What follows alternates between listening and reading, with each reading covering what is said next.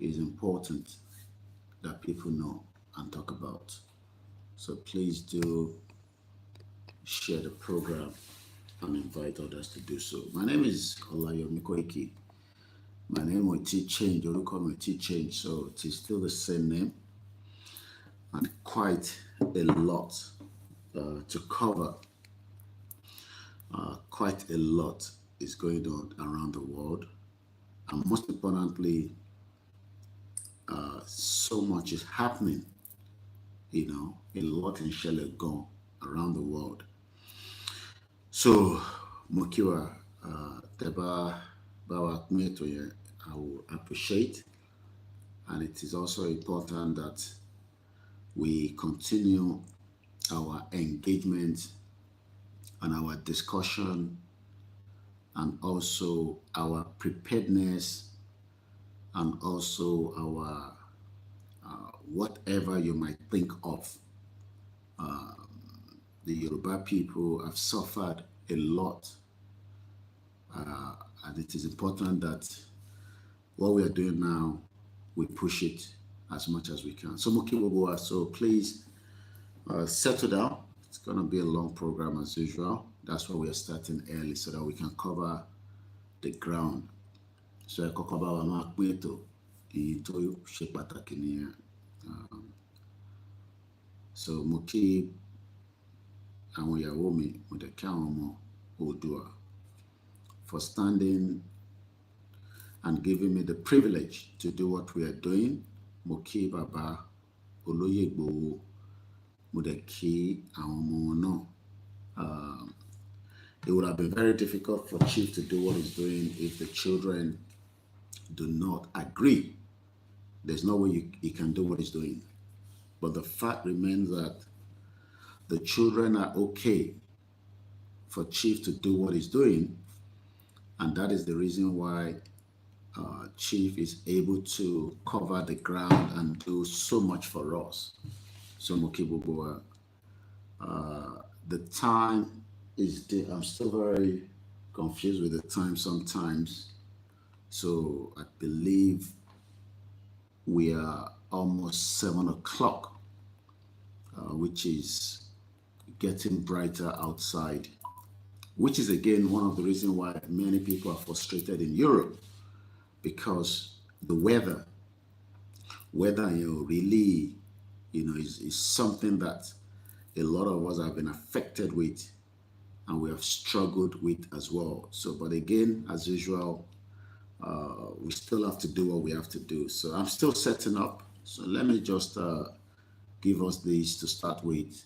But while we're settling down, so that we don't get frustrated about our share program, I've not been around for a while. I'm sure you're aware that you haven't seen me on air. So it's about to watch the program. We have not even asked for money yet. We're going to do that about our share program. It's very important, especially at this crucial, that people share the program. My platform is not a platform where Ashemama Sofonyekwe, we are not making money on the social media in terms of revenue. So Tabanika share is not because we want to make revenue out of it. It's because we want our message to reach as many people as possible. And that's the reason why we always ask people to share, because the Baba Wakmi, it goes a long way, and it also helps, what we are doing here as well. So Eba share.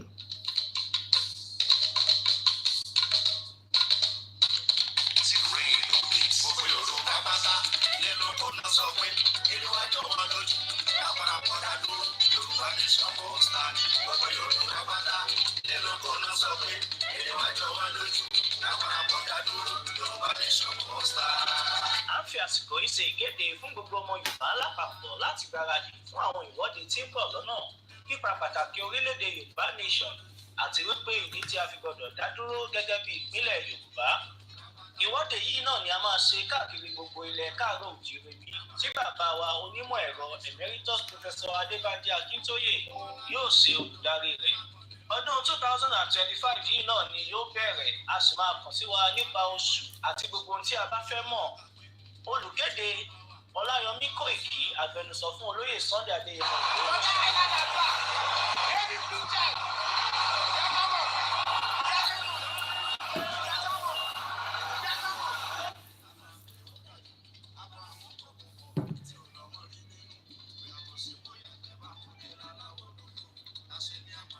lórí gbogbo ọmọ Yorùbá àtọ́gbà ní Yorùbá àtìgbòrò wọ́n láwọn ọ̀pọ̀ ọmọ kíkúrà ní máa kí wa gbé wọ́n máa jẹ oko wa kọ́ máa dà wá láàmú.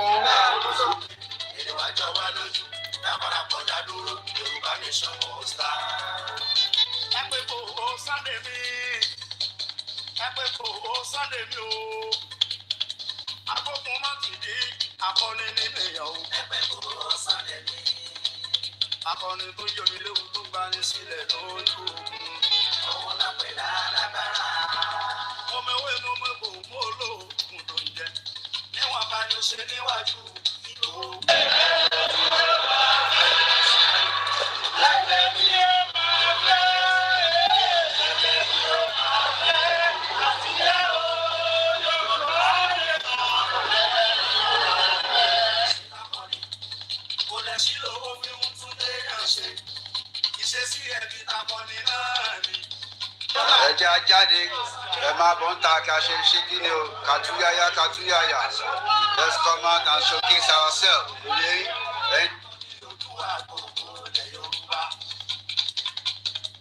ọmọ náà mo pe mú Sunday Igboho òòṣà owó bàbá dàbí bóyá tí mo bá ní Igboho òòṣà ẹ sọ fọkùnrin ogun ọmọ májàsọlá. A very good morning and welcome. Just woke up. It's been a very busy and also quite a lot. It's a privilege, and that privilege is something that I always love. What is a privilege? The privilege to be alive. I could just imagine when they were fighting and pushing so that we can have our own country. I can imagine what they have to go through. Go to the way Agba independent. So fighting the same cause today as one of the media that is also making the push. It's a privilege, and that privilege cannot be abused. So mo kí gbogbo èèyàn wa pátápátá, mo kí wa pé a kú àdúró tí ilẹ̀ Yorùbá. Like I said, share the program. That is the first key. There's no point sitting here for hours and hours and we're struggling to get people in. Elomi ma wonu program just to even acknowledge, just to even share. Look, your family will be upset with you. Your friends will run away from you. I mean, the people that are close to you will be antagonists, that you are also part of the project Yoruba Nation. Whatever Timothy you believe in, and you have that strong belief in it, you won't have to worry about all that. I remember I said it for 3 years. I and my stepbrother were not talking.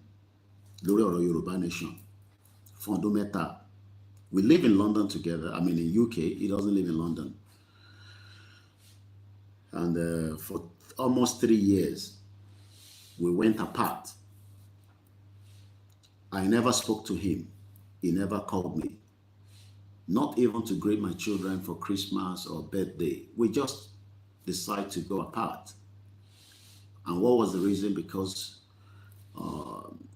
he complained then that I was bringing my father's name into a lot of, controversy online.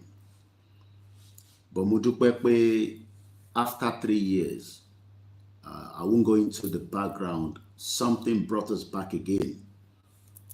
And Toba sọ pé mi àti stepbrother mi are sọ̀rọ̀ for 3 years. You will be shocked. The way we spoke when we engage again. So tẹ́yìn bá ń bẹ̀rù pé family máa wà as an antagonist pé torí ẹ̀ ń sọ̀rọ̀ Yorùbá nation, then tí mo ta gbé dání nìyẹn. You're wasting your time, not my time. Waste time in me, waste time Baba Akintoye, waste time Olóyè Igboho. But for the fact that even if it's only few percentage of few people that believe that Yoruba people should be free, those few people will make a big impact. I'm trying to get my Twitter space on, but the interval Twitter I need to get, because of my security around all my social media, I need to get a code on this phone. So in case we go off, we might come back. I don't know if it's going to hold, but I need to get a code to activate my Twitter here on this phone so that we can be on Twitter space. And I need this phone because I need one phone to be floating. Let me appreciate people that believe in Koikimedia. Elumi, in the last 4 years, they believed in us and they decided that now I believe in Koikimedia anymore. We are going to look for alternatives. And the good thing is there are many alternatives out there. And I'm pleased. And every day I wake up and I see the fantastic, strong Yoruba media campaigners out there. It gives people like us joy that that we have people that are much more dedicated. I cannot say they're dedicated than me, but they're also dedicated. And they're working back to back because coming out to come and talk to people is not as easy as many of you might think. But some of us is just in the blood. I can sit here and go for the next 5 hours. I can come back again and again. But then me, to plan. For me, I don't have anything written down. I don't have any script. But we want to so it will come and to flow and people will love it. So, but without funding into a media, the media will struggle. And I mean struggle very hard. The reason why you can watch TVC is because they have squash of money, and we know who is behind TVC. I don't have to tell you. Everybody knows. And I'm using TVC because it's a private business. But it's not a private business because they're using the same money that me and you will own to operate it. And they are going to fight to continue to convince the average Yoruba person. They may not be convinced nípa independent. So Tebawari TVC, that one young TVC, they will believe what their journalists are telling them, and they will disagree with what we are saying because even though people know that we are not in that same category. So we continue to plead and beg that you support this organization.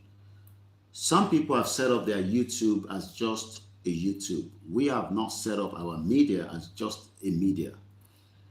We have set it up as an organization prior before this movement.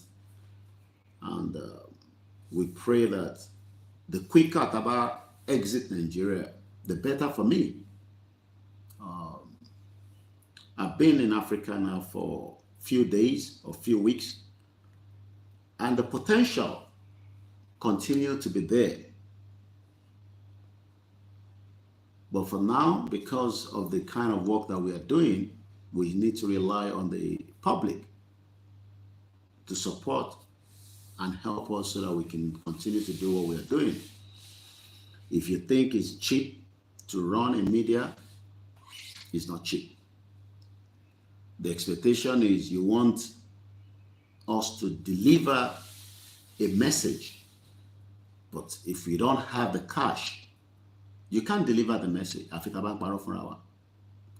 You can go and sit and watch people. Look, online is different from the reality on the ground. So let me first say, I think our governors were also reciting the same anthem. And that's good. At least we might not be on the same page, but at least we are reciting the same anthem, which I'm going to recite now, because I saw the governors in Lagos State hosted by Babajide Sanwo-Olu. Hey, imagine if that is the national anthem officially within Yoruba land. Hey, imagine if we are already in a country and we can hold them accountable. You can't hold them accountable while you're in Nigeria because they're not accountable to anybody. But as usual, they sang a Yoruba anthem and they want to keep Nigeria. It smells, it stinks. So what they are doing is they're confusing the brain of people. And I saw people sending the video. Kile were excited about the video that they've done. Don't content. What is it that we're excited about? The same Lagos State that could not accept Amotekun. The same Amotekun Tiba Bakitoye to sọ fún wọn pé kó lọ set up security to protect Yoruba land. But into Maisha wa Yoruba ni pé tá bá ti rí one small little thing by all these politicians, we get carried away. So what is the reason? Kini kan tó excite wa pé one content where our farmers cannot get back to the farm. You can't travel within Yoruba. You can't. Look, I am currently in Africa and I've traveled few places and I've traveled very late in the night. And I've never bothered to worry whether Fulani will attack me. That is not what a lot of us back in Nigeria. So I don't know why people get cringe that our governors are reciting the anthem in Nigeria. The best thing for them to do is to come together and support the dissolution of Nigeria. But the same governors that are reciting the anthem are going to campaign for people to come and vote for them in Nigeria for 2027. So Kiwala were excited about. I am not excited about it. As I believe some of them cannot even recite it anyway. Teba wenu eri pe àwọn bí abe díẹ̀ ló lè kante mi. Iṣẹ́ wa fúnlẹ̀ wa forílẹ̀ ibi wa kágbéga kágbéga kágbéga fàlérí. Ìgbàgbọ́ wa ni pé bá ti bẹ̀rù lábọ́ mọ́ ká ṣiṣẹ́ ká ṣiṣẹ́ ká ṣiṣẹ́ ká jọlá. Ìṣọ̀kan àtòmìnira ní kẹ́ ká máa lépa. Ìtẹ̀síwájú fọ́pọ̀ ire àtòhun tó dára. Ọmọ Oòduà dìde bọ́ sípò ẹ̀tọ́ rẹ. Ìwọ ni ìmọ́lẹ̀ ògo adúláwọ̀. Àwa ni ìmọ́lẹ̀ ògo adúláwọ̀. Mo kí gbogbo lẹ́ẹ̀kan sí. Mo kí ẹ̀yin ọmọ Yorùbá ní gbogbo ibikíbi tá bá wà. Mo kí bàbá wa Awo Fájèmí Adékúnlé Fáwòyí, mo fi tọ̀wọ̀tọ̀ mo fi kí yín. Mo kí brother mi Abiodun George. Mo kí Mr. Femi Adéyẹmí ní UK. Mo kí the governor. Mo kí gbogbo ẹ̀yin tí ẹ ti darapọ̀ mọ́ wa. Tá bá ń dárúkọ àfin pọ́nra wa lé, a dẹ̀ fi appreciate ara wa pé we are in together. Mo kẹ́yìn tí ẹ ti kí mi, ẹ má kí n máa fọwọ́, because I don't have my laptop with me, so touching the phone can be a little bit delicate. It can show you my back, which I don't want you to see, and also it can mute the whole broadcast. So, but tá bá ṣe ń lọ, tí bá ṣe ń rí, mo kí ẹ̀gbọ́n mi triple DRS ní gbogbo Nottingham, mo kí ẹ̀yin tẹ́ wà ní Australia, mo kí ẹ̀yin tẹ́ wà ní America, mo kí ìyá tó bí mi. When I told her I will be traveling, and she said I should give her a bit of my itinerary, and I did.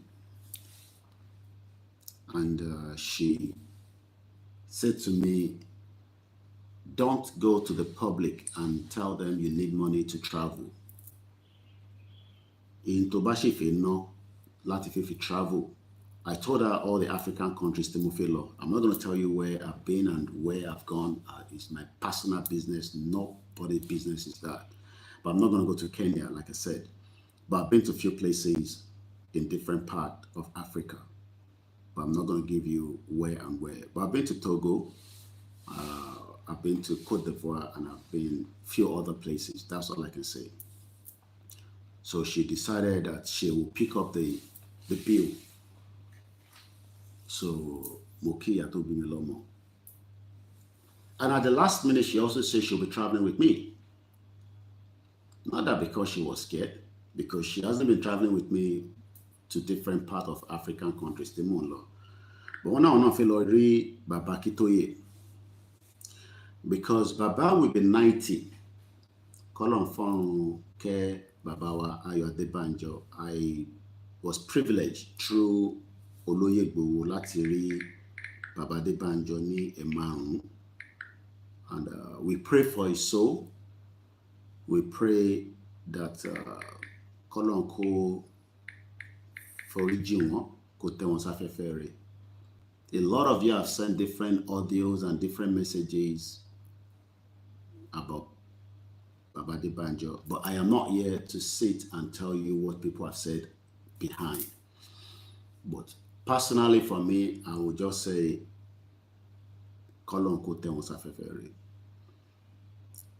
it's sad that death is something that we cannot run away from. It will happen. Ìgbà tó máa ṣẹlẹ̀ láàmú, bọ̀ kó ká iṣẹ́ rẹ̀ mọ́ wa lọ́wọ́, kò sẹ́ni tó wá sáyé tó ní kú. And that's why I always say, the more we are scared of death, the more death itself will approach us. So when my mom says she'll be traveling as well with me, because Baba Makbe 90, ìyẹn Baba Tiwa, Professor Adebanjo Akitoye, lágbára Ọlọ́run ní week tá fẹ́ mú yìí, and I'll be there to celebrate with him. In as much as we are celebrating him, we are also continuing to be around him. I have seen him frequently now, more than ever, and it's a privilege to be able to see him. And every time I go to Baba, I was still with him up to yesterday, and I spent hours and hours with him. All I see is a man that feels that Yoruba people needs to go out of Nigeria now. The pain tí bàbá yìí tó ń go through pé ibi tí Yoruba wà lé nìkan ló yẹ kó wà. And I can feel it because at that age, Kolon jẹ́ káwa náà dàgbà, àgbàlagbà ń wo future, ó dẹ̀ ń wá concern. Mo kí àwa Stella Ṣọdẹ́yìndé. So while I was sitting with Baba yesterday,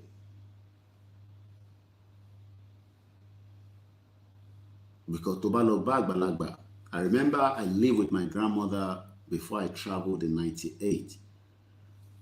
What I learned now is you listen more, because grandma ní Èkó, Ládéléjà Délé, I was listening, but now I realize that the elderly people just want you to listen. And as a journalist, because it's not everything that Baba said that we have to come and be telling you, especially when we want him to be free and we want him to, I've not interviewed him and I've not asked for any request. I can interview him, but I decided not to. I just want him to be free because I want to learn more. Because when I came in 2021, many times I traveled to Ile-Ife to go and meet Baba, but each time Timberland is always busy as well with many other things. So this time around, I wanted to have what we called a proper learning curve, because in Abari Tibabanso Reward Media, it's different from sitting next to him. I mean, I take note, I jot note. But one thing I've seen in Baba is that Tebalowo, the last program, Diaspora, I believe our last transmission was on Friday because I was traveling, so I couldn't do any broadcast. At some point, Ebawa like it. That is all you can do for us. Share it on your timeline. If you're still one of those, share. Look, some of you that wants to go back to Nigeria, DSS is not looking for anybody. Anytime, security operatives are not looking for you. And if they're looking for anybody, they're probably looking for me and Igbo. They're not looking for anybody. So you can share message you and we cannot still get the message because internet is expensive in Africa. Nigeria percentage anymore, but that's a different topic entirely. So going back to Professor Akitoye, Friday, Baba got to a stage. Omi jáde lára wọn, wọ́n sunkún, but you could feel it. And that's the same thing when you're with him. You could feel that this man is so passionate that he wants us to be in a country of our own now. I'm not going to give you too much, but somebody flew in from America and is currently in Benin as well. But I'm not going to give you all the details. That shows the passion of some Yoruba people. I know somebody also that have arrived in Nigeria. I know many people have already bought their ticket. They're coming home for the burial, which is going to happen on the 27th, 28th. I got a call from someone that, but could have watched in DC Lagos State, I want to around, but somebody flew in from US. And we were together with Baba Akitoye. And Akọ̀wòtí Baba and sọ̀rọ̀. Wọ́n wá sọ̀rọ̀ nípa welfare. The reason why Nigeria could not take care of our welfare is because welfareism tí Baba Awólọ́wọ̀ fi ṣe during that time.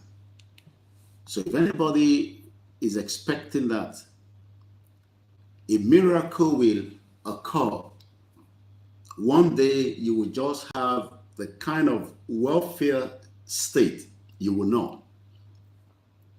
Even PSCs that have the welfare state, a lot of us are becoming tired. And what do I mean by that? Awatawa ni country tí ó ní this system that works. We're getting tired. I'm watching a guy now on YouTube. 2 days ago, the video. I play a clip in a deal. And the topic is, my friends are leaving the UK. And I was reading and reading different comments. I will share some of that with us by the stage here. And after listening to the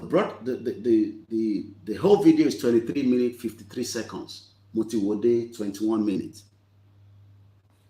And Bobo, even though he has not yet planned to exit the UK, because Nigeria or BC got to belong to UK. But the point that is making there is the reason why, see, majority of the diaspora are saying that we should have a country where there will be no injustice, where everybody can live a life, and where you cannot be worried that people want to steal your land. So, sitting again with Professor Akitoye yesterday is an amazing, Muki brother Miyemi Fatoki, is a privilege. Let's first talk about the burial. Everybody's aware that the burial is coming up. And as at yesterday, nothing has changed. The burial is still going to go ahead. Anki Governor Ekiti State, because it's more or less like it will be celebration of life, Koisho Kwofo. But we need to appreciate the governor, Moki Baba Mikunle Shita. We need to appreciate the governor as they are also going to be preparing for the numbers of people that will be traveling into the state. So they have to prepare the FRSC, the police, the military, whatever security. But for those of us that are planning to go, let us understand that we are going to represent a father that lost the wife. We are not going there as hoodlums. And I want to continue to stress on that. We're not going there as people. We will add to that about the Lomoluabi tele tori Yoruba nation. Our country Lomoluabi wati juno. But for that burial, we want to make sure that our Omoluabi is top notch. About Temole, just move on. Move on. Don't stress. But the most important thing is we must understand that there is a state governor that has to maintain the security and the contingency of the people that are coming there. And like I said, you're not going there because Ofelo testi oruka kontotini totire ibekolotife testel. You're not going there because Ofelo bolok baja. I know we are all tense up right now. Nobody's tense more than anybody. We're all tense. We're all tired. We're fed up of this country called Nigeria. But we are not going to the burial, for those of you that are going, to go and disrupt the day and what the committee have been working tirelessly. Moki Aomo Baba, but the committee, Moki YSDM, different groups that are working tirelessly.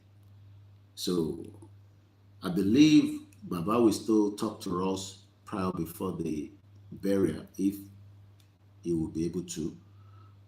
But I can tell us that Baba is in good spirit. His birthday is coming, I believe, on Tuesday, if I'm right. So some of us will be there to celebrate with him on Tuesday when Baba will be 90. Let's first go straight to my own leader, Oloyegbo, as we release the It was on Friday. I didn't know that Babangida Banjo have already passed on until a radio station in Nigeria called me. You may be wondering, Akiloti or no more. So when they called me and say they needed me to send a VN, either myself or Chief, that Babangida Banjo died, I was like, wow. That was like, I mean, some of us knew that Baba was getting tired. But when I met him in 2021, Babangida Banjo was still very strong, in body, in spirit. I'm not going to go into all the details of all our discussion, but I've said it many times that we pleaded with him many times to officially endorse Yoruba Nation. I pleaded with him, I talked to him, but I'm not going to go into all that. But what I just want to go into is the message from Igboho to the family. I've heard a lot of people say different things about Babangida Banjo. My job for now is not to come here and condemn or criticize or whatever. But everybody has the right to do or say whatever they want to say to this man. But one thing I can tell us is that myself and Igboho, we met him many times in his house in Lekki, Ibitonokusi, and also Ijebu Igbo. And this is the message from Igboho. Chief Sunday Igboho mourns the passing of Afenifere leader Pa Ayo Adebanjo.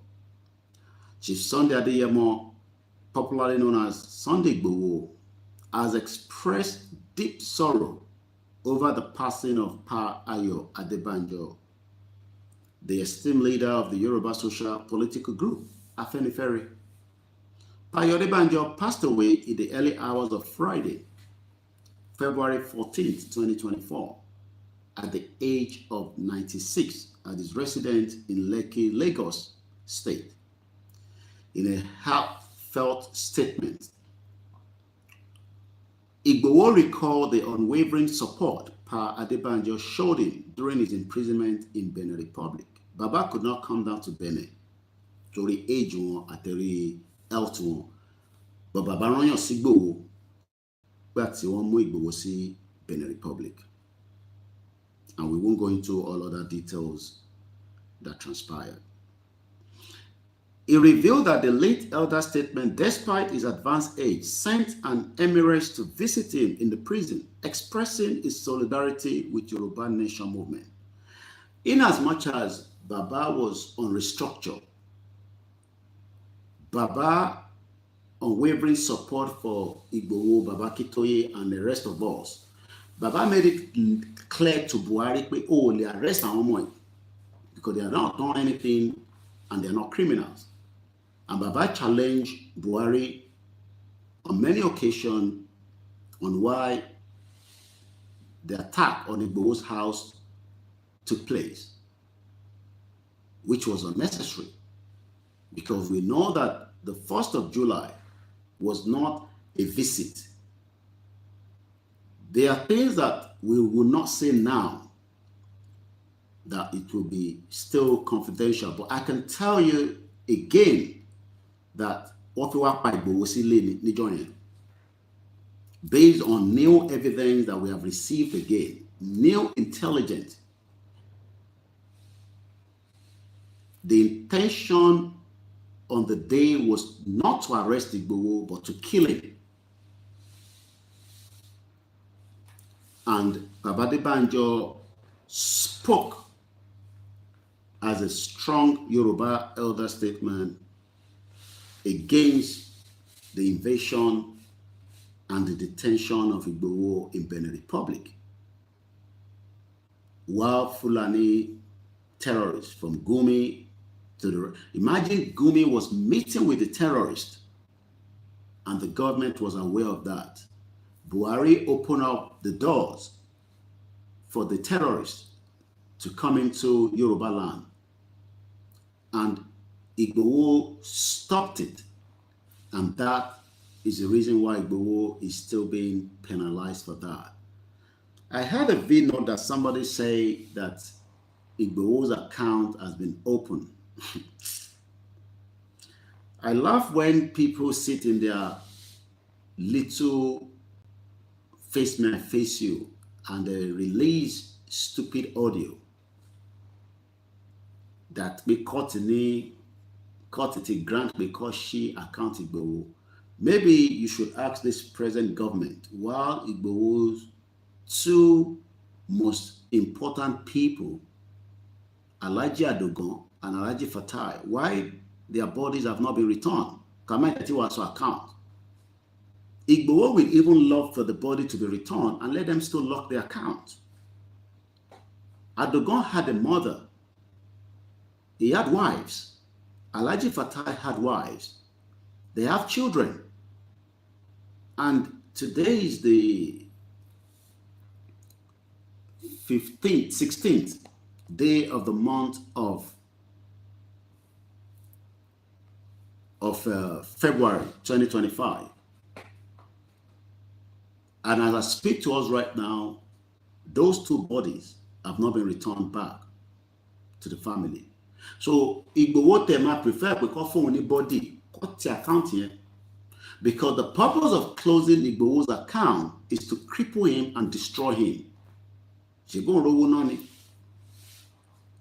And remember that this man, all his children are in abroad, but abroad, Igboho is capable to put his children in any school abroad. And that means some of those schools are not cheap, because private schools are abroad. So, mo fẹ́ kẹ́ máa ronú pé báwo ni Igboho ṣe wá survive in the last 3 years when all his account has been crippled, closed. And the person that made that account to be closed, I'll tell you, is Malami.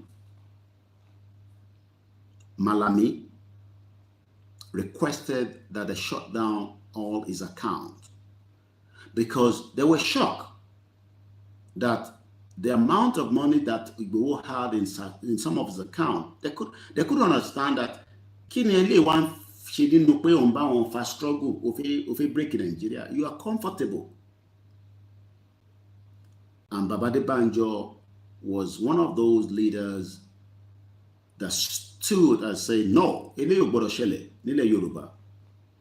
Àwọn kan tó yẹ kó sọ̀rọ̀, I won't mention names, but títí di bá ṣe sọ̀rọ̀ yìí, ẹlòmíì ò tẹ̀ sọ sí. Babade Banjo said it many times on different fora, inner and outside, that we call release account Igboho. Kọ́dẹ̀ fi body sílẹ̀, kọ́dẹ̀ jẹ́ kó padà wá sílé. Because some of us are still wondering that ṣé Igboho máa wà on exile for the rest of his life? But we know that nobody can be in exile for the rest of their life, because even àwa tá wà ní exile in Europe, in America, in Asia, ìjọ tó bá ti gbàwé, you would like to return back to Nigeria, either for one reason or the other. But tó bá ti níwèé, ló ṣe mama ní, well, I'm going to stay in abroad because it's an exile. But níjọ́ tí ìwé bá dé, you will return back home.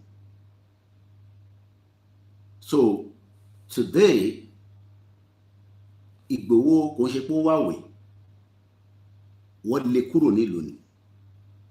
I don't think some of you understand what they've done. Wọ́n lé Igboho kúrò nínú ìlú. That one ferry. And that is a painful thing for somebody like Babade Banjo. He was very painful about it.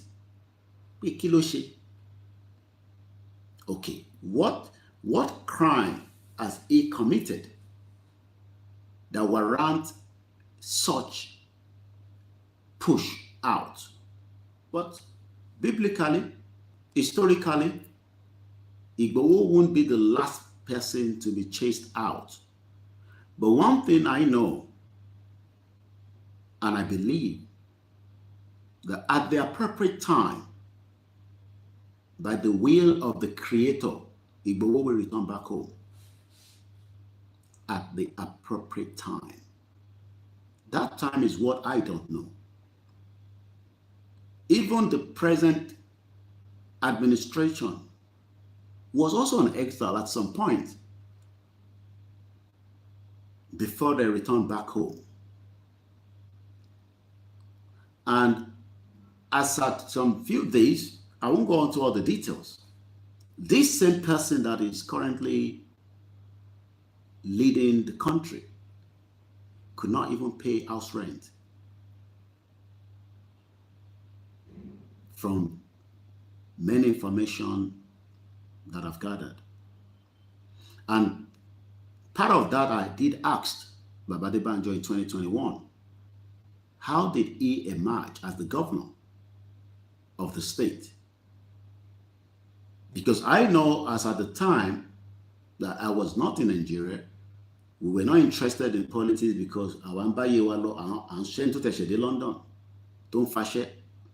Báwo ló ṣe fi rántí pé nǹkan kan lọ nínú Nàìjíríà tó yẹ pé Nàìjíríà ló jẹ́ kémi sá lọ tẹ́lẹ̀. So why do I want to be bothered about? But after many years and after we got into this movement, we now understand that how did he emerge as the state governor as at the time?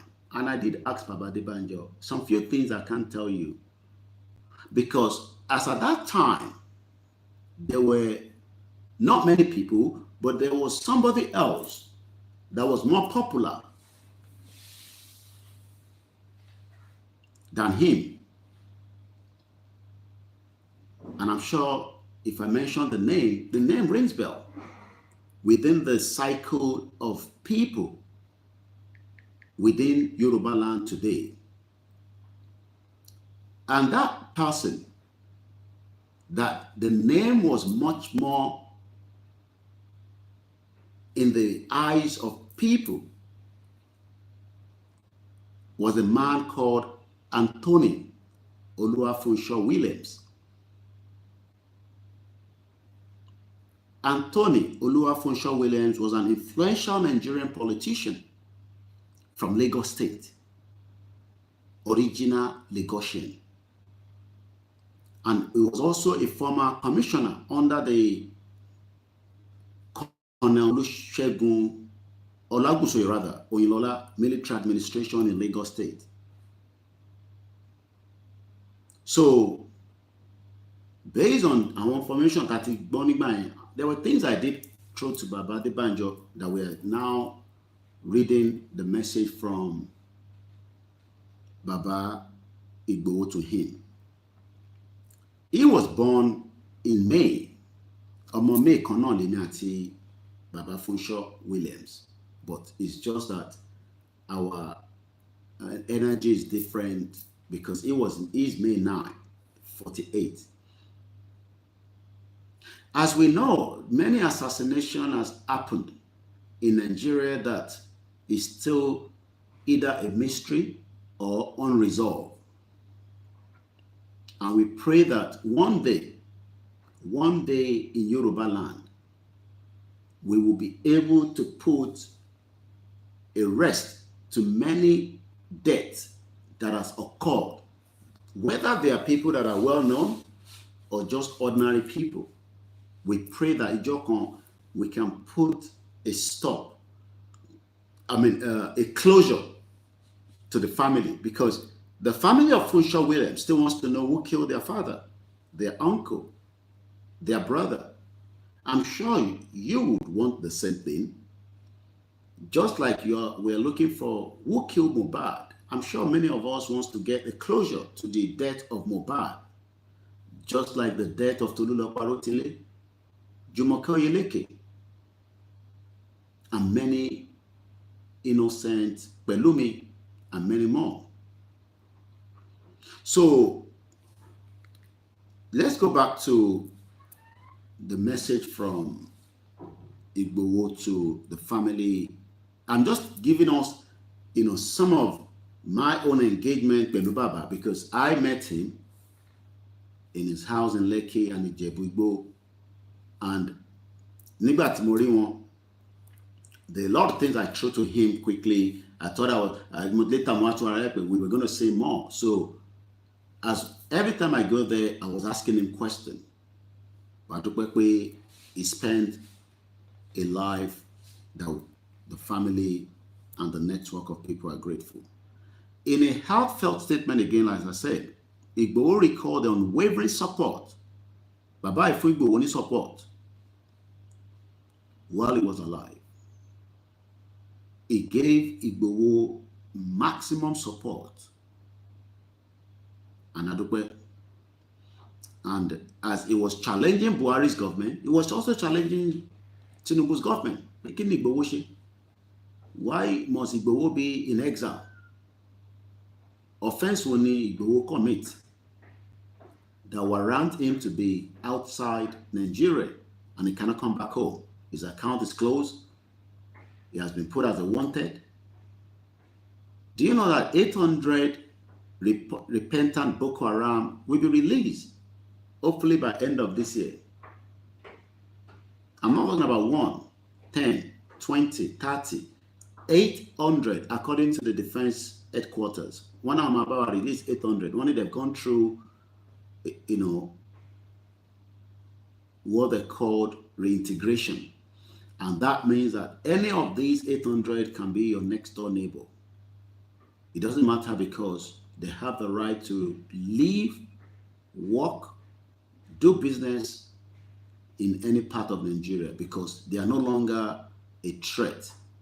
Now the question is Sunday Igboho a threat to Nigeria? Or are the Fulanis the ones that want to take him out with some Yoruba people and some Igbo people for the hatred for Chief Sunday Igboho? But Baba Adebanjo gave him the unwavering support while he was alive. According to Igboho, Pa Adebanjo unveiled that he wishes he could have visited in person, but was constrained by the old age. The man wanted to visit Igboho personally in Benin Republic. And I remember then, but again, due to health reason and many other factors, Baba decided to put people and visit Igboho on his behalf. However, one thing that Baba said to Igboho continuously before he died, he reassured Igboho that the struggle for Yoruba self-determination will eventually succeed. I would have loved him to have officially endorsed and come out and drop the restructuring and all that and support Gbomo Yoruba. Because, like I said, the privilege that we met him and the late Yinka Odomaki, Egbomi,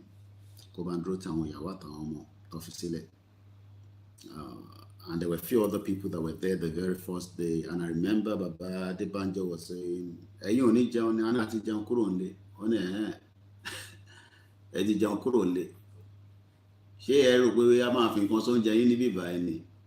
joked about it and we said, no, we don't, we're not hungry, we had drinks and all that. And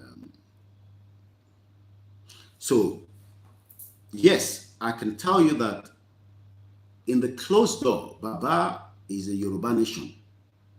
But in the public, it was restructuring. And that for me, I was very struggling to understand. I wanted him to come out. I wanted him to allow us to record him and tell the world that Yoruba nation to the core. But there are things that he says that, restructuring, and all that. I don't want to go into all that, but again,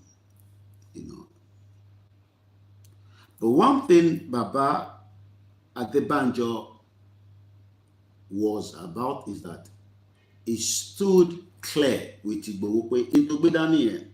I will support you and I believe that you will succeed. But for Igboho to succeed and Baba Kitoye, Baba Adebanjo ti lọ nísìn. And I think I've read Pa Fashion Rotti's statement Perfectionity is still alive.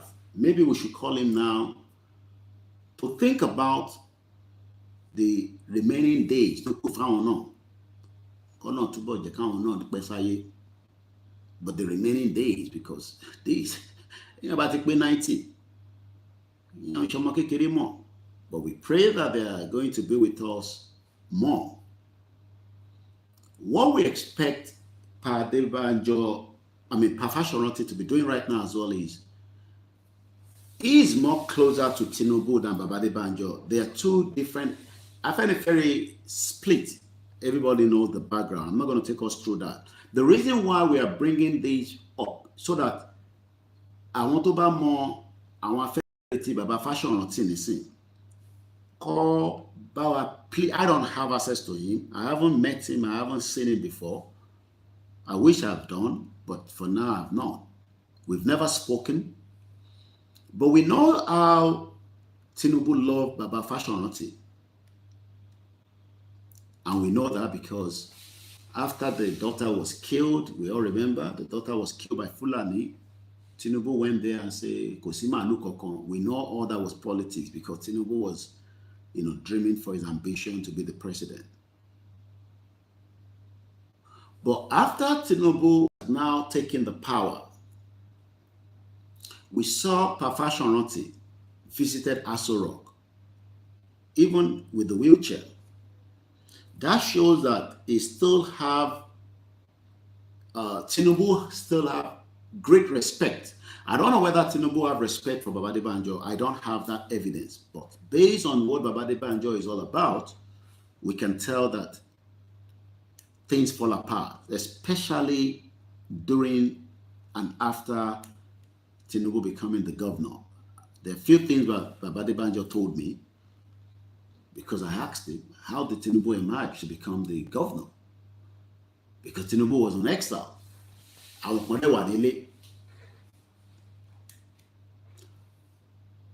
Perfectionity that is alive now.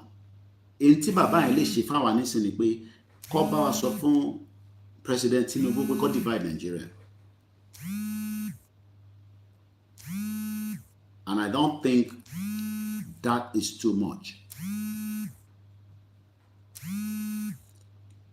We want Perfectionity to please, on behalf of millions of Yoruba people, home and in the diaspora, the longer that Tinubu is waiting to do what he wants to do from his own mind, whatever he's planning, because he is a strategist, we know that.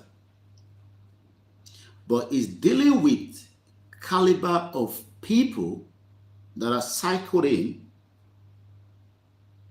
and they are ready to do anything to take him out.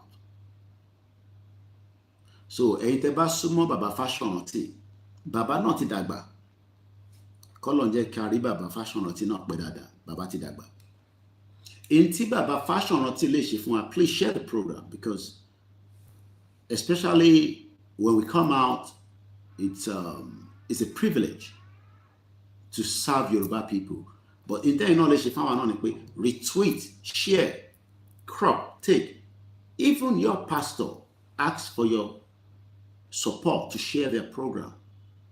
I keep saying it all the time. I hear them. So Tawana Bansheto is more like a sermon and a message. And for the message to get to the next person, you got to share it. Share program, tell me, share it, because Yoruba land is in danger. And you saw the governors having a meeting. I don't have privilege to what I say. I will not lie. But all I know is that one more party were in danger. Oh, this is not party politics now. Every governor in Yoruba land knows that we are in danger. But àwọn òfin jẹ́ kẹ́yìn mọ̀ pé àwa in danger, but èmi sọ fún yín nísìn èmo Yorùbá, àwọn governor mọ̀ pàtí wà nínú ewu burúkú, àwa nínú danger. And I'll leave it for that, like that. Mo kí gbogbo alẹ́ nǹkan sí, mo kí sister mi, let me quickly appreciate one or two more people before we move further. Arewa Kikanji Mokie. Ele no one Atiku 2027 kò lè jẹ́ Atiku original bomb bastard. Atiku kọ́ Atiku kò ní dá fún gbogbo yín àtàtìkù ẹ̀ ní ṣoríire. Atiku kọ́ ó náà Atiku 2027 àwọn Igbo àwọn wábi tó ti máa jẹ Atiku nìkan kọ́ lè máa rí. Atiku á lọ ṣe president ní Adamawa kò ní kàkà Atiku ṣe ẹ má bínú èèyàn kàkà Atiku the president that country will go down. Even Tinubu is there, we're telling the country to break away. So Atiku 2027, bomb bastard all over the place. I won't wait. Must support Biafra. Atiku ko Atiku ni. Moke plan B, Moke brother me, OLAYOMI. Moke Mr. Kola Wale Mofita Otowoki. Moke Ani. Moke the humble, and those of you that have joined. Moke Aziz Shakiru Atiku Nikoko Moke sister me Yami Dada Bleshiri.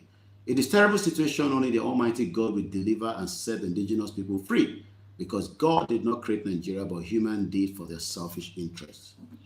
Moke Mr. Ogunshegun Adebanjo. So let me quickly push, because we are right into the 1 hour, and I want to get this message out, because I could have done this on Friday, but like I said, I've been traveling myself within Africa and I've been extremely busy. According to Igboho, Padebanjo conveyed that he wishes he could have visited in person, but was constrained by the old age. However, he reassured Igboho that the struggle for Yoruba self-determination would eventually succeed. I want us to hold on to that word. Many people today that are Yorubas, I'm not talking about Igbos, because I'm not going to Hausas, we're not one. But let me tell you that Opolokpomo Yoruba, as of today, many Yoruba people do not believe that Yoruba nation will succeed. And you know why?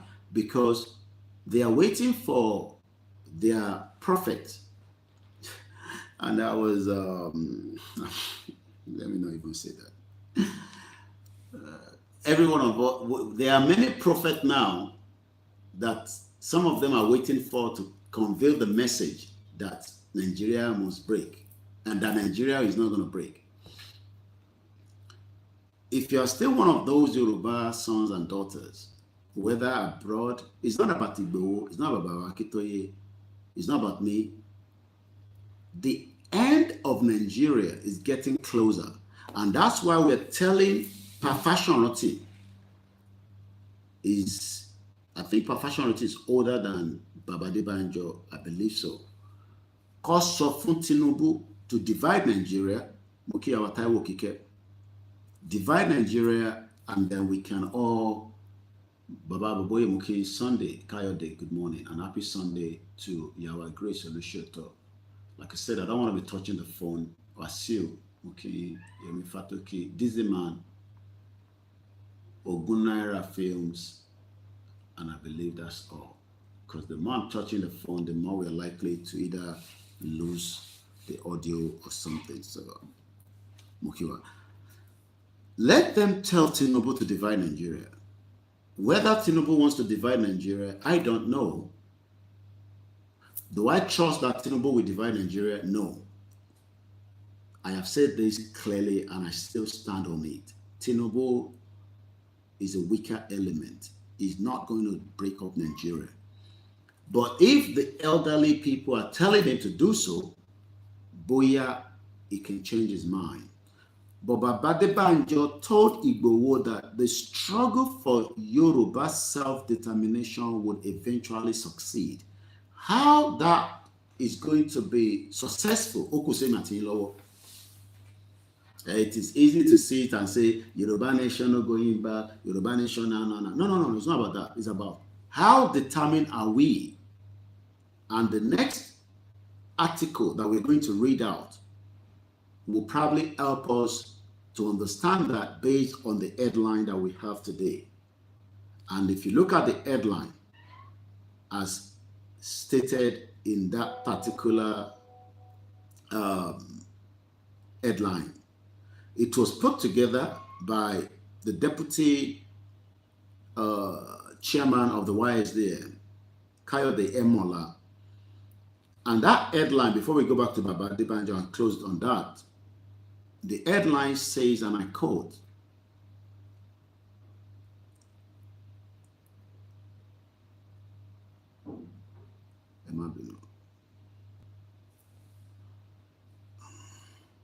Happy Sunday once again. I'm Okebubua, and I continue to greet you from Africa, where it is beautiful, sunny, food is fantastic. I'm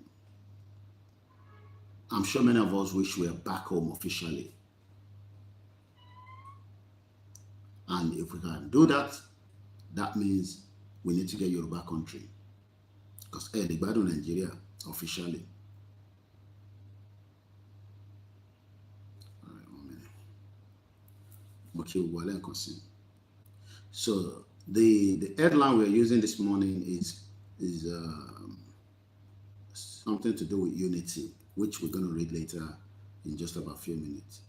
It says, and I quote, the major ingredient for the success of any group are unity and togetherness.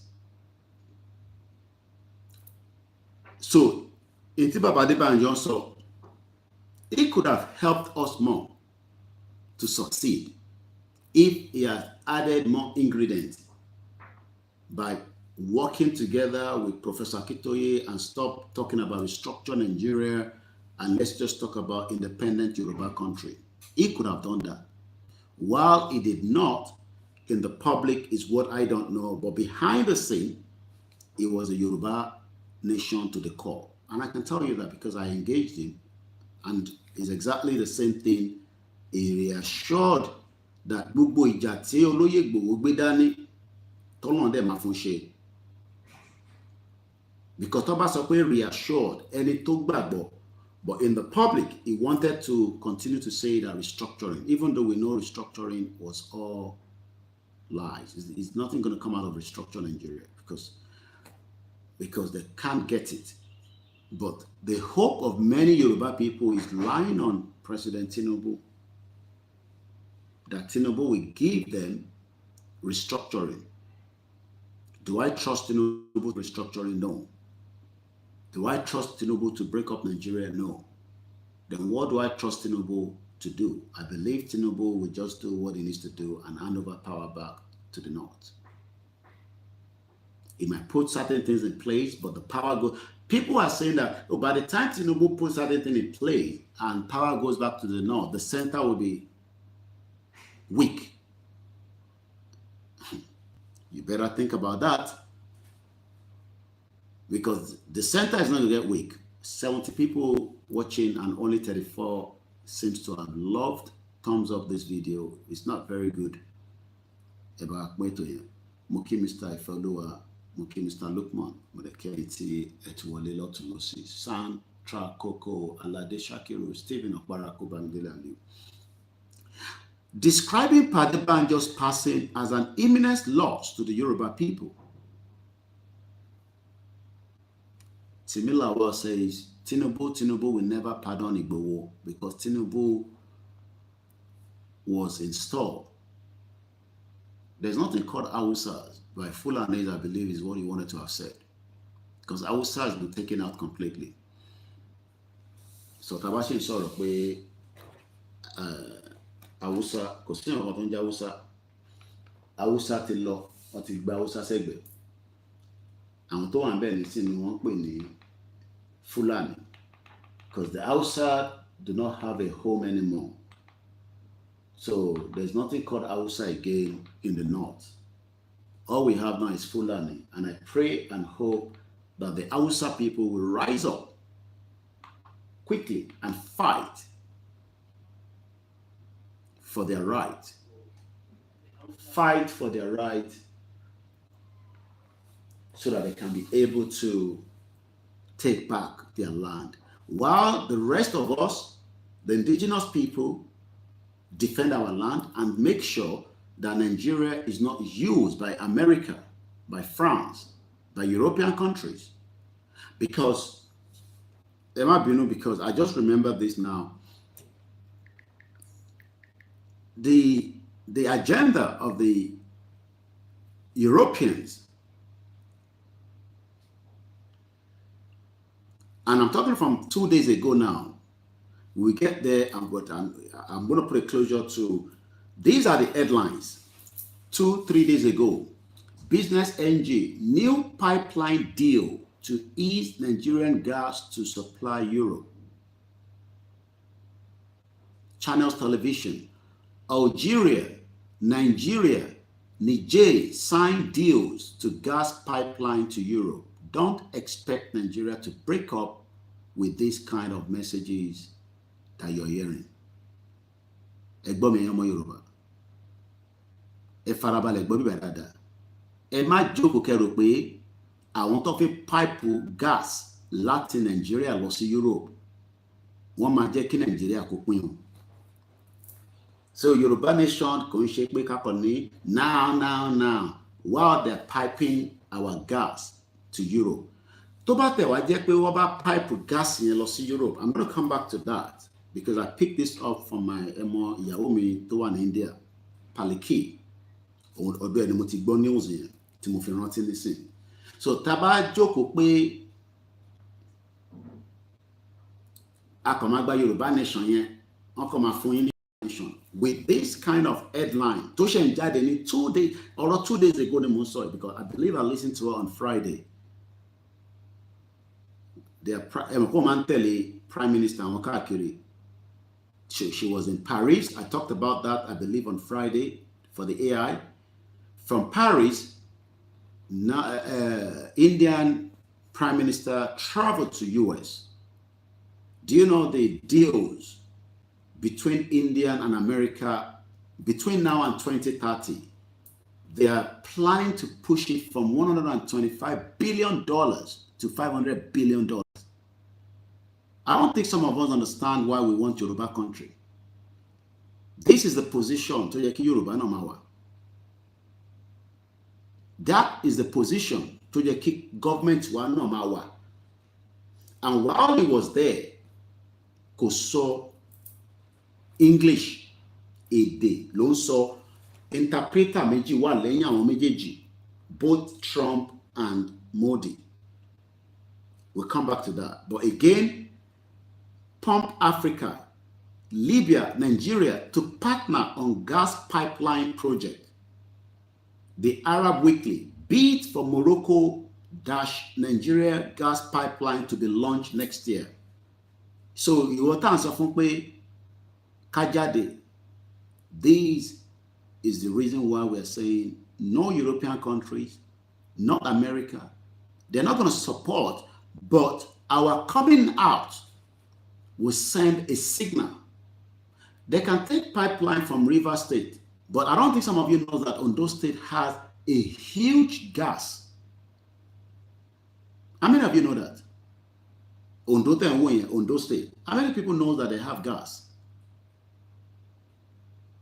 While you are struggling in your state as an indigent, as a citizen, and gas will be tó bá yẹ pé gas yẹn wọ́n máa fi ṣàǹfààní fún wa, wọ́n máa fi tún ayé wa ṣe, we will tell them to even take everything as long as our life are better, but your life will be worse off even after this extraction. Because I was reading, how many people have seen the video? I'll show you again. How many people saw the video about Oyinbo lọ sínú Shell or disrupt the event one? That video has been watched on Twitter, on my X, with over 300,000 people. I'll play that. But let's closure on the last two headline, TVC or TV 360. Owó Nigeria làwọn yẹn fi operate o. I don't think some of you know that. Owó Nigeria ló fi operate TVC. So tabani ke support wa, ká lè challenge wọn torí irọ́ ló ń pa fáwọn èèyàn pé Nigeria máa dá. Algeria, Nigeria, and Niger. I don't know how Niger, because we know Niger fall out. Come on, what to be Niger mọ́ra? Because Niger gangan ló need láti fi gbé pipeline yẹn kọjá. So I don't know what has happened there, but I'm hearing Niger now has also agreed. Nigeria, Algeria, àti Niger, what he agreed, what he agreed that the pipeline will move gas from Yoruba land, from River State, and not only gas, lọ sí Europe. Lóòótọ́ àwa la wà ní Europe, but again, like I said, many people in the UK are now finding another option to leave.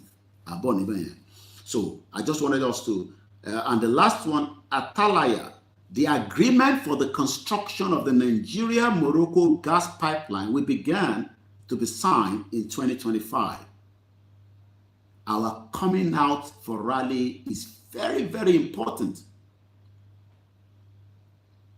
Extremely important at this particular time. Kò ń ṣe ń ta lè fi ṣe rárá. Kò ń ṣe tó ṣe máa bẹ̀yàn pé ẹ jáde fún rally. Tó bá ti pè fún rally. It is a clarion call that every one of us must. It can stop a lot of things. Ṣé rí gbogbo eléyìí tí mò ń sọ yìí, ó máa stop it. And often ṣe gas pipeline, gbogbo project ọba ní Nigeria, because if 15 million Yoruba people are out demanding the dissolution of Nigeria, mo rò pé èèyàn kankan máa sọ̀rọ̀ gas pipeline. Or do you think they can be talking about gas pipeline? Nígbà tá a wà lójú títì, tá à ń béèrè fẹ́tọ̀ wa, tá a dàlúrú, tá a jó nǹkankan, tá a bà nǹkan jẹ́. Níbo làwọn ti fẹ́ máa sign deal? But tá a bá jókòó sínú ilé, they will sign those deals and you will not benefit anything. Because ask yourself, what have you as a Nigerian benefited from the crude oil that has transformed to whatever material that they are using it for? Just ask yourself. I don't think we should even be paying for petrol if it's possible. To buy what structure Nigeria dada or fellow economic with the amount of crude oil that has been extracted by Shell. We'll come back to that. Let me quickly close on Baba Adebanjo because that's very, very important and we must give him the last respect, especially for somebody like me that met him personally. He acknowledged Baba Adebanjo's tireless advocacy for justice, democracy, and the right of the Yoruba people, not just the Yoruba people, also the right of many Nigerians. Baba Adebanjo spoke his mind. Mukarole Odudua, okay, Omobolaji, Mudeki, Tony Aegis. Remember that we need you to support. Contribution is what they call media. Contribution, prayer. Look, I am going to tell you, I don't know about other media because I don't know how they make their money. Or those that are blogging or whatever. But for me, we rely on the members of the public to donate officially and support us. Every day I wake up, I expect that at least the day will be bright by coming out, talk to us, do a lot of things behind the scene. The 90% while I am in Africa right now is got to do with Yoruba Nation. And the remaining 10% is just my own personal 90%. And it is not also cheap. Taiwo Henry says, this contraction has to come to an end. That is if we want it to come to an end. I want you to negotiate gas. Just like Boshe negotiate crude oil. So, Baba Adebanjo stood out for justice and democracy. Okay, Abdullahi. And the right of the Yoruba people, the Igbo, the Hausas, and the other indigenous people that have been marginalized within Nigeria. Stating that his legacy will continue to inspire generations to come. Chief Sunday Igboho, this is the last lap. Chief Sunday Igboho extended his heartfelt condolences to the family of the late Payo Adebanjo, not just the family alone, the drivers, the cook. Because one thing we always forget is when we have people that are very high profile, kí wọ́n ti pé wọ́n náwọn àwọn tó jẹ́ pé wọ́n tọ́jú wọn, the nurse, and many àwọn tí you know. So we pray for the many people that worked tirelessly with him.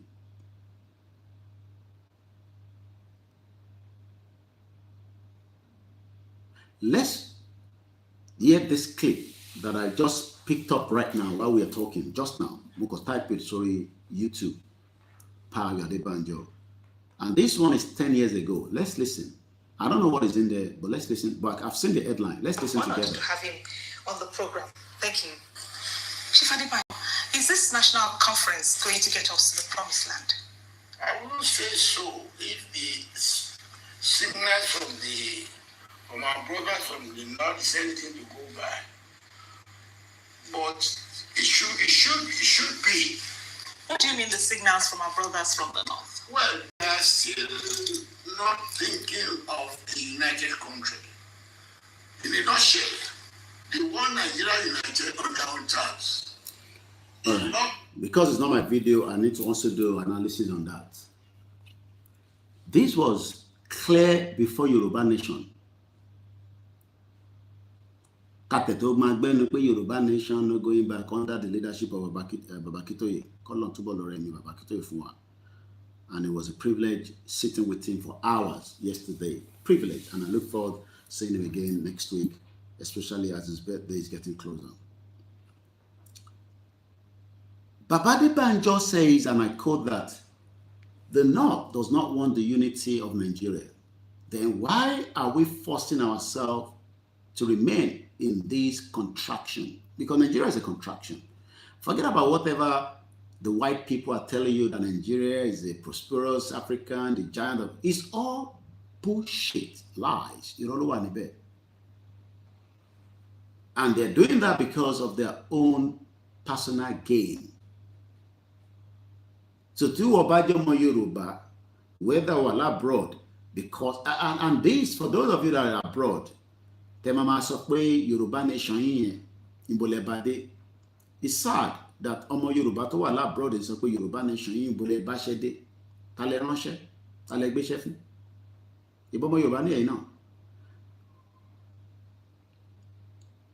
People in abroad are already tired of abroad. Let's come back to Baba Adebanjo and bring this in so that Kelly Makwe, UK is still a very beautiful place, and there's no doubt about it. And it will remain a beautiful place. But the question is, many people are now questioning whether they want to remain in the UK. And listen to this, brother, and this was a 2 days ago video. My friends are leaving the UK. Should I go too? I want to exit the UK today. Not tomorrow, today. If I have the privilege, I don't want to go back. But the only way to stop going back is for us to prepare our own dreamland. I am not here. You can go. It's up to you. You can go. Listen to this guy and hear what he says. Than ever. So let's just start at the very beginning, right? I want to just start by saying, if you are also noticing this pattern of more people than usual leaving for some of the reasons I've outlined, jump in the comments and let me know. And if you are thinking about leaving as well, say in the next 12 to 36 months, jump in the comments and let me know as well. Let me know why you are considering leaving the UK. Did you hear that? Why you are considering leaving the UK?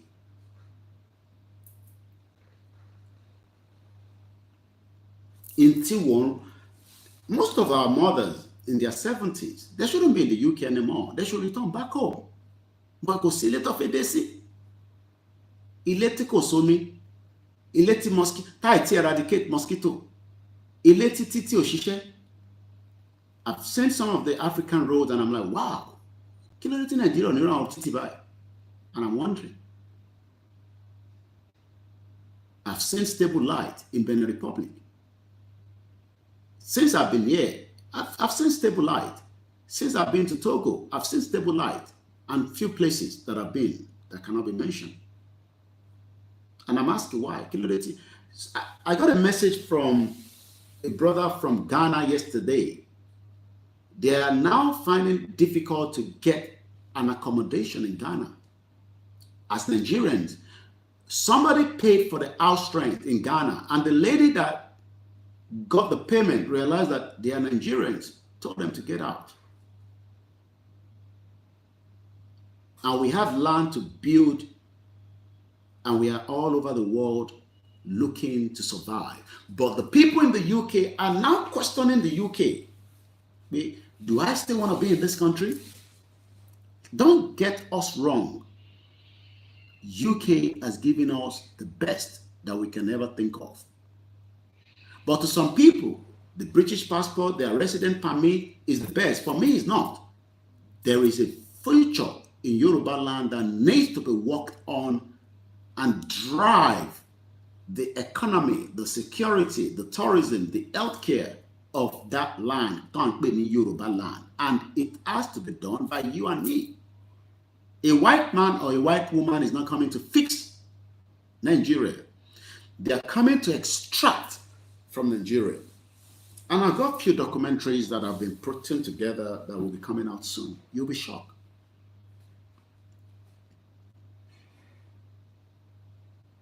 So if we sit back and expect somebody to come and fix Africa, who is going to come and fix Africa? They're not going to fix any bloody Africa.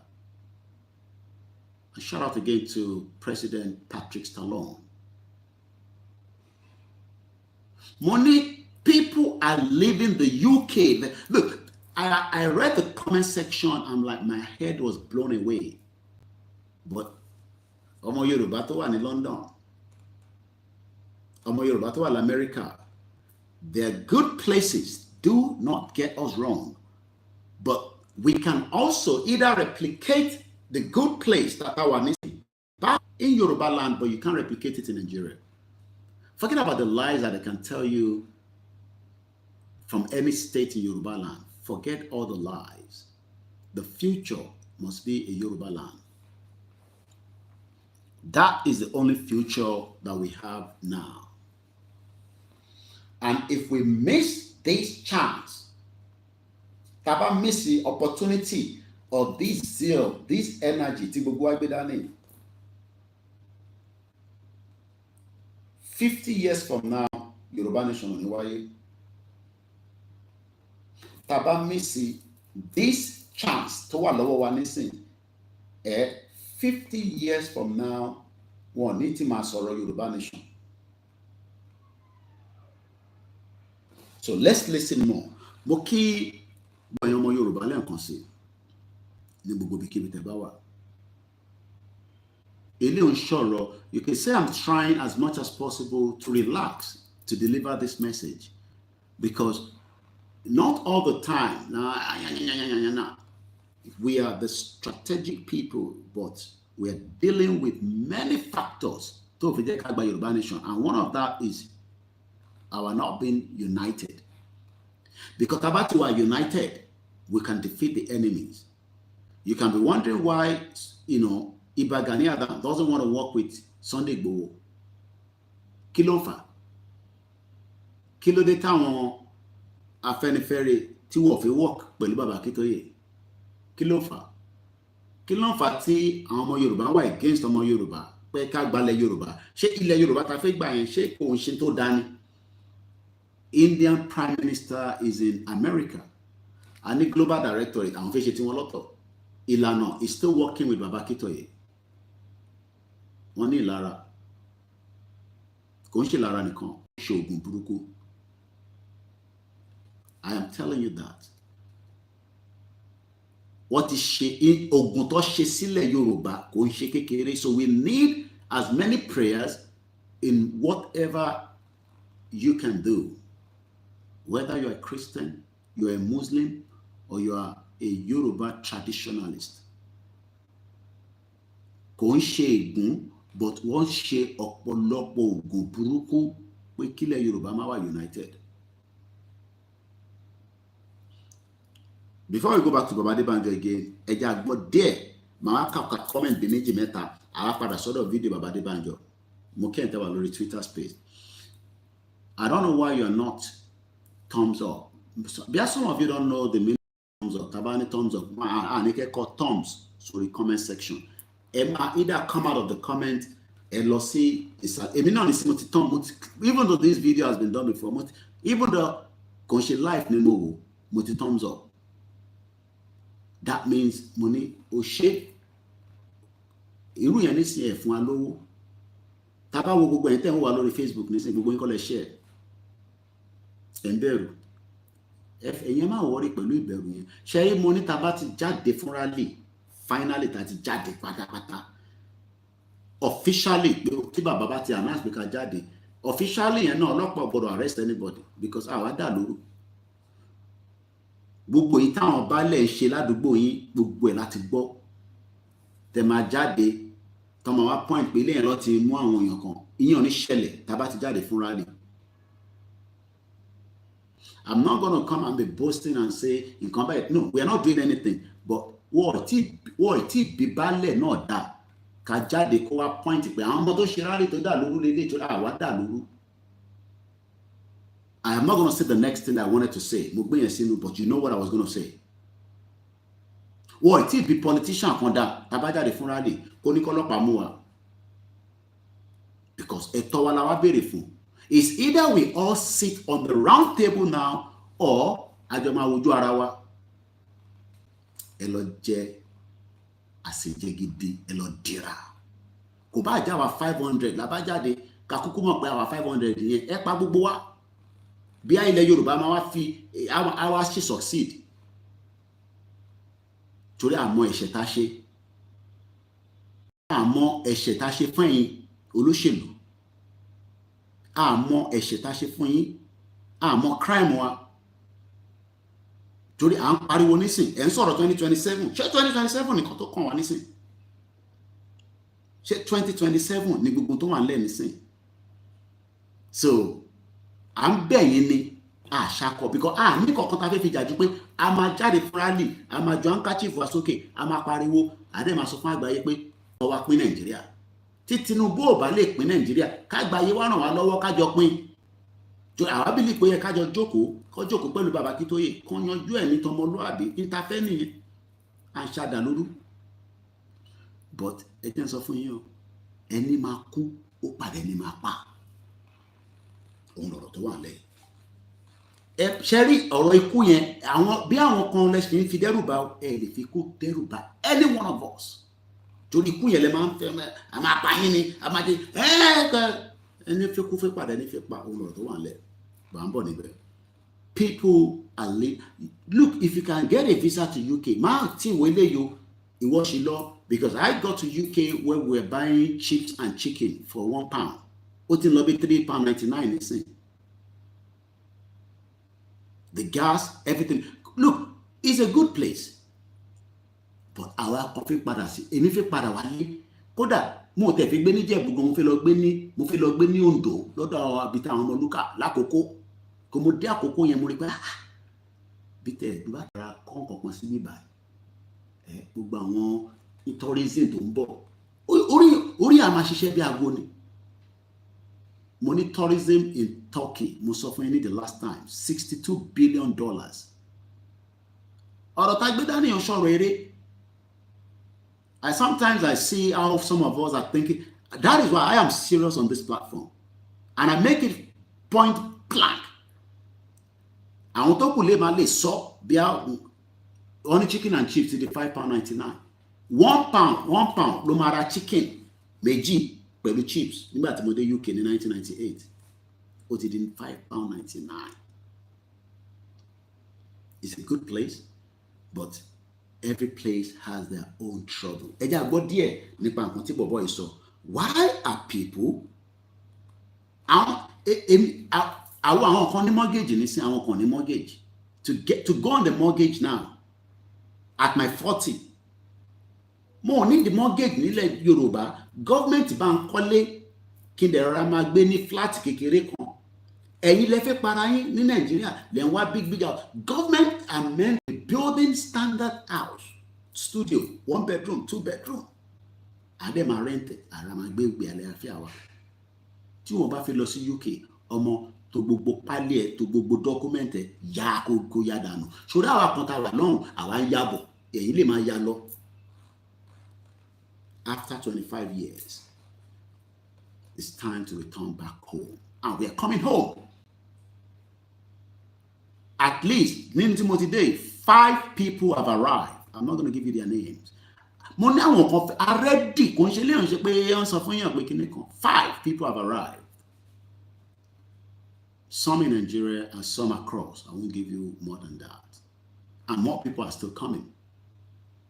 But ẹ̀yin tẹ́ wà nílé, iṣẹ́ wà lọ́wọ́ yín o. Igboho cannot do this alone. Baba Akintoye needs every one of us. It's not about Koiki. We are going home, but it is not come easy. White people will not come and rescue you. You first have to rescue yourself. Okay. So I want to start by just talking about like one of the reasons that my friend and other friends, by the way. So I've just talked about one person. I've known other people. Our children's schools decide to go to other places, to like Canada. I've seen entrepreneurs, business people leave to move to places like Dubai. I've seen people move back to the continent of Africa, to Ghana, to Nigeria, to Kenya. That continent, Africa, Nigeria, Tanzania, ilẹ̀ Yorùbá ni káwa máa think of. Cut out from Nigeria. Mo kí brother mi gbọ́dọ̀ mọ́ sí Smiler. Ẹni tó bá need account details mi, bí ẹ̀ mọ̀ ẹ̀bẹ̀rẹ̀ ká fún yín. Your 10,000 naira, your 10 pounds, 20 pounds is all needed. Japa or Japada, catch 22. I'll have it Japada after 25 years. And I need to prepare the ground for my children. I don't want my children to complete their university and go and work in Tesco in UK. I don't want them to do Uber. I don't want them to struggle to get a job and apply and apply and apply, and because they are black, even though they are brilliant. Mumba, she might chief Lansoro Lano, Lori phone. Muki Oloyegbo, Olabandrote, in Germany, Olandrote Amwe. Do you know what it takes to be a foreigner? Lóòótọ́ àwọn ọmọ wa ní British passport. Lóòótọ́ wọ́n fìyà jẹ mí, but àwọn ọmọ mi, they were lucky they got their British passport. They didn't have to suffer what I've gone through. But they will suffer. I can see it. The future of many of our children abroad. Some of them will succeed, but I must struggle. Ẹ jẹ́ ká wá prepare ground for wọn. Ẹ jẹ́ ká wá tá jẹ́ òbí wọn. Ẹ jẹ́ ká look, tá bá sacrifice fáwọn ọmọ yìí ní abroad tó wà yẹn, they will struggle.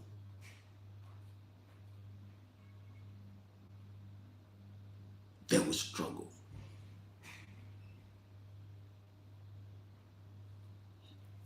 I've been sending a few things to my children while I'm here. And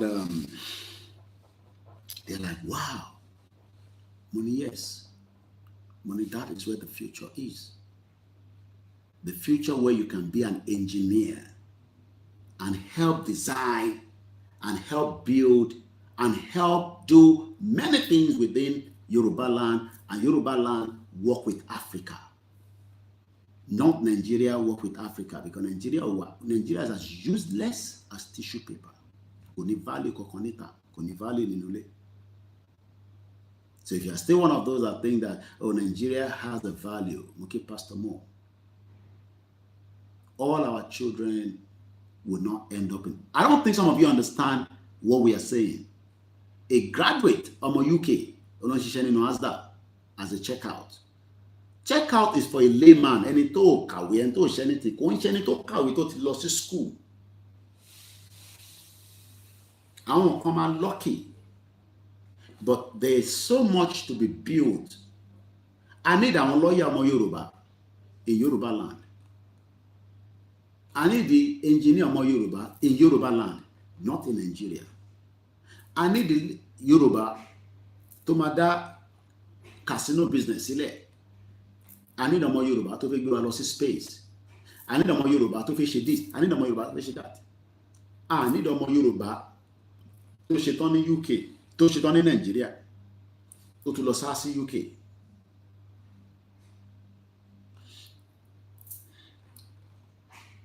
I met some Yoruba children. I won't give you the country I met them while I came to Africa now. One hour kàwé. I'm like, wow. Ọmọ, ìyà ń jẹ wá bàjẹ́.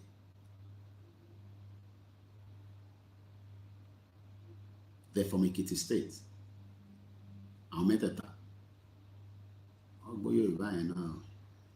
Ẹmọ tó bá ní ṣuaṣua ọ̀gbọ́lọ́ títí náà, but at least, you know, they recognize me from Yoruba Nation. Yoruba Nation. Ládìgbò bí ṣe dira bí baba Suwe. And I asked them what they were doing here. Eunice, I'll let to you. And they said they were students. I won't give you, the university for security reasons. And I was like, wow, how long have you been here in this country? Also, years that you were in and I start thinking, kí ló lè mú ọmọ Nigeria tó kúrò nínú Nigeria tó lọ kàwé níta? It's good. It's good for exposure. I didn't ask them all those questions, but I started thinking fast. And I remember that one person died that came close to my heart, and that was Rachel Okpadele. We forget a lot of things. Do you know that it was because the university were closed or shut down when Buhari was in power that led to Rachel Okpadele become either a receptionist or whatever at the hotel of Mr. Gbenga Olabi that eventually was killed by Fulani terrorists. Rachel Okpadele was a student, but the university was shut down by Buhari because Fulani Onkawi, they're not interested in education. So eventually, she said, okay, instead Tima Loma Shishino or Loma She Agbiri, Biori Shenye, Umali Mafi survive. And do you know that she was killed? So my brain straight away went and said, they had to leave. Okay, my sister Eunice, thank you very much. Banki Balire. I'll be in Canada, hopefully, if our rally starts, I might not be in Canada soon, but hopefully before the end of the year. Banki Balire. So I know that for a Nigerian student or a Nigerian parent to take their children out of Nigeria, because some can afford Europe, some can afford America, but not everybody. So some will then look at what other African country, like the yes, I am. Thank you so much, my sister. Very, very. And it's been a great pleasure to be in Africa at this particular time in the history of this movement. And I've no regret joining this agitation or this quest for Yoruba people. So those three beautiful Yoruba children that I met would have loved to study in any part of Nigeria if it's safe and if it's okay, but there's still many people that are studying. There's no job. Kò síṣẹ́. Ó ti serve. Ó ti padà sí ilé. Bamba ṣe kò síṣẹ́. And everybody has now turned to content creator. What do you do? I'm a content creator. So let's move swiftly because of our time, and let's hear more. And we go back to Babade Banjo, and then we go, as soon as it's coming up to the 2 hours, we go to the, Emola article that came out yesterday. To Rwanda, to Tanzania. I've seen people move to Spain, Portugal. So there's been a lot happening, but so far it's been mainly like seeing other people doing it, people on the internet and stuff. But more recently, it's been a lot closer to home, which is what's driven me to actually just reflect a lot more about this. We made a video recently about what happens to your investments and assets if you leave the UK. I think it's worth checking out after watching this video. I just linked to it below and above. Go and check it out. But let's start with the cost of living. Now, because I kept asking myself, like, the UK has always been a bit like this. It's always been like cold and freezing. In fact, right now as I'm holding this mic, I am so cold.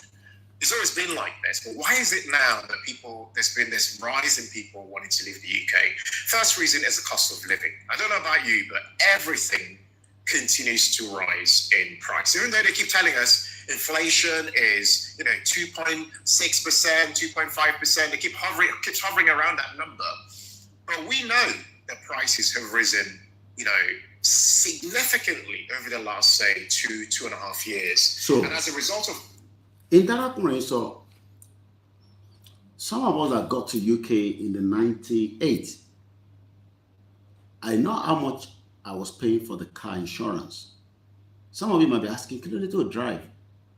And I laugh when people say, oh, Uncle Yoruba Nation. I keep asking that, stop talking nonsense, because I could have bought a very brand new car or good car in the UK and be driving it. I couldn't drive in the UK because it was too costly. So I weighed the option.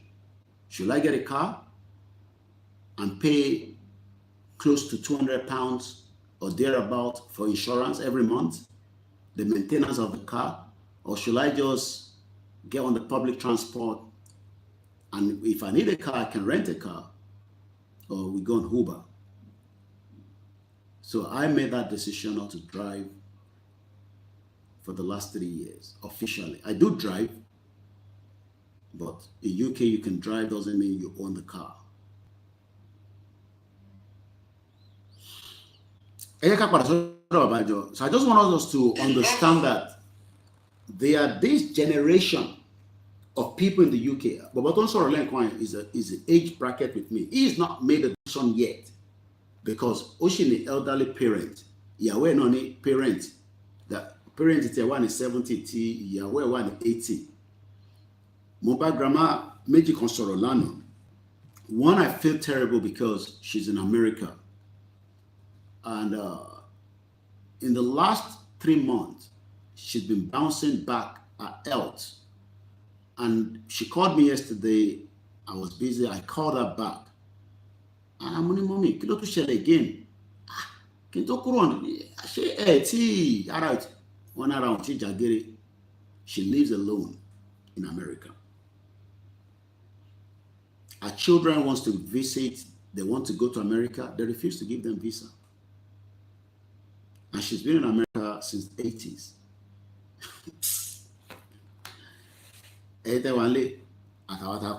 Abroad, Yoruba Nation. Ọlọ́run jẹ́ kí èmi wà ní UK at my 80, 70. Most of our children will leave you. They will visit you, but they will leave you to be on your own. Èyí tó bá tẹ̀jẹ́ pé ó bá lọ́mọ ní abroad. Kàmá tẹ̀tí wà sẹ́ni tó lọ́mọ ní abroad. Èèyàn mélòó ló máa lọ́mọ wò wọ́n? So I was very depressed and sad, because I know that our children wanted to go to America. They refused the visa, or money visa. So she's staying alone in a house, and she's struggling with her health. Not that America is not taking care of her, but there are things that you need somebody to help you to do at a particular age. So some of us think that Yoruba Nation is just something that we come and joke about, we talk about as if it doesn't matter. It's about life and death, Lansoray.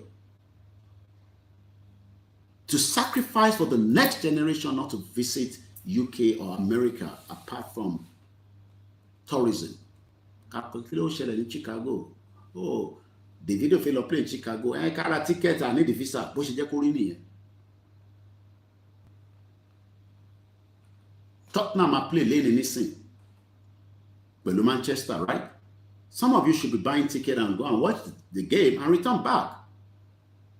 You can still get a flight out of London tonight after the game, or first thing tomorrow morning. You could get a Turkish airline at 6:30, and you will be back in Nigeria by Monday night, and you return back to work on Tuesday in Yoruba land. You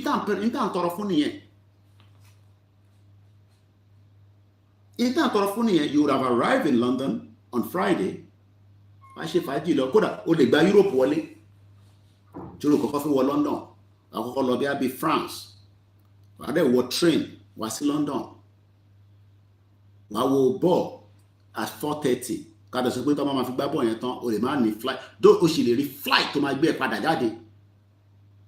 Wà á kọ́ get a late flight back. You will be back in Nigeria. You can get, I think, Virgin. You can still get a Virgin out of London to arrive back on Monday morning. I'm bossy. That is the kind of life that we want for everybody. Only access to travel. Whereas in Europe, I know to my game lati Europe. Talk about a ticket. What come a day? What they will book? What they padanti won? I know to coach my baby. La Roy, 30 day. As I speak right now in London, it's 7:31. What is set up for the big day event? Because only Tottenham won. I don't think some of Yoruba people understand why we are saying that Nigeria, British want us to continue to come and apply for visa. Why should we be? If Nigeria was a country, we should ban British from coming to our country and say we should apply for visa. To buy the country to share in Nigeria. No Nigerian should apply for visa to the UK. And if you think that that is going to change while you're in Nigeria, you're fooling yourself. Some of you will escape, but majority of you will not escape. Alan Conde said Britain will not have a peace like Nigeria because they created evil nation for us. I watched that on Instagram. Only broken Britain.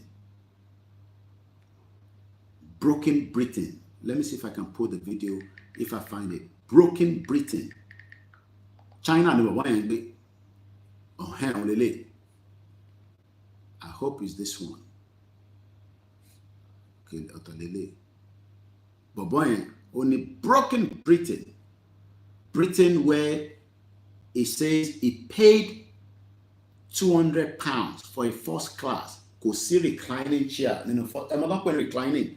Chair to my joke sit to my Los for a 5 hours journey from London to Sheffield. Only in China, economy seat one, only reclining chair. Come on, that was a first class. Only first class will matter mass money. Or fish and chips, or coffee. What to charge me? £1 for charity. Only can charge on for charity. Only chance of for charity. Then what to charge any service charge? The whole tono was £32. British born anything on saw you only broken Britain. But them about Africa could have broken lot because we're coming from a poverty. It's not a poverty-stinking continent. Don't get me wrong. It's just that it's not about leadership. Leadership. No. Our problem is Nigeria. Get out of Nigeria. And I wonder, what have we been doing in this shit hole? Every time I come to Africa, these are sweet plantain. Tọ̀dọ̀ tiwa máa ń tóbi gbàgbàgbàgbà máa ń wọ́ndà pé kí ló dé tí tìbí báyìí máa ń kéré títí tọ̀hún máa tóbi gbàgbà because injection tó ń fún tọ̀hún yẹn ọlọ́mọ ẹ̀kọ́ pa gbogbo àdánù tán. pẹ̀lú consumption tá ń jẹ ní abroad. Oúnjẹ yẹn only bad impact on our body. This, did you see the difference? Fresh from the farm. Fresh lele láti inú oko, fresh. I hope that some of you understand what we're talking about. Okay, mo share link baba yẹn lọ sọ́dọ̀ ìyàwó mi jẹ́ òbí mo share. I can't remember now. If you want to support us, please do not hesitate. No matter, like I always say, every little helps. Could I get £1 any?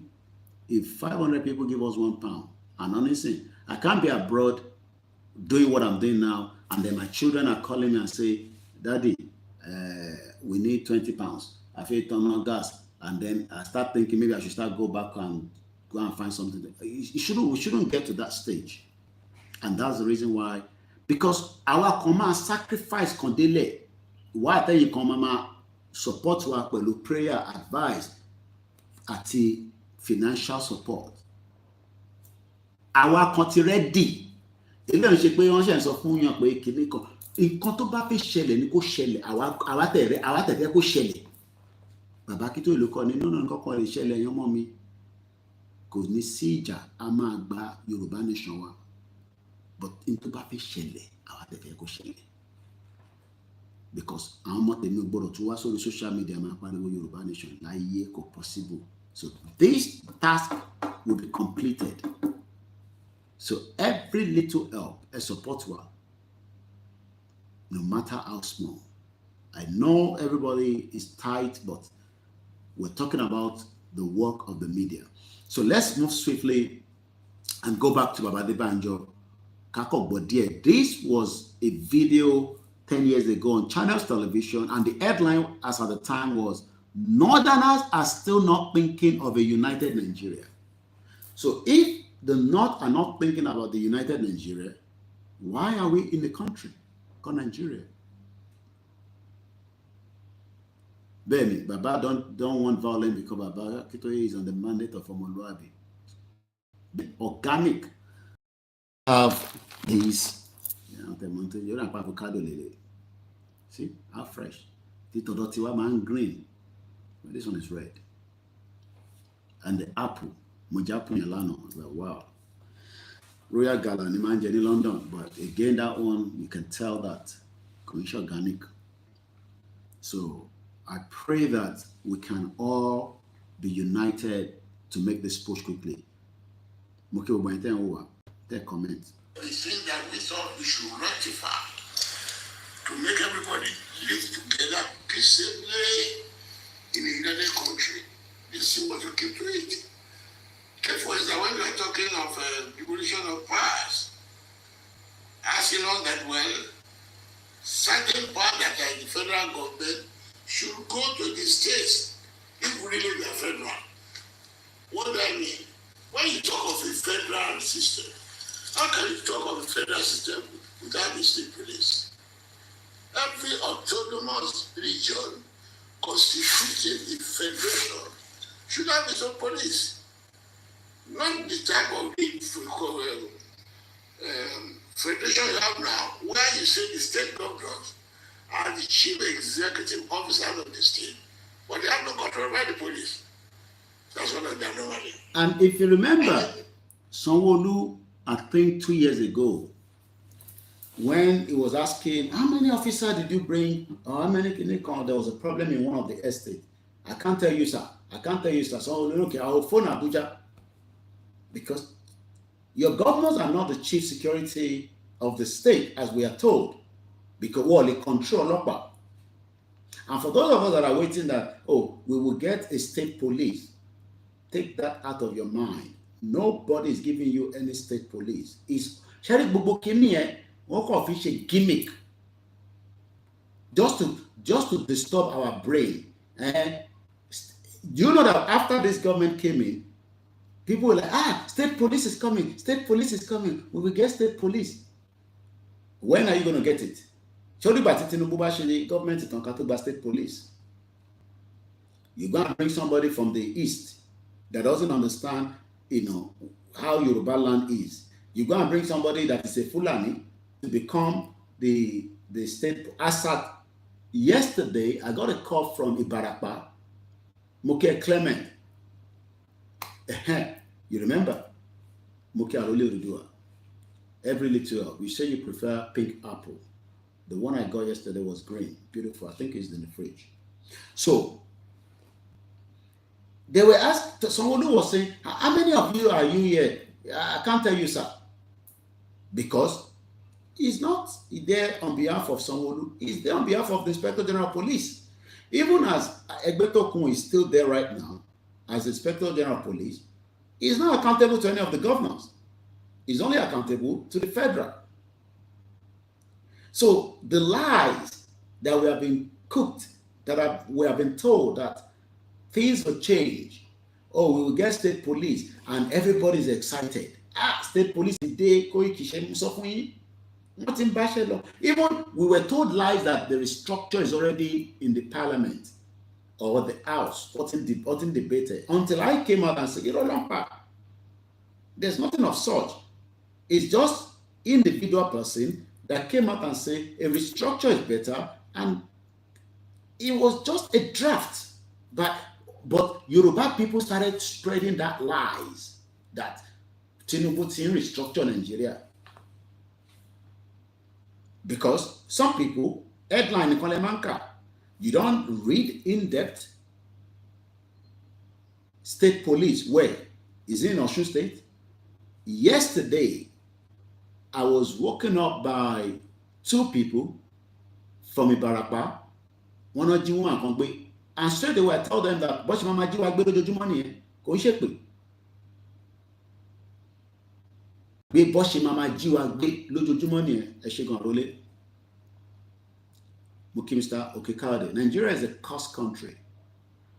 The Yoruba should be prepared for the worst case scenarios. We're already in the worst case scenario because our governors are already concerned, especially about the incident. I don't have background knowledge of what they discuss. I'm not going to sit here and say, but I know that they know that we are in danger. Muke, just reason. So when I got the call yesterday, Mr. Koiki, Mama Jiwa Gbe lojoojumọ nìyẹn. And tó bá kọ̀ jí gbé, tó bá lọ́kì, tó bá padà, èyí tó bá dẹ̀ kò sọ̀n, so be it. Until we have our own country. Are we going to have our country and there will not be security? Is the question. Is that possible? So possible we can country tiwa eba mi share. Those of you on the Twitter, just as you watched my video of those shell. Imagine if we have thousands of people. We have done 2 hours and we're still struggling to get the numbers up. I understand everybody doesn't want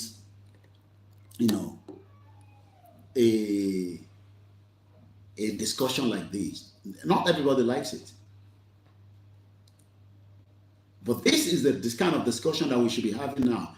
Is the unity of Nigeria still working? We're not. Nobody's fighting anybody. We don't even have what to fight with. Talawa. Enu la mama fi pariwo náà ni, enu náà ni. Enu la ni ajakara.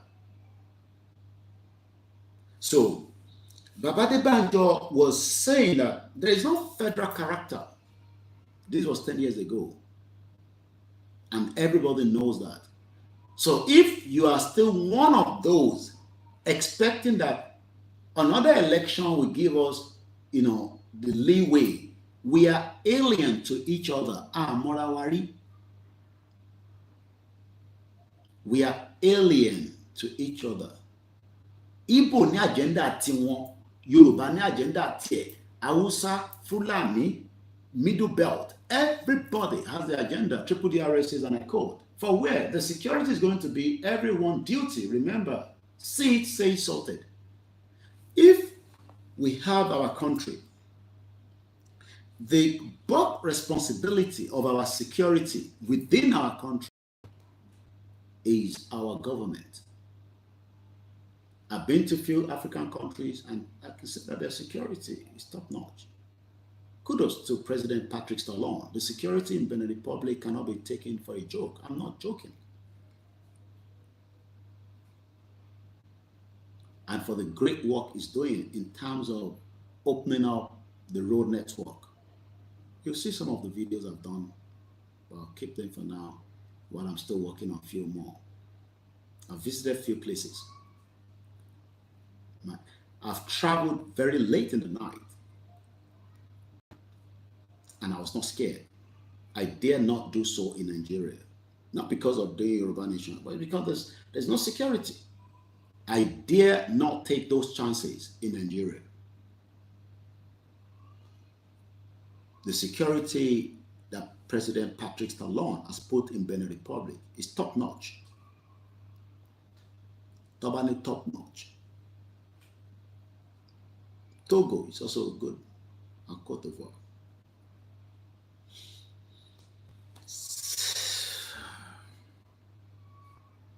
Let's go now to the discussion of the day. If you want to support us, you can send us your donation through our Naira account, our dollar account, Kofi, UK bank account, or PayPal, or you can call me and say, can you pick up a Western Union? I will pick up a Western Union if you want to send me something. PayPal. I will say thank you so much to all our donors. You are the one keeping the Koikimedia channel alive. Without you, we can't. But we still need you to support us. Especially as the rally is getting closer, we want you to support the organization called the YSDM for mobilization. I know some of our people have said, don't listen to all that, because everybody knows how, and as Emola says in this article, there is never going to be one template to get Yoruba nation. But we don't want anyone to come and tell us lies that I want to get country and we can't reflect that, all those nonsense faboos. It's better we say we have not yet got a country, but we are working towards having a country, which is much more better to say. But in the way we declare, and you start wondering where, how. Our Yoruba people are very, very well intellectual and educated, and they understand. So as support the YSDM, I always say that, but the bulk of the movement is with the media. And our media are on standby to work. We are ready to move, and we need you to continue to fund it so that we can be able to push our message across. Share the program. We need you to share the program and also do the needful. Waris Jinadu says, and I quote, every Yoruba land province, we can be their own Ijobas, like the Kingdom of the United Arab Emirates, Jordan, Qatar, Bahrain, Oman, Kuwait, Morocco, as separate Arab countries united by blood and language. Aruledua says, do you know tax return bill is a big risk for the Yoruba under the 1999 constitution? If another Fulani man gets to power, they may fix their people in our government in Yoruba land to get the return back. And that is the fear that we must understand. Agbodo ni yeni background wa muki Mr. Adebanjo. Muki eitewa lori joko. A comment ke share. Alafia ni daddy wa Babawa Professor Akitoye. I was with him for a very long time yesterday, and I hope to see him on his birthday. And as we are all, for those of you that are traveling to Ekiti with him, is Baba coming home? I'm sure you know that the wife needs to be buried.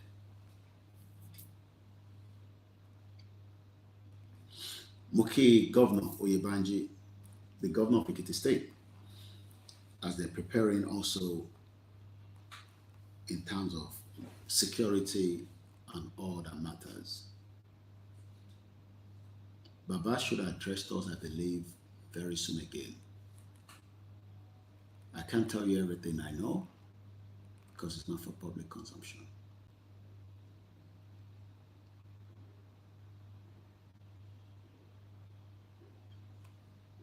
But there's a lot of work going on when it comes to self-determination.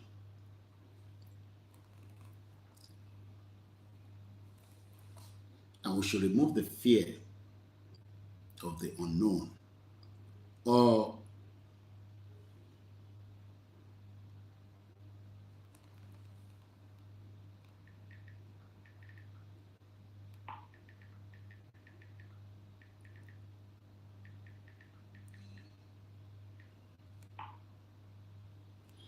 mo kí gbogbo ọlẹ́ǹkan sí. Mo dúpẹ́ fún ẹ̀yin tí ẹ̀ ń bò wá láṣìírí, because some people want us to get to a stage where people will not hear Yoruba Nation anymore. The politicians are very powerful financially, more than us. And to challenge and compete with them is a big task. An election is coming, and I can tell you they're gearing up and preparing. Some of their strategy we know, but I'm not going to tell you online. But they're preparing to convince Yoruba people that 2027 is the best option again at any time. Whatever you can do to help in any group develop for mobilization, start doing it now. Olóṣèlú is ready for election 2027. There's no more government right now. The government is complete. They're working towards 2027. They've drawn out their plan. I will not tell you what they've drawn out, but their plan is already been drawn. What's your map wọn sílẹ̀ for 2027? But tí bá sọ, ọmọ máa wonder pé báwo ló ṣe dọ́wọ́ mi. Mo kí Mr. Ismaila Adelani Eshegon. They'll start asking questions, and it's an internal one that they will be wondering how.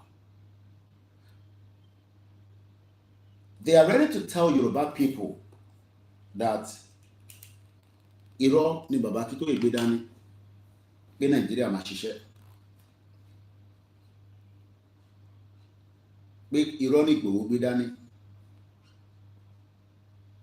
Their propaganda machine are ready to roll out before the end of this year. Many bloggers have been paid outright with the figure that they demand for within the Nigerian currency.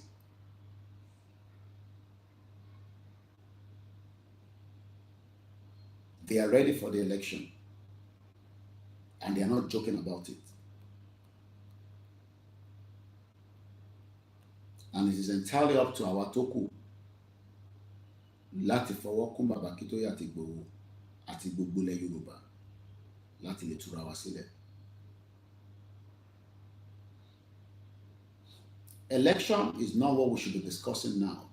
The discussion should be, do we still want to remain one? That question is being run. That should be the question to be run across Yoruba land. Ìbéèrè tẹ́ kọ́ máa bí gbogbo ọmọ Yorùbá nìyẹn lójoojúmọ́ lórí rédíò. Pé ṣé a sì fẹ́ jẹ́ ẹyẹ kan, ṣé a sì fẹ́ jẹ́ odindi ọyẹ kan pé Nàìjíríà, àbí kí Nàìjíríà máa lọ kílẹ̀ Yorùbá dá dúró gẹ́gẹ́ bí orílẹ̀-èdè. But if we are not united, I'm not talking about united within Yoruba nation, I'm talking about the unity within Yoruba land. It will be very difficult. And the strategy of the politician is to use every every tools available to make sure that we will not be united to succeed. And we pray that the agenda will not work. It will fail in whatever name of God you believe in.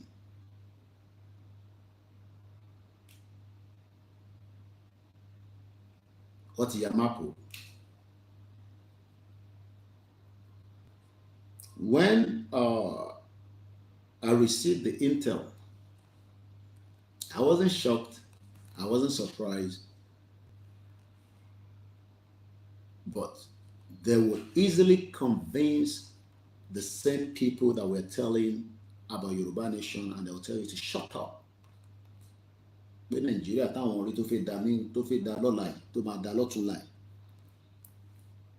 not give you anything close to what of the document that was sent to me. But after studying it, and I'm still studying it, I realized that these politicians are evil. They don't care. They don't have any human sympathy for any Yoruba sons or daughters. They know that the end of the breakup of Nigeria is the rise of the Yoruba people and the Kawaii. And that's why I said at the beginning of the broadcast, they're not even thinking about it for the next 50 years. I drown Waye. And they're doing everything to come out and convince our people. You'll be shocked. So let's go and read what Kayode Mola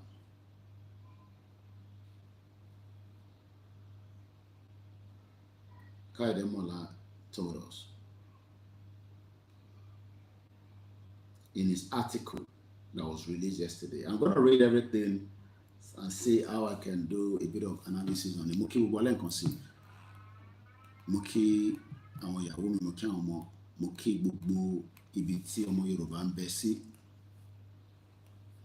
Forget about anything called Dukbonitiri. If you're still one of those thinking about there's somebody called Dukbonitiri, forget about that nonsense name. She's a cancer.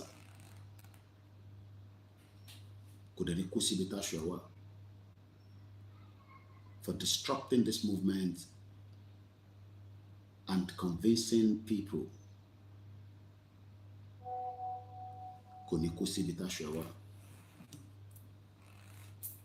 I'm having a great time in Africa. That's all I can say. It's a beautiful place. I've been to a few places and I've studied some few history, and I'm still studying a lot. The history that the white man took away from us. There's a statue that I'm going to check out in Cotonou that is called the Amazon. I've watched the movie on Netflix, so it's good to see the bronze statue. It's about 30 feet.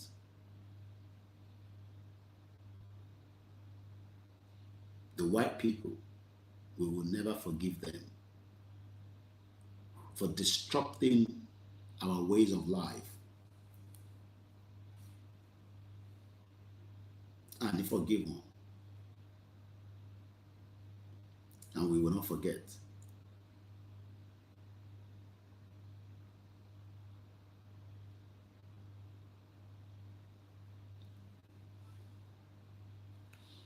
Moki Baba Miolajide Ajikobi. Moki Castle Studio.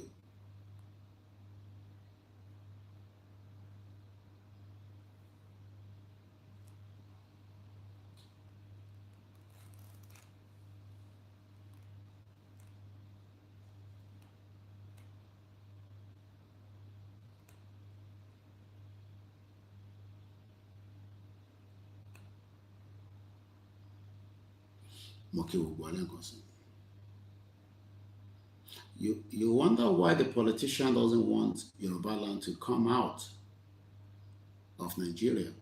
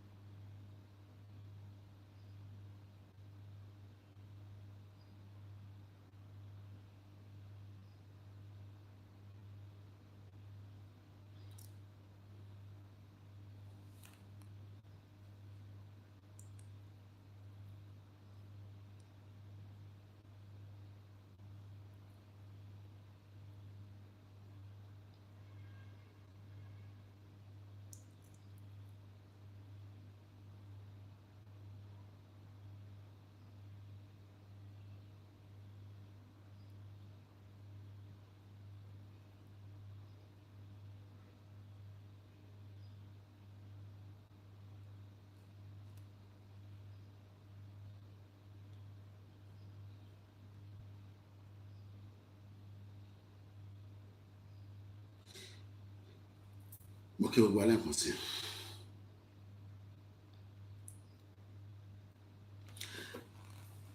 Voice of emancipation. Yoruba is ready for freedom. We are fully ready. Babakito is ready. Igbowo is ready. The question is, are you ready? Moki OLAKUNLE, Moki Babami, Daddy wa Temidayo, Dennis, Omitogu. Are you ready for this freedom? Abakonfi, àwọn lásán sọ pé a fẹ́ freedom. If we go back to the history, and like I said, we are true warriors, but how we got to the stage where we are scared is what still baffles me.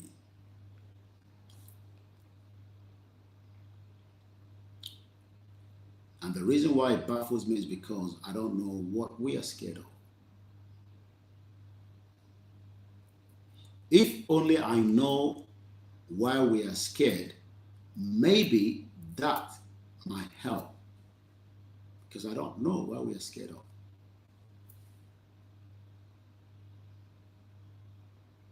Why are we scared is what I still don't know. In Waleru.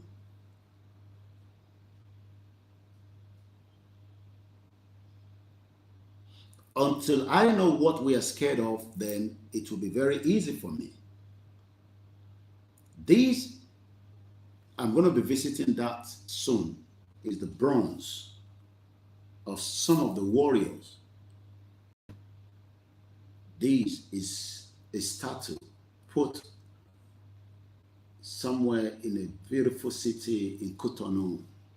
And once again, I can only appreciate the president, Patrick Talon, for many reasons, especially throughout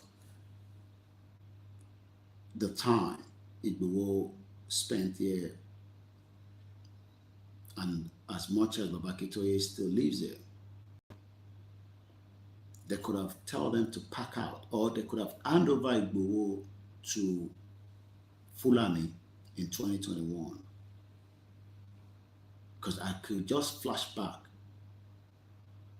and remember while I was in transit and Igboho called and told me what has happened in the airport. I told him to go. And what Igboho said, as at the time, I knew the kind of wife and reason why Igboho refused to let the wife to be taken away while he ran away like a coward. How many of us are going to run away? Because I know I can say coward. Because Igboho was not a coward. He stood his ground. Criminal. I begged him in 2021 that the wife, we will get the wife out, but he should just go. Only she ẹni tó bá bímọ méje fún yàn, èèyàn máa sá nígbà tí wàhálà bá dé.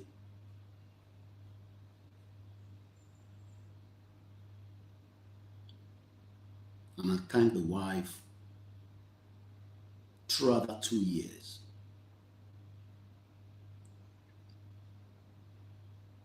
What I'm doing right now,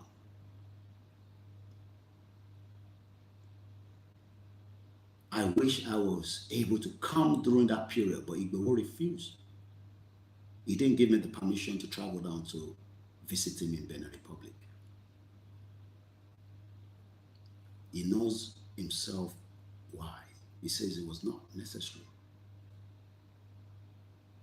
But we were in constant conversation throughout. But at the point that I needed to deliver a very important message, I put my mom on a flight. That flight that comes from UK to Benin Republic takes you nothing less than 15 hours. Mugbeya Missouri flight. Go on by Igboho. So looking at and looking back now, I can only thank Talon, because at the point that Igboho was pinned down in Benin Republic in 2021, the message got to the Fulanese.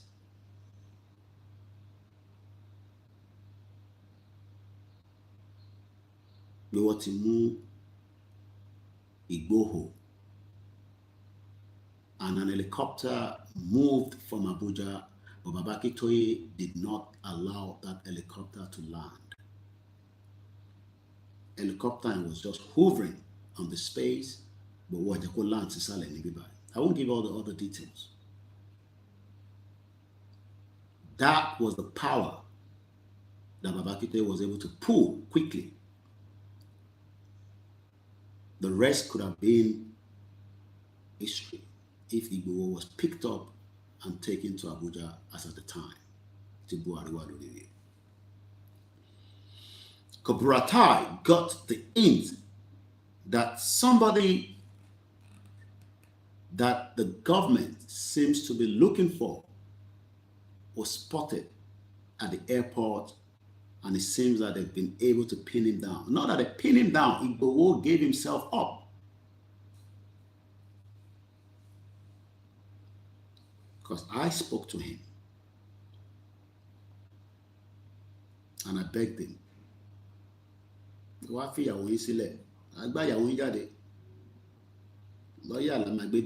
said no, that he will return back and hand over himself. He paid heavy price for that for 2 years. Until date, he's still paying the heavy price. So when some of you are cowards, we are not cowards. Some of you can be, but I know we are not. But something seems to be put in our heart that Tabashikini Kilole Shele. But we want to make Igboho himself to be the front while we all run away. Not somebody like me. I told him that from day one.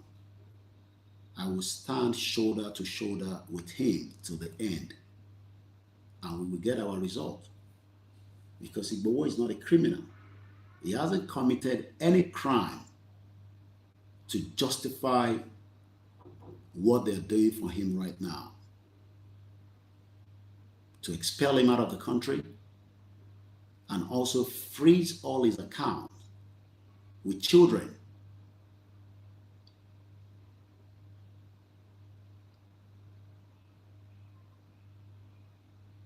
And you can imagine what they wanted to do to crumble him completely and destroy him.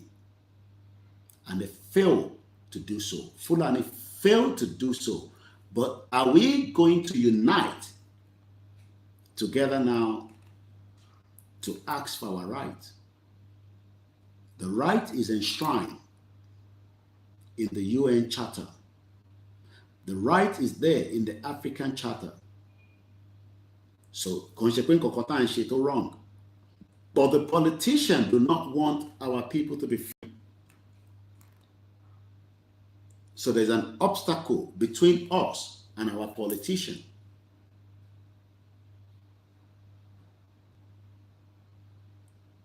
So we are now between liberating millions of Yoruba people that will live a better life just like any one of us, especially those of us abroad.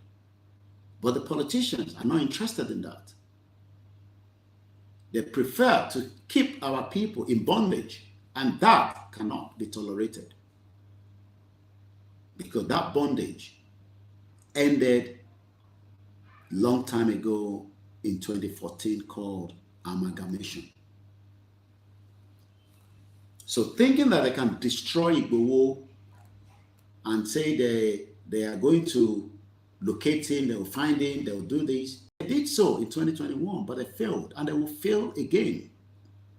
So if anyone is sitting somewhere and planning against Igboho, you are not planning against Igboho, you are planning against Yoruba land. Because Igboho will commit any offense. Muki Babakito Ilenkonsi. for not allowing the Fulani to take him out of Benin Republic in 2021 or 22, yeah, 21 years. So it could have been a disaster. Mo kí gbogbo wa lẹ́ẹ̀kan sí. Gbogbo ìgbìyànjú wọn ó fail.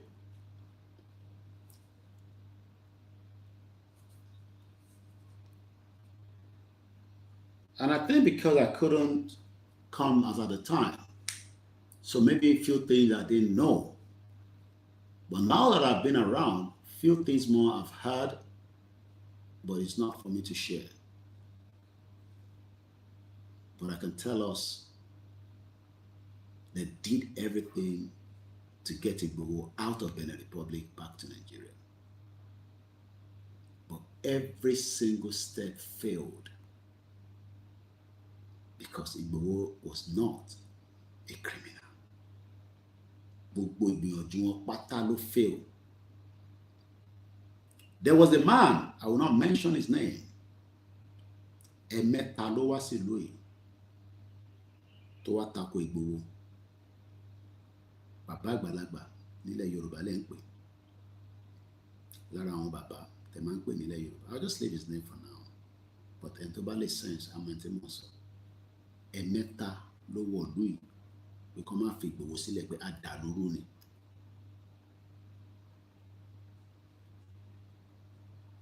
You can imagine. Ẹ̀mẹ́ta ló wọ ìlú yìí ló dẹ̀ sọ fún President Patrick Talon pé kó má fi Igboho sílẹ̀.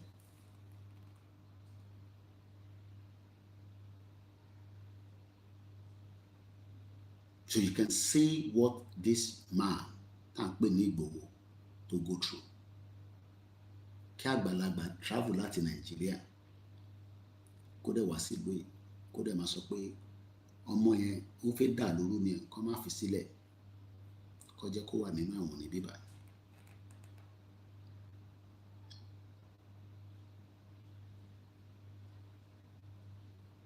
And these, you wonder, for what purpose? Ẹ̀yin ti jáyé ti yín. Ẹ ti jáyé ti yín. Ẹni tó wá ní kí àwọn olómi náà rí ayé jẹ. Of a destroyer.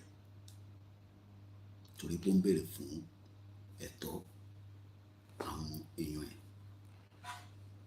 Ṣé Ìgbòho ń jà fára ẹni? Ìbéèrè. Tìbí ó ń jà fún mẹ̀kúnnù àti ìran ẹ̀ pé kó má go into extinction. Bàbá kan dẹ̀ gbéra ó dẹ̀ wá sí ìlú yìí ó dẹ̀ wá bá president ìlú yìí pé ẹ má fi Ìgbòho sílẹ̀.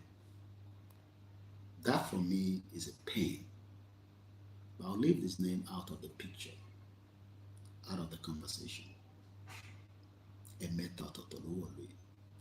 And gbogbo ẹ̀mẹ́ta yẹn tó wá sọ náà nìyẹn kó kọ́ má fi Ìgbòho sílẹ̀.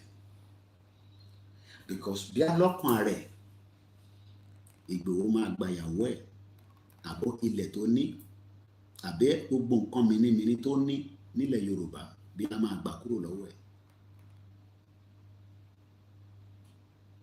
And these would be on record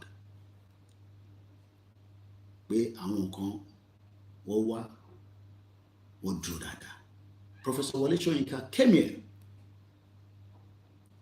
and pleaded with the government of Benin Republic that Igboho has not committed a crime and he was never a criminal. And after he met the government, he came to see Igboho, but the other one came and just went back after telling them Igboho was trying to destabilize Nigeria.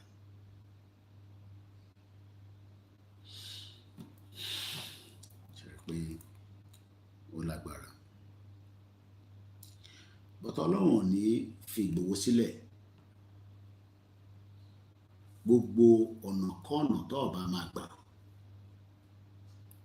Ẹ̀yin tí wọ́n ti sanwó fún tẹ̀fẹ́ the trap. èyí tí wọ́n ti fún ní owó tẹ́ fẹ́ mú ìrìn àjò yẹn tẹ́ fẹ́ dá padà sẹ́yìn Ọlọ́run ní fún gbogbo yín ṣe àwọn ènìyàn kankan ju Ọlọ́run lọ whatever God you believe in Yoruba land àfi tó bá jẹ́ pé bàbá yìí àti bàbá Kítóyè wọ́n ti sọ́fà tó nínú ìrìn àjò yìí bàbá ní bàbá ó kúrò nílé ìyàwó ẹ̀ kó sí Benin Republic kí ni ká ti gbọ́ ìyàwó tọ́jọ́ kúrò nílé nínú struggle yìí ìyàwó yẹn kó sí nínú struggle yìí ni wọ́n pa àfà Àdògán àfà Fatai àti Alájídà Àdògán nínú struggle yìí ni wọ́n destroy.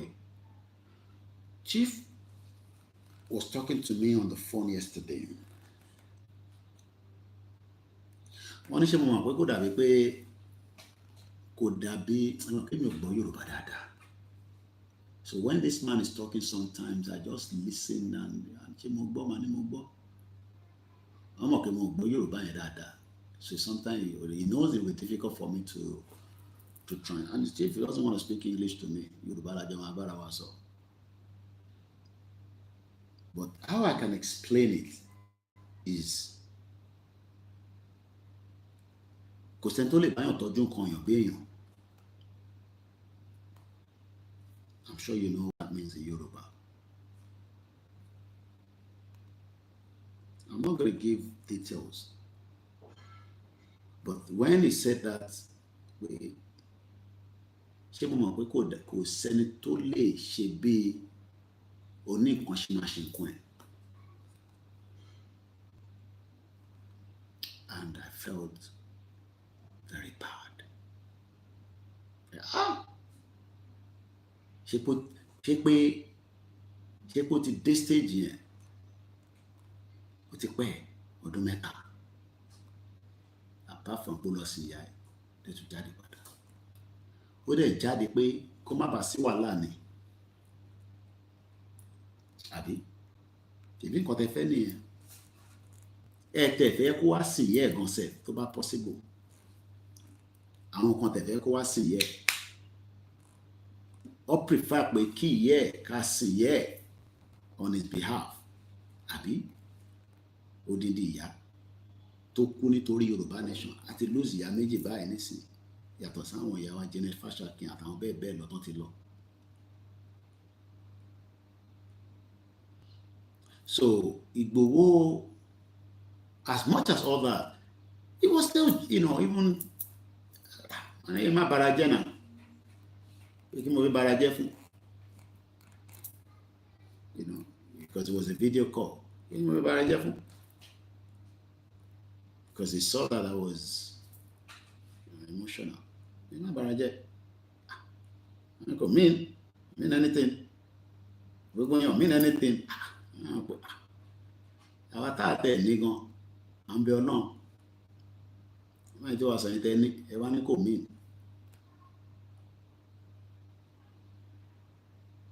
He left a whole mansion, a whole empire. Tóun náà ní ó fi sílẹ̀, ó wà ní Germany nínú òtútù.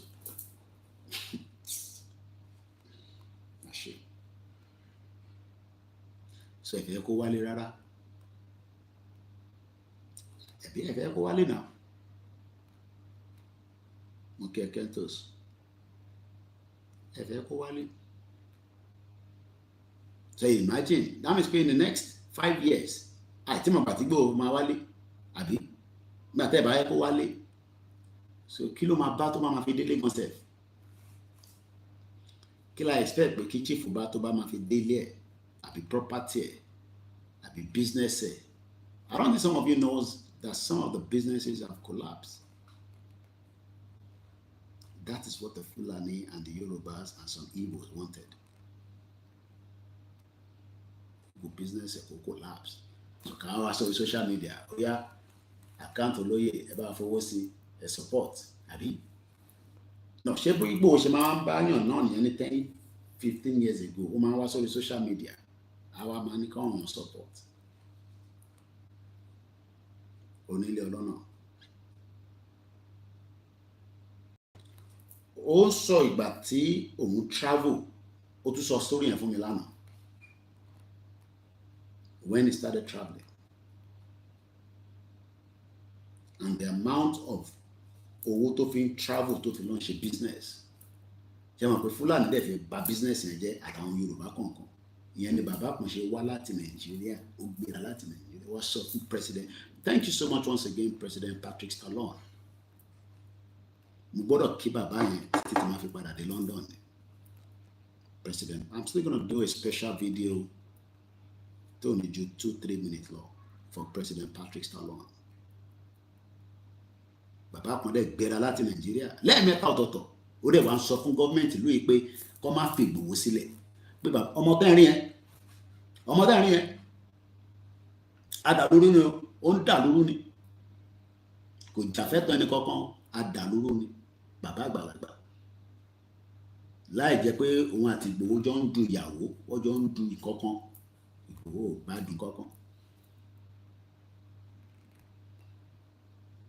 So Fulani agenda was to destroy Igboho with the help of Yoruba people. That was just their mission. Ìdáhùn bá ti cripple kí ló tún kù? Ajáwọ́. Ṣé òun nìkan lọ́mọ Yorùbá? Ṣé òun nìkan lórí pé yà ń jẹ Yorùbá? Ṣé àwọn tó kù ò rí? Kí ló dé káwọn tó kù ò sọ̀rọ̀?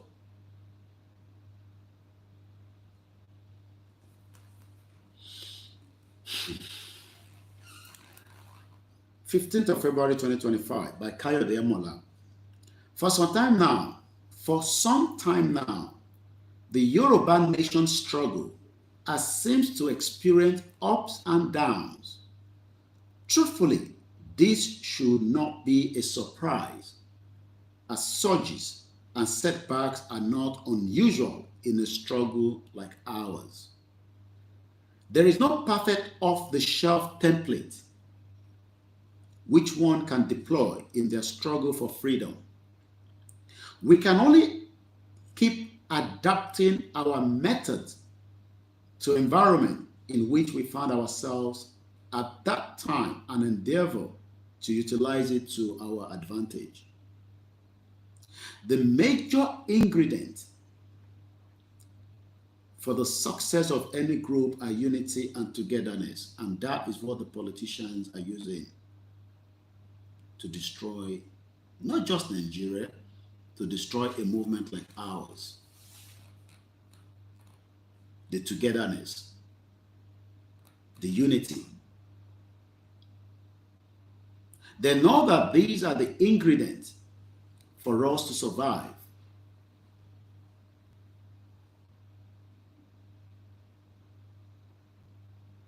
Chief explained to me, we spoke quite at length yesterday on the video chat, and it went back to 2021. I don't know what touched his heart, but we went back to 2021 in terms of what played out.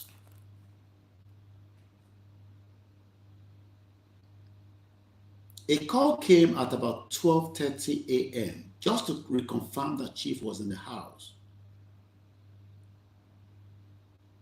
on that fateful night. I will not tell you who made that call.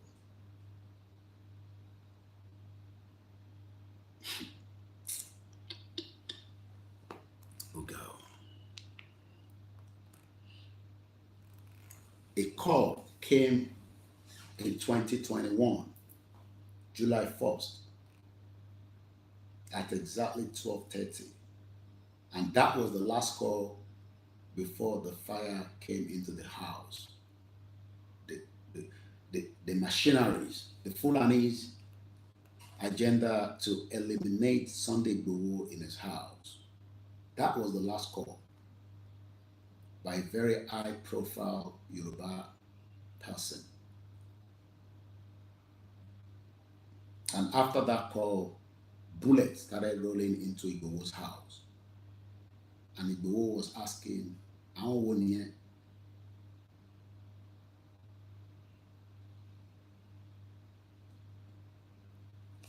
And that for me was too painful to hear. What's the end for me? But it's not for me to tell you. And that was the last call before the first bullet came in. He thought it was a joke to start with for that night. Until his double door or bulletproof door, he bought one way. Odeloba fridge. That was when Igbowo knew that these people have come to kill him.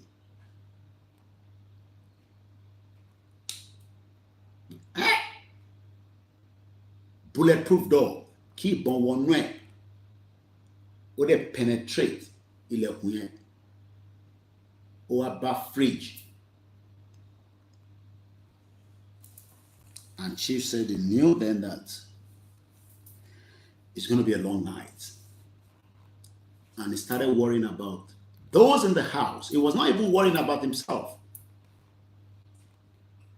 He was more concerned about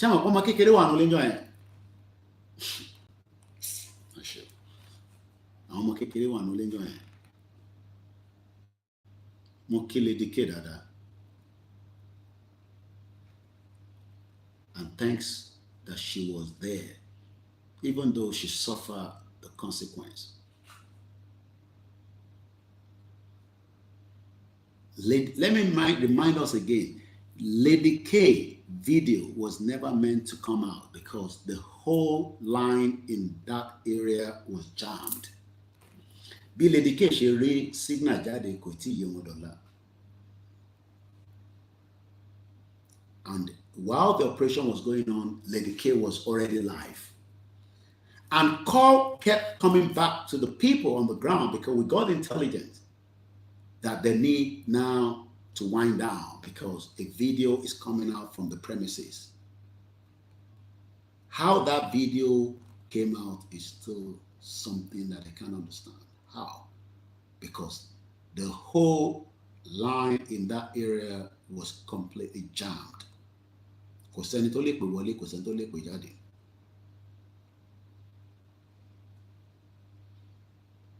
So video Lady Kate I don't know whether we call it a miracle or whatever, but that video made a lot of changes for the night. While Igbowo was worried of the people in the house, they were already ready to kill anybody, but mostly Igbowo.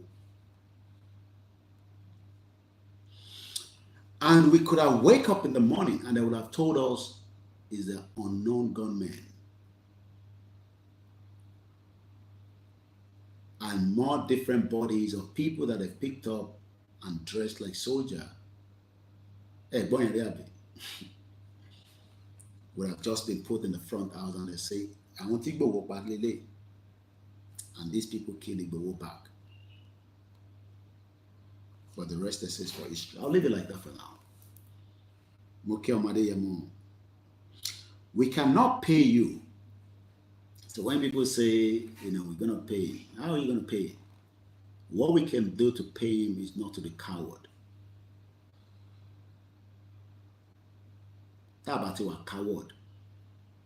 He cannot do it alone. There's no doubt about it. He needs every single one of us to support him. And I am the first number one to stand shoulder to shoulder with him. Even if we have to sacrifice everything in UK to make this work. Because some of us abroad on days feel that, oh, we can't come back and do it with the people on the ground. It's understandable. But some of us, like I said, 5 people is currently on the ground. Timomo,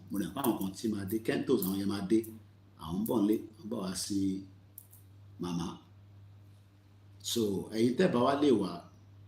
platform. I'm not saying just my platform. Platform a support for the mobilization. I'm a jáde tán fún rally. I will not say more than that. I'm a jáde tán fún rally. I'm a ṣìkìní, I'm a jáde tán fún rally. Even if I've returned back to London, I will find my way back to when the rally is called. When is the rally called? I don't know, but we are hoping and praying it will not go more than March. That's all I can tell you for now.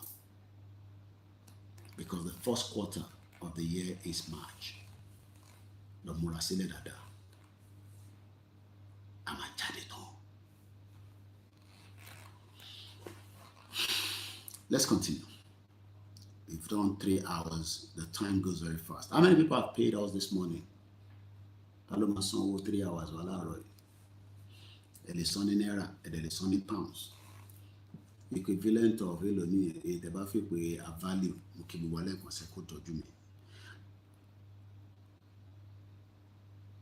We can only keep adapting our method to the environment.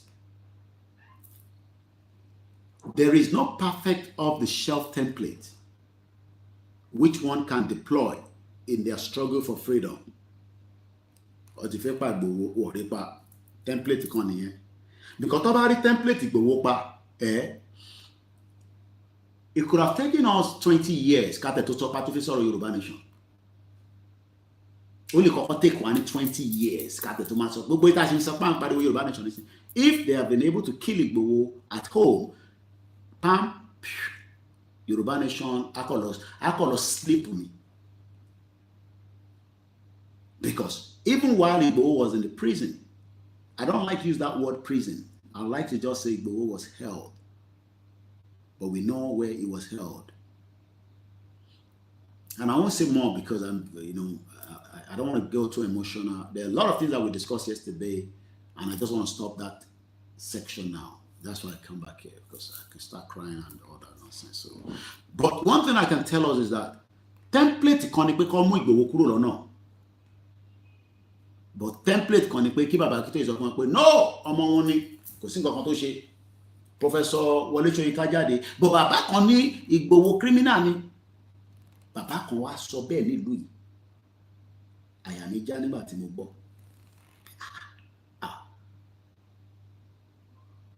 bàbá kan wá sọ fún wọn pé Ìgbòho tẹ́ rí yẹn ẹ̀ẹ́dà lọ́hùn onírọ́ ni o ọmọ yẹn.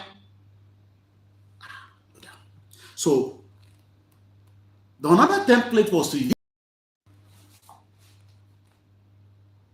because Dupe had so much information that was given to her within the movement and within those that surround us that she was going to use. And Dupe failed. Even though our followers still trust and believe as stupidity and nonsense. That was also a template to destabilize the movement. Because one mobility movement in law before the election.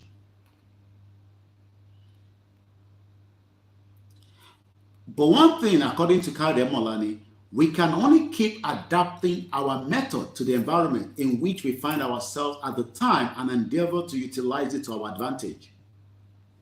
Advantage because evidence is pointing out that Fulani going to Tinubu by. They want to kill Tinubu. I want Fulani to Tinubu. That we know. Because we go to Tinubu she could tell along. Not that we like Tinubu or we don't. No, but why is it that Tinubu is there now? They want to kill it. Fulani fake Tinubu, and we know that. Talk chief of staff a whole chief of staff Omo Yoruba Lagbaja was killed by the Fulanis. What's a Tinubu niye? Because chief of staff, lower in control of the army, even though we know they've infiltrated the whole military with Fulanis.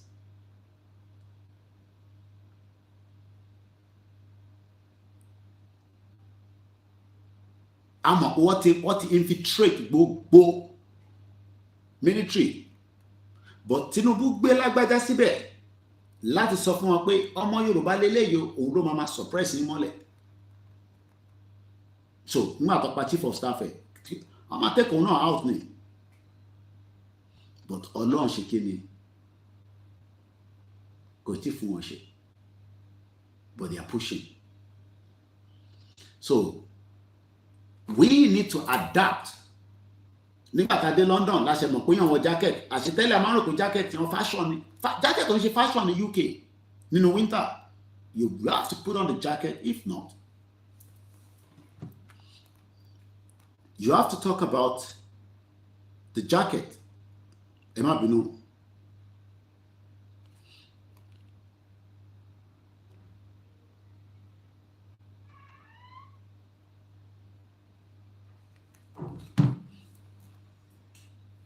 Olórí burúkú lọmọ tó pè rẹ̀ ní olóṣì ọmọ àlè tó ń sọ̀rọ̀ pé kí ló tèmi sọ̀rọ̀ Dúpọ̀ Onítìrì. Mo mọ̀ kọ́ ọmọ Onítìrì ni tí mo tẹ̀ ń pọ́nlé dáadáa lórí platform mo fi dárúkọ ẹ̀ bọ́ mo ti delete ẹ̀ olóṣì bomb bastard kò ní dá fún àti Tinubu ìwọ àti Dúpọ̀ Onítìrì ẹ̀ ní kú síbi dáṣọ yín gbogbo ẹ̀ tẹ́ ń tẹ̀lé Dúpọ̀ Onítìrì yín ò pé ẹ̀yin idiot. Àtẹ̀gbọ́n tó wà Nàìjíríà pé poverty mentality ti báyé wọn jẹ́ ẹ̀yin tẹ́ tó wà lábúrọ̀dì nǹkan bomb bastard all over the place. Ẹ̀yin olóṣì bàbá kí tó èdè mi ṣèrè lánàá ẹ̀ wọ́n bí bàbá yín dá kẹ travel kẹ lọ bá Dúpẹ́ níbi tó ẹ mọ bí tó wà gan sẹ́fún. Èmi àti bàbá ṣe wà lánàá ta jókòó ta jọ ń mu tíì ta jọ ń ṣe fàájì. Stupid people all over the place. Ẹ̀yin ọ̀dẹ̀ sọ pé kí ló dé tẹ̀mí sọ̀rọ̀ Dúpọ̀ Onítìrì kò ní dá fáwọn tó gbé wọn ní ṣòrí ẹ̀. Idiot all over the place. Ẹ má bínú jàre yẹn wá. So a lè lo template kan but a gbọ́dọ̀ lè adapt. A lè gbọ́dọ̀ lè tètè adapt very fast because àwọn olóṣèlú náà prepare one plan. Mo kí Mr. Abayomi, mo kí Ellen Consequentos, ìyá mi dáadáa, ọkọ ya mo kí ẹ. So we need to also adapt. Ṣe pé nígbà tó mọ́ lóyè oríṣiríṣi ha jáde ẹ̀rọ ti Bankole. How many of you remember Bankole? Náà kó wà ní prison bí ṣe bá ń sọ̀rọ̀ báyìí tó jáde ó máa wọlé lọ pa àwọn bá ní ó máa ṣe this ó máa ṣe. And I remember the first time I met him was in Ilé-Ifẹ̀ nígbà tó wá bá bàbá but I won't go into all the details mo kàn wọ́n yẹn ṣe ọgbẹ́jọba oríṣiríṣi àwọn èèyàn jáde but gbogbo wọn majority of them could not take the movement forward like Igboho. So gbogbo àwọn tó máa ní kí ló dé nǹkan Igboho lé okay ẹ̀yin náà lọ ṣe tí Igboho ti ṣe ẹ tẹ bá wa ṣe tẹ ráwọn Fúlàní tó tẹ yọ wá lẹ́nu lẹ́jọ́ mẹ́ta ẹ bá wa lọ lé wọn ẹ lé wọn káwọn èèyàn wá tẹ̀lé lọ sóko. They couldn't do it because wọ́n ní àyà bí Igboho wọ́n kọ̀ fi mú gbogbo movement turn it upside down. Àwọn ní warrior tó kọ́ àwọn kan sínú igbó náà yà ń gbàgbà kí ló lè tó yìí. Ó wà ní prison bí ṣe máa ń sọ̀rọ̀ báyìí nísìn because wọ́n fi follow instruction. A dúpẹ́ pé àwa kan tètè adapt àti rí pé àwọn ilé ìmọ̀ àgbà kan jẹ́ we started adapting we started wọ́n lo àwọn mídíà oríṣiríṣi pé bàbá àgbàlagbà Akítólé Sunday Kútọ́nù ẹ̀rántí Ọlọ́run tẹ̀lé oníkè máa wà ní Kútọ́nù ṣé lọ́ba ní Yọmí Kútọ́nù náà níjọ́ náà lọ́n bọ̀rọ̀ ṣàrí pé London lèmi wá so wọ́n dẹ̀ pé London branded ní London bí wà tẹ́ pé Kútọ́nù yẹn kò ń ṣe a nice place beautiful place lovely place and well done once again to Patrick Talon. Ọtún wọ́n gbóríṣiríṣi ogun wa bá Happy Sunday ìyá Bádéjọ mo fi tọ̀tọ̀ kì í mà Bukky Gold mo kíyàn ìyá mi ẹ káàárọ̀ propaganda oríṣiríṣi kódà wọ́n ní Ìgbòho ti gbowó ó ti irú àwọn wáyà lé yẹn àwọn ẹlẹ́nu já wáyà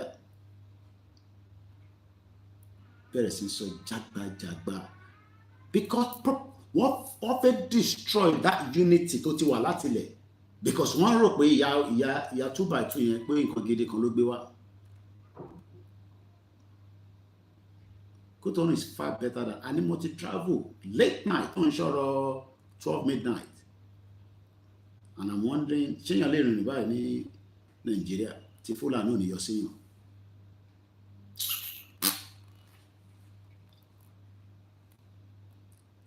At least the standard is good.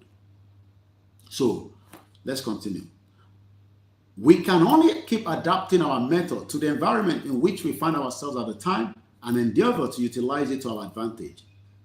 Bẹ́ẹ̀ni, àtọ́bá tẹ̀ ní Koiki di Londoner, ìyẹn sì bẹ́tà, wọ́n condemn Ìgbòho, condemn Bàbá Akíntóyè, Sunday Kòtọ́nù, Bàbá Akíntóyè, kìíní kan pè wọ́n lóríṣiríṣi orúkọ, bàbá àgbàlagbà, tí irun funfun wà lórí ẹ̀, àwòrán náà dẹ̀ ó dẹ̀ ń pè pé kò dàgbà, ẹ fẹ́ báṣẹ́ bàbá yẹn jẹ́, Bàbá Akíntóyè.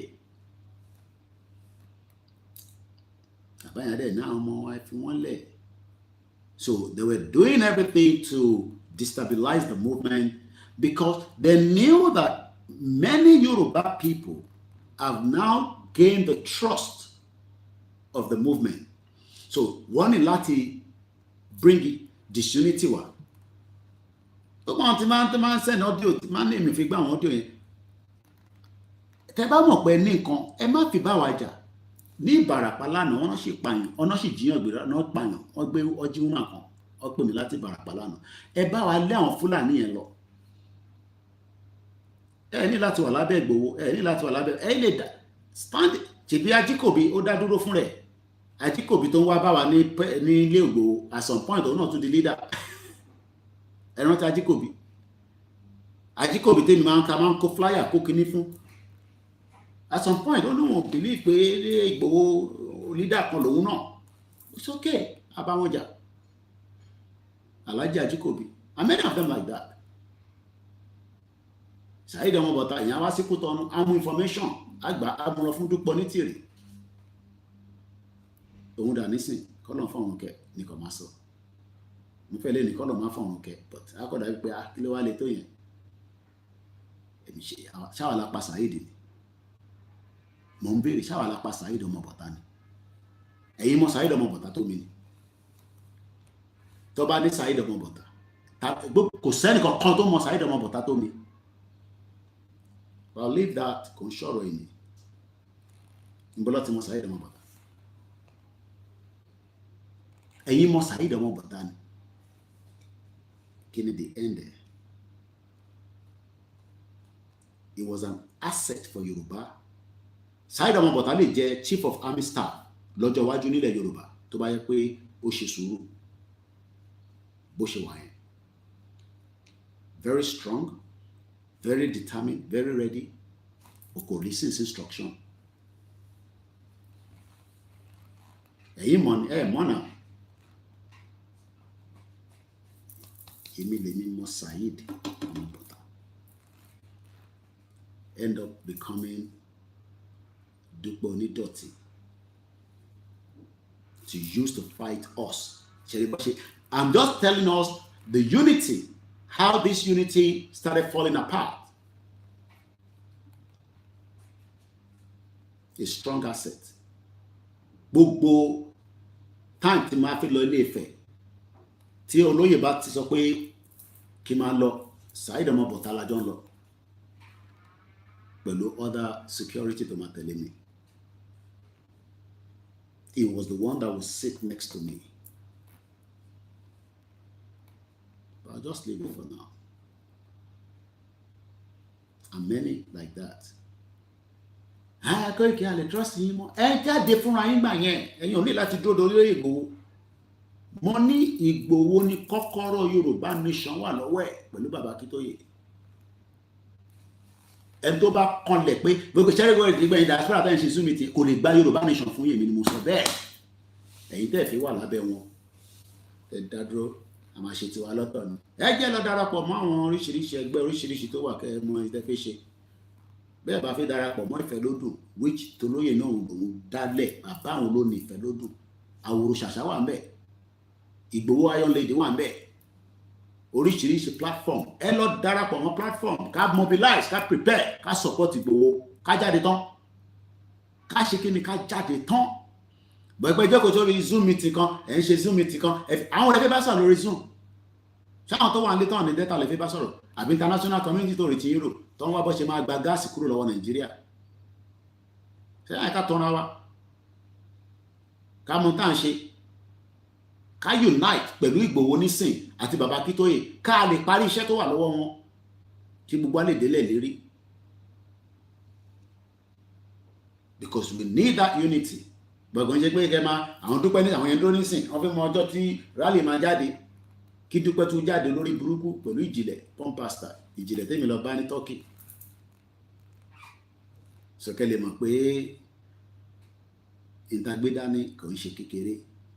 So Emola was trying to explain to us that the unity was destroyed, but we can rebuild it back with trust.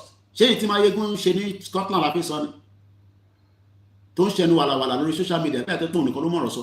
Ẹ̀yin tún ni tó sọ̀rọ̀ mọ̀, wọ́n bí dá kó sọ pá nípa Ìgbòho, máa jáde fún ilẹ̀.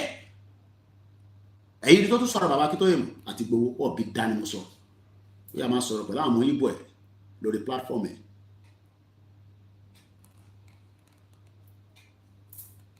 Máa egun tèmi fún ní pé ó yá continue máa lọ sórí platform. Tẹ́ àbá fún ní access pé kó lọ. Ibo ni Maureen Bádéjọgán wà nísìn gbogbo wọn. Mo náà wà ní last man standing gbogbo wọn wà. Máa egun tó lè kúrò tó lè wá láti Scotland kó wá sí Kútọ́ ní bó ṣe wà yẹn. Ọ̀tọ̀ ni kó máa sọ̀rọ̀ lórí social media, ọ̀tọ̀ ni kó wá prove ara ẹ pé wà nísàlẹ̀. Àwọn olè máa dẹ́rùbà. Adé tán kù díẹ̀. Ẹ jẹ́ kọ́ ní kí rally dé. Mo ní mi máa wà lára nǹkan jọ máa lédè rally. Òyìnbó wọ́n wá kó wa lẹ́rú. Mo ti dáhùn ibì kan tí mo rí orí mi gbaná ni pé àwọn òyìnbó Portuguese, àwọn tó ń kó wa ní John of Long, àwọn ọmọ 20, ìwọ 40, 30 wá dẹ́rù ń bẹ̀. Kí ló ń bẹ̀ lẹ́rù? Ayé coward? Kì í ṣe coward. So kí gbogbo wa ká mobilize. Mo ní kẹ́ kó wá sí mi ní bíbáyìí. À ń raṣọ à ń ṣe kìíní ẹ̀mọ̀ gan ní táìmì yẹn. Ẹni tó bá fi ṣaṣọkẹ́ kó fáwọn èèyàn. Ẹ bá kó fún wa bá yín pín fáwọn èèyàn. But fún mídíà mi, mo ní ìdòwó. That's all I'm buying. Ariwo mídíà mi nìkan because mo pariwo pé ẹ fún mi lówó kan. Ẹ wá ṣe bánà wá ṣe kìíní kan gbogbo yẹn 2021 àti gbọ́n nísìn. Wọ́n kó Yorùbá nation jẹ, àmọ́ èlò ló ń kó jẹ.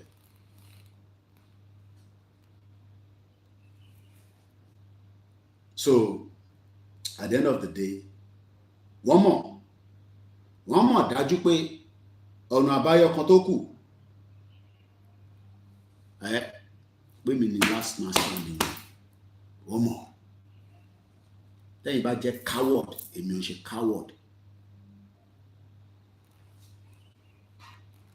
Torí ọmọ kan ni mí. Mo ní Ìjẹ̀bú máa ń tátán ni mo kí Ajagun. Àwọn ń ṣiṣẹ́ halfway ní movement yìí o. Ìjẹ̀bú ò ní ṣe halfway, Ondo gbọ́dọ̀ ṣe halfway, Èkìtì gbọ́dọ̀ ṣe halfway, Ọ̀ṣun gbọ́dọ̀ ṣe halfway, Kogi, Kwara, Lagos, Ọ̀yọ́ state, gbogbo wa gbọ́dọ̀ dìde. Ọmọ kan ni wá. Ọba ti lu aago kájáde ká mobilize. Mo kí gbogbo ẹ̀ tẹ́ ń bẹ ní Ìgbòho. Kájáde. That's all I can say. But the unity is very, very important. And people will infiltrate you because what in gbọ́ wọ́n mọ̀ pa máa jáde o, wọ́n mọ̀ pé Ìgbòho máa jáde. I won't say more than that. Wọ́n mọ̀ yẹn, but just leave that for now. Pé rally kan bọ̀ wọ́n mọ̀ pé kò ń ṣe pé tanu tí Koiki ti ń sọ yìí, wọ́n mọ̀ dájú pé ó máa ṣẹlẹ̀. Tí kò bá ṣẹlẹ̀ àní máa tẹnu mọ́, wọ́n mọ̀ pé ó máa ṣẹlẹ̀. Wọ́n mọ̀ bọ̀ ìtọ́ wa ni káàdẹ̀ dàlúrú. Ó bẹ́tà kájọ jókòó sórí round table ká yanjú ọ̀rọ̀ tó wà. Pé àníyanjú ọ̀rọ̀ tó wà lẹ́yìn ẹ fẹ́ lọ sí 2027 kájọ máa wòran. Kí gbogbo àjọ máa wòran. Bẹ́ẹ̀ ṣe ń ṣe campaign 2027 àwọn náà ṣe campaign Yorùbá nation. Gbogbo àjọ nílẹ̀ yẹn ni. Gbogbo wa lájọ nílẹ̀ Yorùbá. Fi gbé ṣàríà wá. ẹ fẹ́ destabilize ẹ̀sìn táwa ti ń ṣe nílẹ̀ Yorùbá. Mo dé mọ́ṣáláṣí kan nílùú yìí 1925 ni wọ́n kọ́ 1925 kò dẹ̀ sí ìlú tó ṣe ìṣẹ̀ṣe tó Benin Republic. Kí la wá gbé kí la jù gbẹnu lọ. Èyí fẹ́ gbé ṣàríà wá pẹ̀lú ṣẹ̀tánà ṣókótó tó ní kú síbi táṣù ẹ̀ wà bomb bastard. Ẹ fẹ́ gbé yẹn wá fi destabilize ilẹ̀ Yorùbá níbi táwa ti ń ṣẹ̀sìn gidi. 1925 ẹ máa fún yín méjì kò tí yà mo ṣe collate gbogbo iṣẹ́ tí mo ṣe lọ́wọ́. 1925 lọ kọ́ mọ́ṣáláṣí yẹn èmi ti débẹ̀ nílùú yìí ní Benin. 1925 ẹ lọ Google ẹ̀ kẹrin. Wọ́n dẹ̀ ń ṣe culture wọn wọ́n dẹ̀ pa culture wọn rẹ̀ so kí la wá gbé kí la jù. So why should we say because of Islam or Christianity can destroy culture wa? And that's exactly what they want. So I want ṣe coward o. Mo ti sọ fáwọn ìyàwó mi èmi ò ṣe coward. Mo ti sọ fáwọn ọmọ mi mo ń ṣe coward. Tẹ́yìn bá jẹ́ coward èmi ò kí ń ṣe coward Ìgbòho ò ṣe coward. Mo dẹ̀ mọ̀ pé gbogbo ọ̀ kí ń ṣe coward. Máa kí fi àkọ́kọ́ bẹ̀rù wa. Àwọn la fẹ́ máa bẹ̀rù. Tóyìnbó la fẹ́ máa bẹ̀rù ni. Àbáwọn olóṣèlú. So let's go back. Mo kí gbogbo alẹ́ nǹkan sí. Happy Sunday.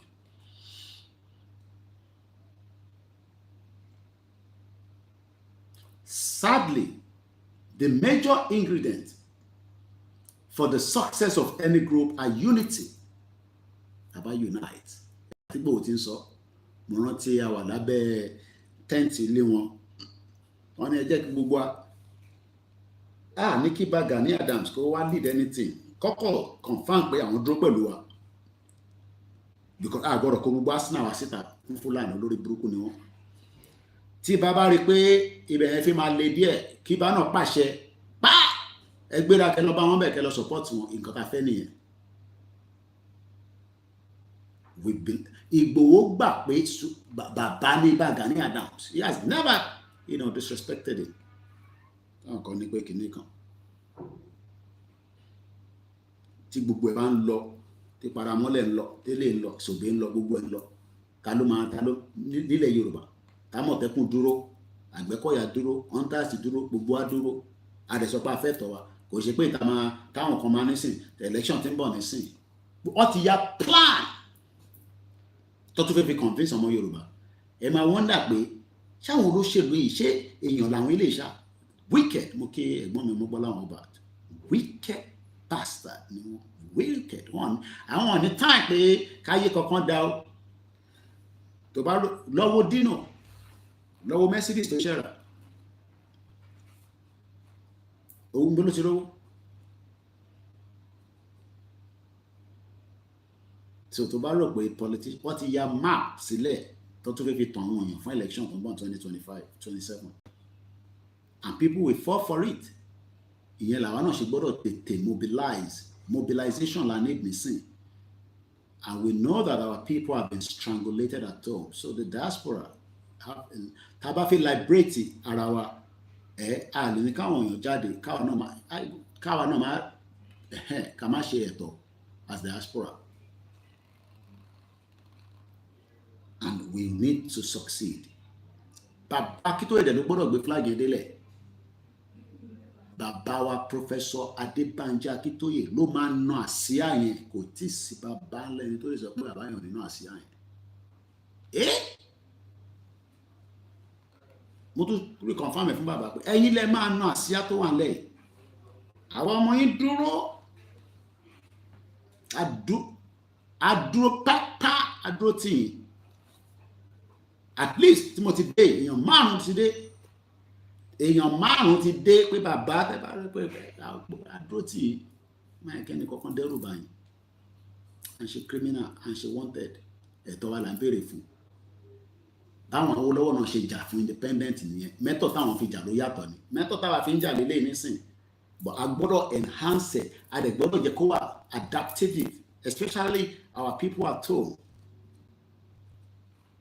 Mo kí Pastor Mo mo kí màmá mi lẹ́ẹ̀kan sí wọ́n á kí gbogbo àwọn oríṣiríṣi ẹgbẹ́ ẹ dúró ẹlòmí àdúrà nìkan ló mọ̀ ṣe ẹ má ṣẹ́rí táì tàfẹ́ wọnú ẹ̀yìn sí ẹ má gbẹnu kúrò nínú àdúrà ẹ̀yìn ṣàgbẹnu síbẹ̀ ẹ gbẹnu sí máìkì àdúrà ẹ fi tó kù sílẹ̀ ẹ̀yìn ṣàbàlá gbẹnu sí máìkì àdúrà bọ̀ kí àwọn sọ máa pé ká má jáde kíníkan àwọn ọ̀dàlá kan mo sọ fún ẹ má rí anything sí wa lọ́wọ́ yìí àtẹ̀tẹ̀ gbẹ́ kankan rárá ẹ má rí alákọ̀ọ́kan sí mi àti gbowó bàbá Akíntóyè àwọn náà ṣe Yorùbá nation gbogbo àti bá rí ẹ padà sọ́dọ̀ Ọlọ́run kẹsọ fún Ọlọ́run pé kó diffuse ẹ because ìyà ń jẹ wá tí ìlú òyìnbó bá sọ ẹ̀yìn ẹ pé mi ṣe wà báyìí tí Ọlọ́run mi ti sú mi màmá wa kan mo ṣe ń sọ̀rọ̀ wọn lánàá màmá àgbàlagbà ó dá wà nílé l'Amẹ́ríkà síkì sínú ilé ń bẹ̀ kàn tọ́jú wọn díẹ̀díẹ̀ tọ́ba ẹ̀kọ́ wà nílé wàá rí grandchildren wàá rí ilé ìfà ọ̀yà mọ́mì ṣé ẹ mọ̀ pé kíyàn wà nínú ilé depression ló pààyàn tó rí yàn kan bá sọ̀rọ̀ ìtàn pa ọ̀pọ̀lọpọ̀ nìyẹn depression ni so ó bẹ́tà tẹ̀gùn wọ́n sì lè nísìn ká fight ẹ̀tàn délẹ̀ mo kí Mr. Akin Ọ̀nàwọlé. Sadly, we lack this a great deal in our Yoruba struggle.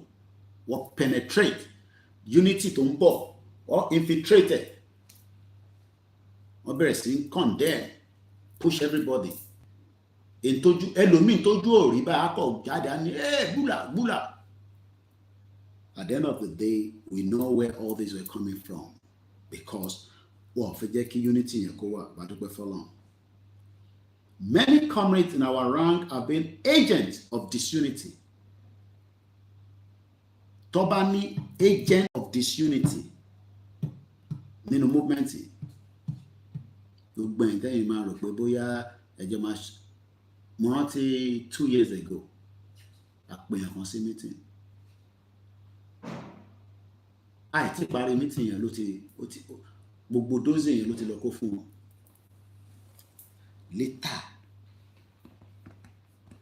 based on his comment alone comment ẹ̀ péré tí mo kà níbì kan pé àwọn èèyàn rẹ̀ ti pè mí máa pé ọ̀pọ̀ yóò sí lára wa mọ́ mo ní mo ṣe apolóyè padà pé ìjà àti sọ̀rọ̀ ságbọ̀n báyìí meeting kan la pè fún ìyẹn wá fi mọ̀ tó ń lọ ní movement wọ́n bọ̀ wá sọ fún yín tó bá yá yín ẹ wálé ẹ kúrò níbi tẹwà ẹ wálé ẹ wá mọ̀ tó ń lọ nínú movement bí a movement dàbí àkàrà tẹ̀bà abẹ́kọ̀ wọ́n dẹ̀ ń ta lójú ẹlẹ́gbà ó dẹ̀ lè ríra airport wọ́n ń ta freedom ní duty free bí duty free ṣe jẹ́ yẹn ọmọ tó ń pè ní duty free ó cheap ìyẹn làwọn ẹ̀ṣẹ̀ máa ra perfume wàrà wine wàrà chocolate wàrà bó ṣe jẹ́ duty free yẹn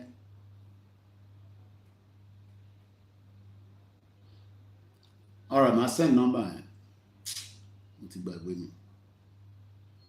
So many comrades in our ranks have been agents of disunity, sowing seed of discord. Níbo ni tẹ́lẹ̀ ọmọlógo wà nísìn? Mo lè dárúkọ at any time. Níbo ló wà nísìn?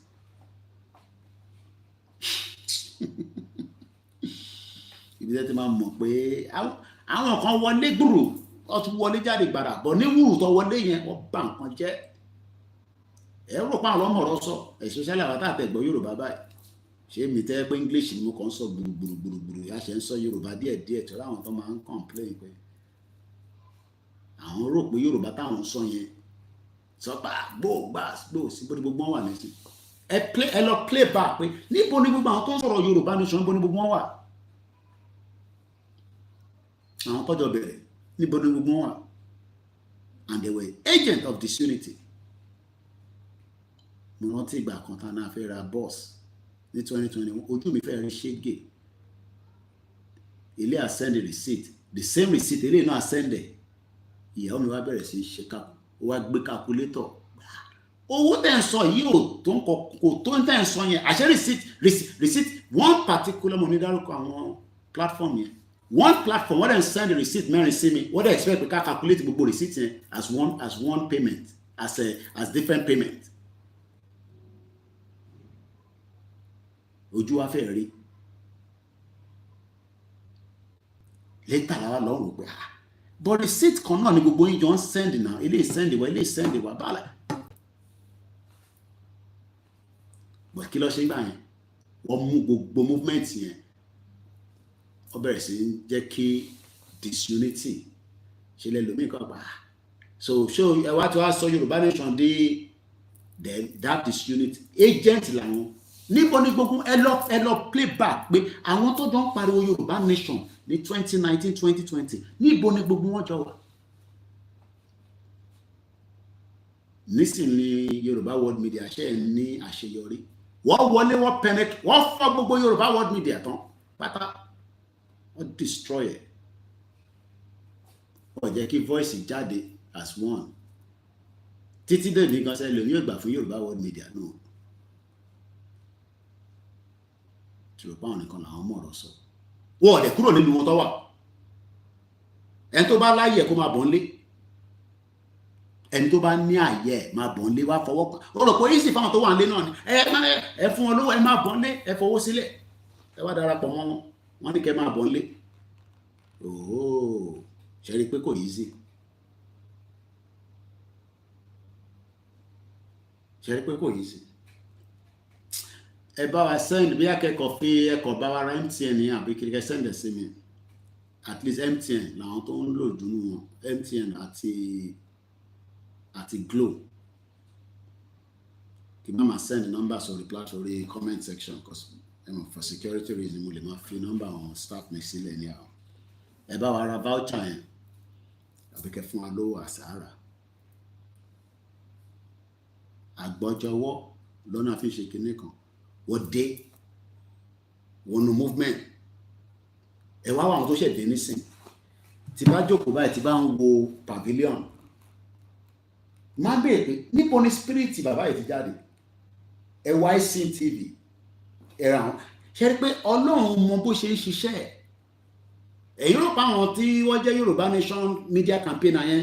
Àwọn yẹn ló máa gbogbo ọgbọ́n tí wọ́n ti agent ni gbogbo wọn. A mú ìjà tó necessary wá fa wá báyìí pọ̀ wọ́n báyìí tàbá báyìí gbó báyìí disunity ni because ojú kan lẹ́yìn kí gbogbo àmà sọ̀rọ̀ sí káàdẹ̀ máa gba instruction látọ̀dọ̀ bàbá Akíntóyè àti Ìgbòho ẹlòmíín kì sí tó kan pẹ̀lú nǹkan tí bàbá Akíntóyè ọkàn fi gbogbo yẹn fi bàbá Akíntóyè ọ̀fin ń ṣe camouflage àti Ìgbòho mú ní àjọ tó yẹ kí voice yẹn kó máa lọ ìwọ̀n gbẹ̀mí ṣe ń pariwo níbí kí tí wọn náà máa gbùgbù kí tí àwọn náà máa lọ gbùgbù kí ogun ẹ máa lọ at the end of the day níbo ni gbogbo wọn wà nísìn mo ní last man standing gbogbo yín ẹni tó bá tó bẹ́ẹ̀ máa bọ́ ń lé kájọ pàdé nínú rally tó bá ti announce rally kí gbogbo kájọ pàdé kájọ wà pẹ̀lú olóyè Ìgbòho tá bá jọ ọmọ ọkọ ká dúró tì ẹ̀gbọ́n kan pé mo ní Koiki ó ní tí ìdájà wa ta jẹ́ diaspora ta bá wálé ta tẹ̀lé Ìgbòho ṣé wọ́n apá gbogbo wa àtẹ̀tẹ̀ ní American passport ní British passport Canadian passport ẹ mọ̀ fáwọn country yẹn máa ẹ ti di egungun sí Nigeria government lọ́rùn ni irọ́ o Ìgbòho ni ká tì síwájú ẹ̀rí kó dábẹ́. If half of the diaspora can make it home kájọ wà pẹ̀lú Ìgbòho kí gbogbo àkájọ leader ká tẹ̀lé káwá wọn tó fi ṣẹlẹ̀. Kàkà bẹ́ẹ̀ Ìgbòho máa lọlé o Ìgbòho máa lọlé o Koiki má jẹ́ kí Ìgbòho lọ kí ẹ má pè wá pé kí Ìgbòho máa lọlé Ọlọ́run ló máa darí ẹ̀ ó máa lọlé kò ní lọlé èmi ò mọ̀ yẹn o bàbá wa ń já ní ìtẹ́mi mọ̀ nìyẹn bọ̀ tí Ìgbòho bá ti pè fún rálì èmi ń lọ fún rálì ní láti dúró Ìgbòho èmi ń bọ̀ fún rálì tèmi lèmi ń sọ o ẹni káwọn tó kù náà sọ bẹ́ẹ̀ àfẹ́ ẹgẹ́ nìkan kan jókòó sórí social media ẹjọ́ kájọ máa bọ̀ ń lé fọwọ́ káwọn tó wà ń lé káwọn tó fi ṣẹlẹ̀ ẹ̀rí pé dánwò ló bí yọ̀kẹ́rẹ́ social media ló easy láti jókòó máa pariwo pàfún ẹ máa bọ̀ ń lé Áfíríkà ló ń pe bí, Áfíríkà lè ní wà lọ́wọ́, Áfíríkà ló ń pe bí. Àwọn ọmọ ọlẹ́fẹ́ tì síwájú. Ẹ jẹ́ kí gbogbo wa jọ fọwọ́ kàn àwọn ọmọ yẹn, kí wọ́n mọ̀ pa serious. Tó bá jẹ́ pé wọ́n dànkan rú ni 2021 tèmi wá ní ká fi gbé gbogbo ẹ̀ dìde, ká fọwọ́ kún gbogbo wọn left and right. Ẹ fẹ́ kí George Akinola nìkan wà níwájú. Ẹ jẹ́ kájọ máa tẹ̀lé George Akinola, kájọ máa tẹ̀lé dé rally. Ká tẹ̀lé Ìyá Jagun. Ìyá Jagun ni ká tì síwájú.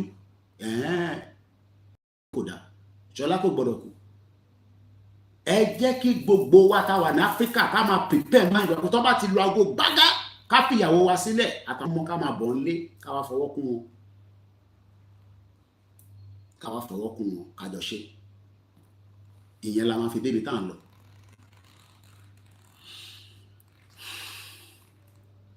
Many comrades in our ranks, ẹ gbọ́ bíbá ilé nǹkan sí, many kí ló ń pè ní comrade, àwa àtàná àjọ ń pariwo Yorùbá nation. Ẹlòmíì meeting tó bá wà yẹn, ní ráṣeyọrí kankan nínú meeting yẹn lè máa fi lọ. Agent ni, agent of disunity. Tó bá ní kó ṣe bí, ìgbà yẹn ló máa sọ pé náà èèyàn lẹ́ẹ̀ka kọ́kọ́ ti lọ bẹ̀rẹ̀. Agent of disunity. And when we have agent of disunity in the movement, mama pẹ́, because they will continue to expose us. Yẹ̀rì pé nígbà tó gbọ́n kankan mọ́ nísìn, yẹ̀rì pé kò sẹ́ni kankan tó ń ṣe blogging kankan mọ́. Àtọ̀sí ìtòlóyè sọ tó ló ti sọ̀rọ̀ kò. Ẹ tó bá ló ti sọ̀rọ̀ jù, ẹ máa kí fi ránṣẹ́ sí láàárọ̀ yìí. Ẹ̀yin ẹgbẹ́ sẹ́yìn sínú the same shoe pẹ̀lú olóyè náà. Kọ́ ti fìbọn fọ́rí, kọ́ ti pa yín dànù. Kẹ wá máa sọ pé ó sọ̀rọ̀ jù. Ẹ̀rí bá ṣe ìbéèrè náà ní Bísí Àkàndé sọ pé ọ̀pá Uncle Bọ́lá Ìgè, ọ̀pá Fúnṣọ́ Williams. Àti resolution tẹ̀ tó pa wọ́n. Àtẹ̀mọ̀ pé Babangida ló pa Délé Gíwá.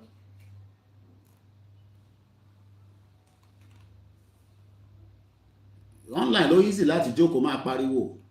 Tó bá ti pè fún rally kí gbogbo aká sọ̀kalẹ̀. Tí gbogbo wa bá sọ̀kalẹ̀ tó mọ̀ kí gbogbo wa ń sálẹ̀. Náà ọmọ yìí ti wọ́n ti unite. Bẹ̀yìn fẹ́ jókòó. Àbí? Many comrades in our ranks have been agents of disunity, sowing seeds of discord.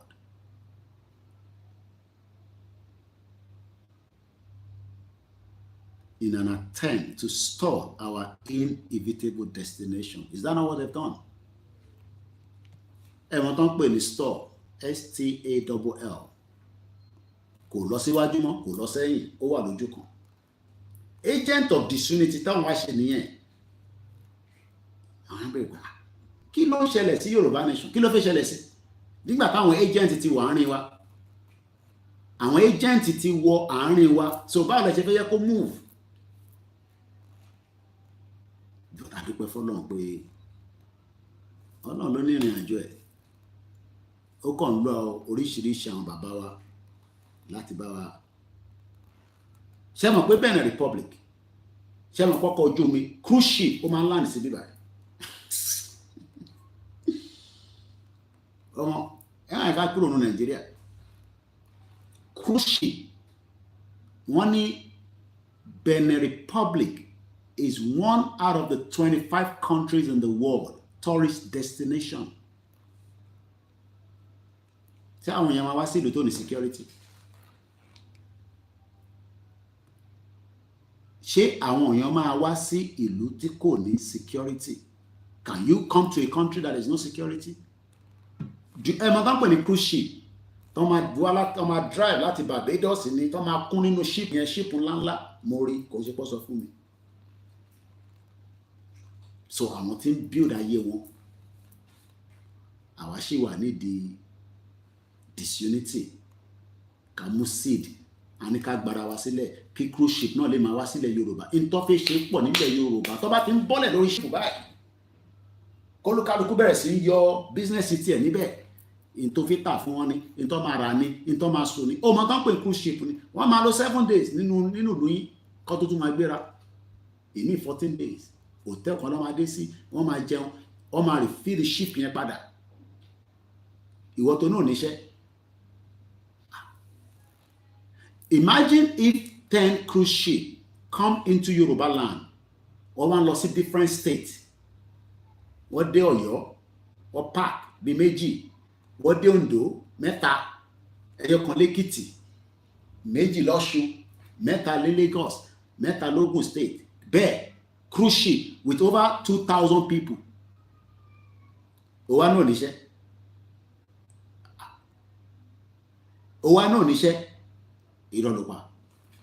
Ó ní lọ máa ṣàìsùn kankan ní church mọ́ tó náà wáṣẹ́.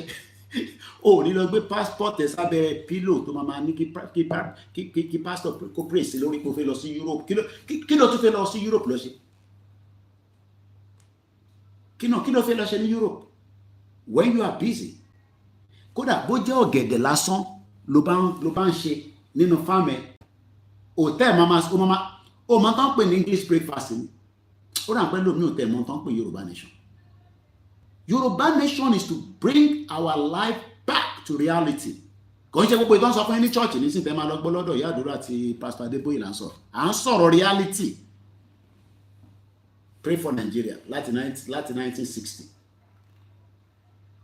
Ó máa tán pè ní cruise ship ni. Ó máa di tourist guide. Fún ọmọ apàṣù. Wàtẹ. Èdè ló máa bá wọn sọ. Wọ́n máa translate. Mo lọ síbi kan. Nígbà tí mo ní ṣé èdè lẹ máa fi bá mi sọ̀rọ̀. Mo gbọ́ English díẹ̀díẹ̀. He's a tourist guide. Mo ti release gbogbo fídíò yẹn.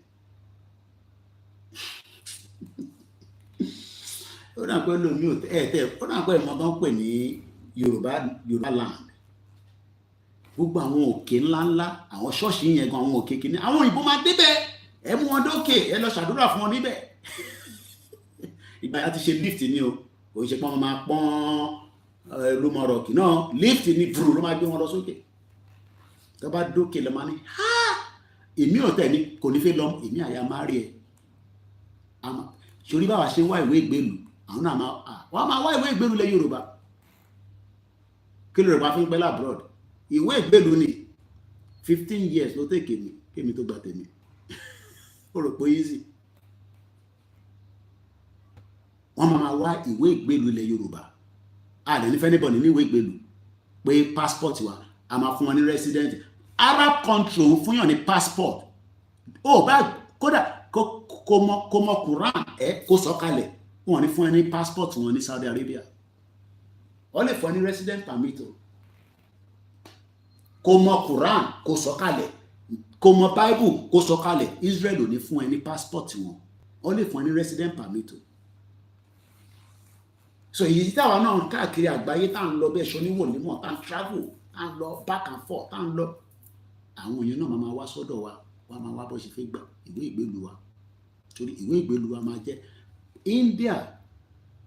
Modi ó ṣe kúrò l'Amẹ́ríkà ni. Wọ́n máa scale up business tie wọn pẹ̀lú America from $126 billion ó máa lọ sí $500 billion. No, kí ló rò pé máa ṣẹlẹ̀ ní India? Ibẹ̀ ni wọ́n máa ti máa lọ ṣiṣẹ́ ní tó bá careful. Wà end up in the factory ní India. Wà máa ṣiṣẹ́ nínú factory. Ìtọ́ ẹ̀ka wà náà máa ṣiṣẹ́ nínú factory nílẹ̀ Yorùbá. Torí Nàìjíríà ò ní produce factory kankan fún yín. It's a shit hole country. Gbogbo tá à ń sọ lélẹ̀. Because if they are scaling up from 126 billion lọ sí 500 billion, that means they need a lot of product. America is a consumer. Àwọn consumer ni. So wọ́n gbọ́dọ̀ máa feed wọn. Ṣòro gẹ̀dẹ̀ yìí nísìn. Tó bá jẹ́ pé ibi tá a ṣe dáadáa ni, ó yẹ kó máa dé UK. Plane ni, láti kó sínú plane máa tútù. Píá ó máa dé kíní. Tí ó bá ti wà nínú plane, bọ́dẹ̀ ship náà ni tó ń gbé bọ̀. Ship tó ti wà refrigerated. A ní farm. Ní kí ló ń pè ibi tó ń store àwọn nǹkan sí. Heat ti pọ̀ jù l'Áfíríkà. So need the cooling immediately. Nǹkan tẹ́ bá ti kó jáde nínú farm, ẹ gbọ́dọ̀ tètè ṣe kí ni mọ̀ tẹ́ fẹ́ ṣe sí. Ẹ máa reproduce ẹni ẹ máa kó sínú whatever cooling, to preserve them, because Africa gbọ̀ngàn preserving. Ó tẹ̀ ní kọ̀ọ̀kan tó tún lórúkọ kan tó máa ń pè irú ìtọ́nà ṣe sí kúrò táwọn kan ní Koiki má da gọ́vnà yín lóhùn, irọ́ ló pa. Àwọn gọ́vnà náà máa ṣe something like silos. Èyí tá máa tètè preserve, èyí tá máa produce, tá máa ṣe this, tá máa ṣe that. We will be too busy, silos. We will be too busy to have time for rubbish. Ayé máa ṣe fàájì lọ. Ìyẹn dí fàájì wa dúró, ìyẹn dí pé ó fẹ́ gbádùn. Like I said, wà á ti dé sí London látijọ́ Friday, wà á kọ́ ṣeré lọ sí Paris, wà á wá padà wá wo football Man U lẹ́ni nísìn. Mọ̀ pé olóyè ìgbò àwọn Man U nìyẹn. Bí wọn polóyè lágo 4 àbọ̀ ní gẹ́tẹ̀ léde àfi tó bá ó jẹ́ àwọn àjámi àwọn football lẹ́ni wà wá wo live football ní Tottenham, because àgbẹ̀ níyẹn olówó lọ́wọ́. Ó nídìí èèyàn kankan tó ṣe máa bẹ́ẹ̀ sanwó pé ó fẹ́ lọ sí Mẹ́kà, ìwọ ló máa fowó ara ṣe. Ó nídìí kan bẹ́ẹ̀ wá Mẹ́kà, ẹ bá wá lájì, ẹ bá wá Mẹ́kà, èmi náà fẹ́ lọ Mẹ́kà. Èyí táwọn olóṣèlú fi ń tàn yìí. Ó yá a máa fún local government ní Mẹ́kà 5, a máa fún àwọn ilé ní 6. Nígbà tó bá make owó tó ń paṣu tó ń make owó, kí ló nídìí olóṣèlú fún tó sọ fún avocado ní sìn wà máa fi ṣoríṣiríṣi. Many things like that. But if you think that it would happen in Nigeria, I'm to 12 down. But in 4 hours, so I just keep it 4 hours so that come out of so I can go and do other things that I have to do as well. I continue now to support you. No matter how small, a support you are very, very important. The teams are ready to work. I am ready to work. I will be on the ground for the rally, personally. Now, we got to pass London and see. If you get, we're not only announced, but basic things for our production. That's all I will say. And all about it, bless our no. So let's read this up quickly. However, even after all this problem, changes are coming with this movement. And what my file is left for phone call. So I tell Lori Koikimedia to do I switch the phone. But since I put motion the phone, can come and check with minister agba call. But tabati ready agba call. But when to need account number me ebere. And to need it, and also the website to Koikimedia eba a support to every little help. We're pleading, we're begging. However, the dynamic is changing rapidly, and our people are beginning to see the need to work together. Imagine, for example, tó bá ń ṣe pé máa egún náà fi máa dá ṣe tiẹ̀, èyí tó wà ní Scotland, òun náà fi di bàbá, kò lè wálé bó ṣe wà yẹn. Tó bá wálé, òun náà lè wálé, kò lè wálé anyhow. Because so kódà òun wọ́n nídìí pé ká gba country Yoruba nation, kò lè wálé bó ṣe wà yẹn. Bolo yóò ṣe lè lọlé náà lòun náà ṣe lè lọlé. Àbẹ́mọ̀. Kò lè lọlé, ọ̀rọ̀ tó ń sọ ti heavy jù fáwọn politician wọ́n lè stand there. We might not agree with everything he's saying, but he's doing a fantastic job. But kò fẹ́ láì pẹ̀lú Bàbá Akíntóyè. Ẹ tó jáde tó bú Bàbá Akíntóyè. Dó bàbá ọ̀tẹ̀ ìbínú sí náà. Bàbá ti gbà pé ọmọ àwọn ni gbogbo yín. Àti tutọ́ sí bàbá yẹn lára. Àti dọ̀dọ̀ sí bàbá yẹn lára. Bàbá yẹn gbà tí mo rí bàbá ní ọmọ mi ni gbogbo wọn. But then imagine tó bá yẹ kó wà line. Òun náà fi ṣe Yorùbá unity kìíní kan. Òun náà fi dá ṣe tiẹ̀. Okay, èyí tó wọ́n fẹ́ ṣe yẹn bó ló máa gbédé. Àtẹ̀yìn tẹ̀ ń support ẹ̀, níbo lẹ fẹ́ gbédé? Okay, kọ́ máa fi create awareness. Okay. Ẹ máa lọ donate rice àtẹ̀bà àti gúgúrú àtẹ̀pà fáwọn èèyàn. Ìyẹn máa rán lẹ Yorùbá. Kò kún foundation mo sọ kò tí láti ọjọ́ tó ti ń ṣe foundation ẹ̀ kò tí gbédé Jẹ̀bú tí mo rí. Mo ti rí pé tẹ̀tí lọ Kwara rẹ̀. But èmi ò rí kó lọ Ìjẹ̀bú Òde pé ẹgbà rice ń bẹ̀yẹn ẹgbà magi ń bẹ̀yẹn. Government la need. We need a true government that will work for the people. So, but ṣé Máyégún ready láti work pẹ̀lú wa? I don't think so. Àwọn kan ti ní ká lọ ká bá sọ̀rọ̀, mi lè fẹ́ bá sọ. ọmọ kékeré ni kò lóko nídìí àgbàlagbà nínà he knows his right and wrong bọ́ fẹ́ dá ṣe tiẹ̀ káwá dá gbogbo owó ilẹ̀ Yorùbá sí lọ́wọ́ ní tóun fẹ́ nìyẹn èmi gan tí mo jẹ́ ọmọ Yorùbá gan mo gbọ́dọ̀ jáde kí sọ pé káwá dá gbogbo owó Yorùbá sí lọ́wọ́ olè ní ọmọ yìí Koiki ó sì máa dáwó Yorùbá gbogbo ilẹ̀ Yorùbá owó tá à ń gbà kọ́ da sóhun nìkan lọ́wọ́ ìyí tó fàjà nìyẹn tó bá bíbà bẹ́ẹ̀ dáa ni wọ́n sọ kó jáde kó tún sọ̀rọ̀ sí Ìgbòho máa bá wọn kan lẹ̀ lórí social media á mọ̀ pọ̀ ọmọ Ìjẹ̀bú gidi nìyí náà idiot bọ̀ṣọ́ rẹ́dì láti ṣiṣẹ́ pẹ̀lú wa ẹ imagine bọ̀ rẹ́dì láti ṣiṣẹ́ fáwọn ọmọ Ìgbò àwọn tó ń sanwó ẹ̀ nìyẹn ọ̀pọ̀ bẹ́ẹ̀ àtàwọn tó ń jẹ́ pé wọ́n tẹ̀ ṣe Yorùbá nation tó ní platforms they're not interested they lè resolve gbogbo problem tó wà ní Nàìjíríà àfi tá a bá gba country so èyí tẹ́ wà against ẹ̀ ó bẹ́tà kẹ́ ẹ̀ line pẹ̀lú gbogbo wa kí gbogbo wa jọ push kájọ béèrè fún right wa bọ́ èyí fẹ́ máa ṣe program tí kò sí kankan pẹ́ fi Nigerian problem cannot be resolved ṣòwò rẹ̀ gan tó bẹ́ẹ̀ kó náà fi resolve Nigerian problem. But however, the dynamic is changing rapidly and our people are beginning to see the need to work together. We got to work together. We are not going to agree, but we got to work together to make sure that we deliver ourselves out of the bondage. Because bondage in Nigeria, bondage. Even the Holy Bible says that a house that is divided against itself cannot stand. And this is why the enemy is employing these tactics to derail our goal.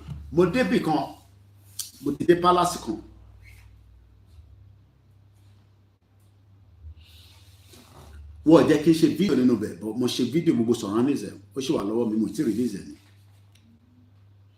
Bàbá yẹn wá ń sá fún wa nígbà táwa nù bẹ́ẹ̀ pé ṣé mo rí aláǹgbá yẹn ó ń fi èdè sọ̀rọ̀ pé ṣé mo rí aláǹgbá tí ó yà sára lẹ̀kùn yẹn pé aláǹgbá tó gírí bá lanu aráyè pìkínni a penetrate oríṣiríṣi animals ló wà lára lẹ̀kùn yẹn ó sọ iṣẹ́ tí tortoise ṣe èyí táwọn ọba yẹn máa ń lò láyé àtijọ́. So working together is very, very unique to achieve our dreams. But that about work together, more difficult. And I pray and I hope that this 2025, actually in the beginning, in February last year, the quicker about work together, listen, the more we can see the tunnel. Àti sọ̀rọ̀ nípa disunity àti kúrò níbẹ̀, but working together now ní kò ṣe pé wà ní group kẹ́ máa sọ lè dá ṣe ni mo sọ fún yín kò possible. Ìgbòho gan náà wọ́n lè dá ṣe ó ní ìdí gbogbo wa àgbọ́dọ̀ fún ní support àti bàbá Akíntóyè. Now that the liberation struggle is back on the track, we are back on the track, fully back on the track. I am Mek Baba Akíntóyè. We are back on the track, fully back on the track, and we pray to the gods of Yoruba land that nothing will derail it again. One more party on the back on the track, and that's why the politicians are preparing, and their plan is already been sent to me. Now that the liberation struggle is back on the track, the importance of taking the path of unity cannot be overemphasized. The importance of unity. Àjọṣepọ̀. Kò ń ṣe nǹkan tá lè fi ṣeré mọ́ nísìn. Very, very important. It is the foundation on which all our work must be based. Gbogbo akitiyan wa pátá ó gbọ́dọ̀ wà lábẹ́, unity wa. Otherwise, we will find ourselves back where we started all these years ago. Ọlọ́run jẹ́ ká rí, àyípadà. Mo kí Mr. Femi Juju music. When Imayegun Vere seems anti-Yoruba and pro-Igbo, Igbos are paying his money. The dodo, deluded fake Ijebu boy.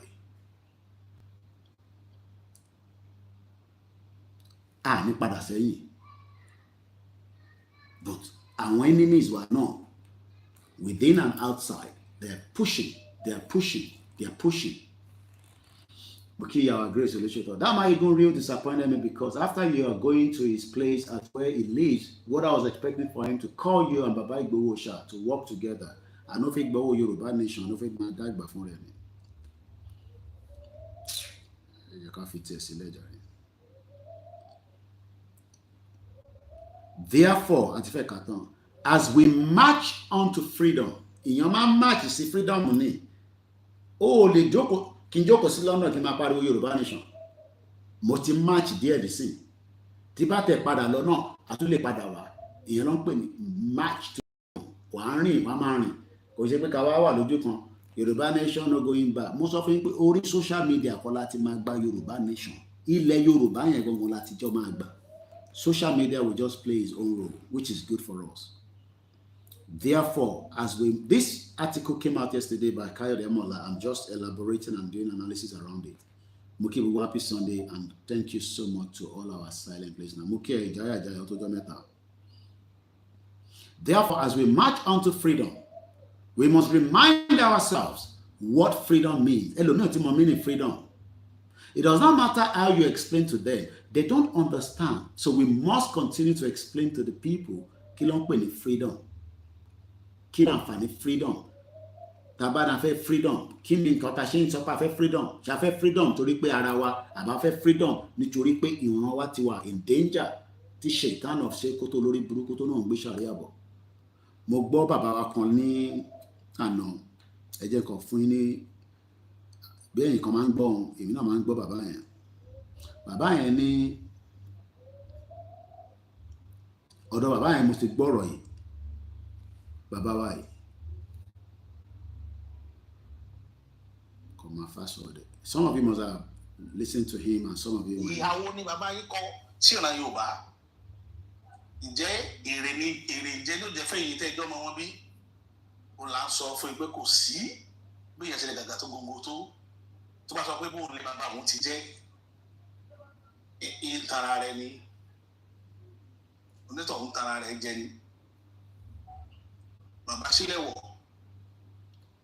bàbá ṣe dáadáa bàbá ti sílẹ̀ wọ̀ báyìí ó kà wọn pẹ̀lú àwọn ará ilẹ̀ ó kà wọn pẹ̀lú Elédùmarè ní táwọn ọmọ wọn fi ilẹ̀ lénìí ní lẹ́gẹ́sì táwọn ọmọ wọn bá lọ for life nítorí tó lè mú ìrọ̀rùn dání ní káwọn ọmọ wọn sọ fún àwọn fẹ́ gbé bá kankan nílẹ̀ Yorùbá tọ́ra àwọn èèyàn ò fẹ́ yé bàbá wọn san wọn èyí tí bàbá wọn fi gbélé Yorùbá jẹ wọn fi san wọn. Bàbá yìí ò ṣe dáadáa o kọjá parọ́tà ìjẹ́ sí ìran Yorùbá ó lè ṣe dáadáa lágboolé yín bọ̀ sí ìran Yorùbá bàbá yìí ò ṣe dáadáa ààrá kò lè rírí ìtàn rere nípa bàbá yìí àwọn tó ń jọjọ́ sà. Èyí tí mo fẹ́ fà ń pé ẹnu bàbá yìí mo ti gbọ́ pé wọ́n ní wọ́n fẹ́ ṣe ṣàríà àdẹ̀ náà fẹ́ ṣàríà wọ́n ní ẹ ṣàríà táwọn bá ṣe fún muslim nìkan ni kò sí kankan bàbá yìí ló wá fẹ́ kí gbọ́ lọ́dọ̀ wọn pé ṣé muslim ni Deborah kí lẹ fi sharia pa Deborah fún? Why did you use sharia to kill Deborah? Because Deborah was a Christian. Àṣà àti ìṣe ìlú Yorùbá ni bàbá náà orúkọ wọn yẹn mo wá mọ orúkọ wọn ń bọ̀ fẹ́ òbí orúkọ wà nínú ìsàlẹ̀ fídíò wọn ẹ já lọ sórí péjì wọn. But he does a lot of videos and it's good, you know, ilé lọ́sọ̀rọ̀ nípa Sharia. Níbi tá a bá dé báyìí kò ṣeé fojú kékeré wò mọ́ ó ti di pé ojúlala kan fi sọrí olóhùn alẹ́ báyìí. Àṣà àti ìṣe ìlú ni orúkọ tó sì wá di ọ̀rọ̀ yẹn ọ̀rọ̀ òṣèlú ti wà ń bẹ̀ o. Ẹ̀gbọ́n ti Sharia tó sọ lélẹ̀. Torí ẹ̀ táwọn kan máa ń kọ́mẹ́ǹtì sábẹ́ post wa pé a máa ń pa òṣèlú ẹ̀rín máa ń gbé mi ni màá máa rẹ́rìn. Bàbá ẹ̀ ó náwọn àtìyàwó òun fẹ́ jà nígbà pé òun sọ fún Tinubu máa ṣe dáadáa ó ti call attention sí pé Tinubu ò lè ṣe dáadáa láíláí. Analysis wọn ẹ̀ rí pé a ní àwọn tó ní làákàyè tó ní ìmọ̀.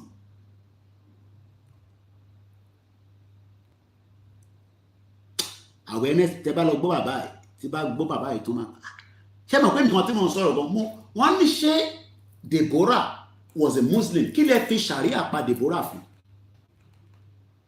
Okay, Deborah committed a crime against Muhammad. Okay, agreed. Why not take him to the normal court? Why use Sharia to determine a life? Because you cannot create the life. Shaitan of Sokoto kókó ní ṣoríire. Mo tẹ̀ dúpẹ́ pé àwọn Yorùbá ti jáde pé àwọn làwọn máa sọ ẹ má dúró de Shaitan kọ́kọ́ pé kó sọ fún yín pé ìgbà báyìí làwẹ̀ máa bẹ̀rẹ̀ ìgbà báyìí làwẹ̀ máa tán kí ni kàn wá pẹ̀lú Sokoto gẹ́gẹ́ bí ilẹ̀ Yorùbá ni. Gbogbo ẹ̀yin tẹ́ jẹ́ àgbàlagbà tẹ́ mọ̀ nípa Islam nílẹ̀ Yorùbá ẹ ní ká fún àwa ní date káwa ta fi gbàwẹ̀ àwọn tá àdẹ̀gbà ká máa jọ̀sán ká kọ́ máa make sure pé àfòróró sẹ́nu lálẹ́ ni. Àwa ò mọ̀ ń pa òṣèlú adẹ̀ ti wà ń bẹ̀. Mo kí Bishop Adéṣe mo kí gbogbo ẹ̀yin àgbàlagbà ẹ̀yin àti ẹ̀tí wọn pé àgbúrò Koiki ṣé kò sí àlàáfíà mo wà kò séwu rárá tí bá go quiet like I said èmi náà ní other things that I'm doing, you know, putting things together. So tẹ́ bá rí mi lórí live kò mí pé mo ti sọnù but mo dúpẹ́ pé àlàáfíà la wà but bí ṣe sọ owó la need owó kò sówó tó wá kéré 5,000 èmi ò ní jókòó sí London tó bá ń pariwo Yorùbá nation fúnra ní èmi ń bọ̀ nílé o ṣèrànwọ́ mi lọ́wọ́ èmi ò sọ tẹ́lẹ̀ lómi o èmi lèmi sọ èmi Ọláyọmí Kóìkì Ọmọjẹ̀bú-Òde mo ti dé tán pẹ́ Ìgbòho gan bá dé mi gan tó bá tàti pè fúnra lèmi lọ́ntèmi nìyẹn Ìgbòho wa máa bá wa lẹ́nu ẹ̀ a ní láti dúró dé Ìgbòho gbogbo wa ṣàlápẹ́dá wa ní Ìgbòho wa máa bá wa lẹ́nu rálì káwa jáde kí Ìgbòho gan bá ti àná káwa jáde kí Ìgbòho gan máa wà láti jáde pé àmọ́ Yorùbá rẹ́dì kí gbogbo wa ká wọ̀ gbòòrò àbànkan jẹ́ àdẹ̀dàlúrú káwá wo bí wọ́n fẹ́ pa gbogbo wa bí ilẹ̀ Yorùbá wá jẹ́ kí gbogbo wọn àwọn tó pa wá yẹn wá jẹ́ kó ṣì survive ẹ gbọ́ bàbá ilé nǹkan sí mo ní lè play gbogbo fídíò wọn ẹ gbọ́ analysis bàbá ẹ̀ mo ní Yorùbá ló ní brain power kò síbi táwà lágbàáyé tí mo ní mo pàdé àwọn ọmọ Yorùbá kan àwọn girls kan ní ìlú kan tí mo ní sọ fún yín mo ní kílẹ̀ tó wá ṣe níbí báyìí wọ́n ní we are studying here studying here wọ́n náà mọ Èkìtì làwọn pretty fine Yorùbá girls mo wò wọ́n rẹ̀ gba nọ́mbà ọ̀kẹ́mi ti láwọn ìyàwó tèmi so ẹ máa rò pé bóyá but fine girls wọ́n yàn sọ Yorùbá náà mo ní báwo lẹ ṣe dá mi wọ́n are you not Yorùbá nation ẹ̀ dábẹ́ bọ́n mo wọ́ṣọ Yorùbá nation náà wọ́n ní kò má tà wọ́n ní Yorùbá nation how do you know wọ́n we watch all the time on YouTube àwọn ọjọ́ ọ̀la tá à ń jà fún níyàn tẹ́nìkan a ní ká parí ọ̀rọ̀ tó wà nílẹ̀ yìí ká parí ẹ̀ lórí round table tó bá dẹ̀ gbà lórí round table ká bọ́ sórí M1 káwọn ẹni tó máa gbádùn ẹ̀ gas pipeline mo máa débẹ̀ even though mo ti ṣe 4 hours program ti pẹ́ gan nísìn àti wà for 4 hours láti jókòó báyìí nísìn ẹ̀yin náà jókòó 4 hours ẹlòmíì gan ṣọ́ọ̀ṣì náà níbi táwa ẹ̀ ṣáà ń ṣe 6 hours náà ní ṣọ́ọ̀ṣì mo fẹ́ ka gas pipeline mo fẹ́ ká kọ̀ gbọ́dọ̀ bàbá ìdánilẹ̀ díẹ̀ sí àti bó ṣe lọ ẹ jẹ́ fast forward mo róye tí mo jẹ́ òun sọ fún mi pé mi jókòó sí di àṣà ẹ máa gbọ́ báyìí ọ̀rọ̀ jágbájágbá mo débì kan mo ní dárúkọ bẹ̀rẹ̀ nísìn torí mo ti complete mission mi tán níbẹ̀ church wà níbí báyìí ìṣẹ̀ṣe wọn bíi temple wọn kan wà níbí báyìí wọ́n ní gbà yín láéláé nílẹ̀ Haúsá ṣe wọn pé bẹ́ẹ̀ ni wọ́n ṣe ní culture wọn preserved and they don't joke with it but I don't want to give too much because mo ti parí documentary mi tán níbẹ̀ yẹn tí bá parí ẹ̀ rí mo wo Catholic church yẹn báyìí mo wo bẹ̀rẹ̀ báyìí wọ́n ní tó ṣe ń pè ní pé ilẹ̀ àwọn Yorùbá la ní mo ní mo ti dé mọ́ṣáláṣí náà níbí báyìí 1925 ni first mọ́ṣáláṣí tó kọ́ sí ìlú yìí 1925 mo débẹ̀ mo lè release picture yẹn ní since mo ti mention ẹ̀ mo wá wo mọ́ṣáláṣí yẹn báyìí mo wá àwọn tó wà wájú ẹ̀ báyìí mo ń rẹ́rìn pé Yoruba people are beautiful people. Ṣé tó ń bára wọn jà. Àdájì lọ kírun, àwọn ilé ìṣe tí wọn olúkálùkù ń ṣe tiẹ̀. Àwọn olùṣe wá fẹ́ gbé ṣàríà wọlé. Ẹ mọ̀ pé tó bá ti gbé ṣàríà wọlé. Tá bá ti gbé ṣàríà wọlé. Or tí gbé ṣàríà dé gan sef, a wà ní problem. Ẹ tún wá ní kó gbé ṣàríà. Mo tẹ̀ dúpẹ́ pé wọ́n ní àwọn gọ́vnà ti ní no ṣàríà. UK gan sef. Pagan ń ṣe tiẹ̀ báyìí. Àwọn náà ní ṣọ́ọ̀ṣì tí wọ́n, pagan church. Ṣọ́ọ̀ṣì ń ṣe tiẹ̀ báyìí. Ẹ lọ sí Datin lẹ́ni Sunday. Datin fẹ́ràn tó wà ní London ọmọ mi tí mo sọ yẹn. Mọ́ṣáláṣí ń ṣe tiẹ̀, ṣọ́ọ̀ṣì ń ṣe tiẹ̀, Celestial ń ṣe tiẹ̀, ilé iṣẹ́ ṣe tiẹ̀, olúkálùkù ń ṣe tiwọn. Kò sẹ́ni kankan. Kódà parking wọn respect ara wọn. Kò sẹ́ni kankan tó ń tutọ́ sí wọn lára. Mo dé mosque 1925 lọ́kọ́ mọ́ṣáláṣí yẹn. Wọ́n ti kọ́ tuntun ẹ̀. But structure building yẹn ti 1925 wọ́n sì dá dúró. Wọ́n wò báyìí títí àwọn ni. Mo ní táwọn Fúlàní fi bà nǹkan jẹ́ nílẹ̀ Yorùbá. Kò tá bá ti tolerate wọn. Àníṣẹ́ nìtẹ̀. Mo lè kí àwọn team mi tàjọ ń ṣiṣẹ́ náà. Ẹ support ni mo bẹ̀yẹ jọ. Bàbá mi Abíọ́dún Monday, we need money, you know. Àwọn kan mi tàbá ti show yẹn náà rí pa. I try. You know. Mo dúpẹ́. Ẹ jẹ́ gbọ́ bàbá ìsílẹ̀ nǹkan sí.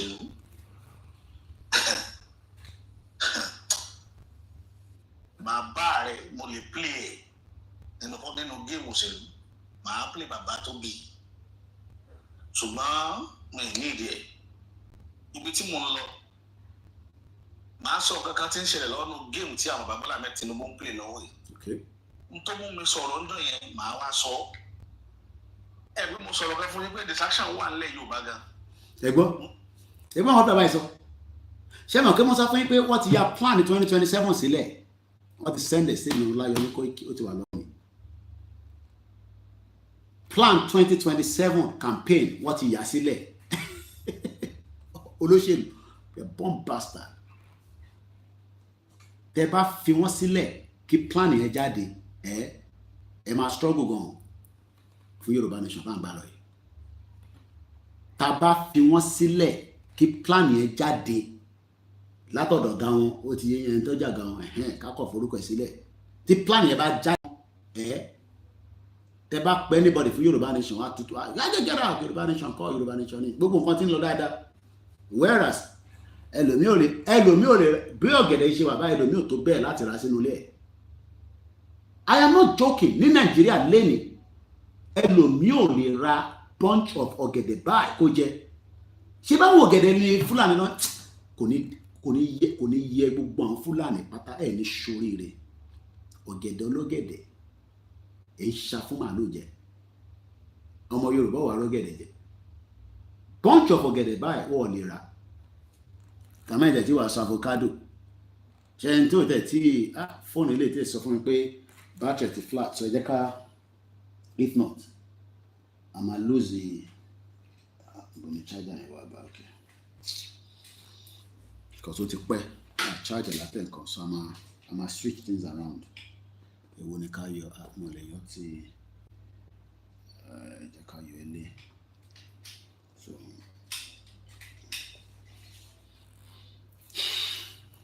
all right, let's move this one here. So can move ilé wá sí charge ilé. Nàìjíríà làwọn èèyàn níná. Àwọn ìlú kéékèèké gan tó wà láfíríkà gan wọ́n níná. Ìlú òfò.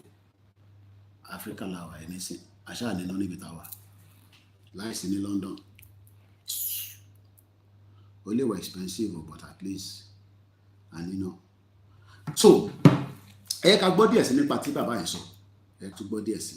Wọ́n máa gbé àwọn kankan wá rán dáradára tí wọ́n ní jẹ́ kí ẹ ráyè gbọ́. Distraction. Ṣé mo distraction ló lọ́wọ́ nísìn? Two-Face fẹ́ Natasha. Kí ni kan ayé ìtawà pẹ̀lú yẹn? Ìdòwú ẹni afẹ́ mo kí ẹ. Bàbá mi Ọlábọ̀dé mo kí yín. We need to go against any political ọmọ Yorùbá. Be you Tinubu, we must not wait till 2027 before we pull out. Kí ló ṣe lẹ́kẹ̀ẹ́? kí ló ṣe lè tó kú nísìn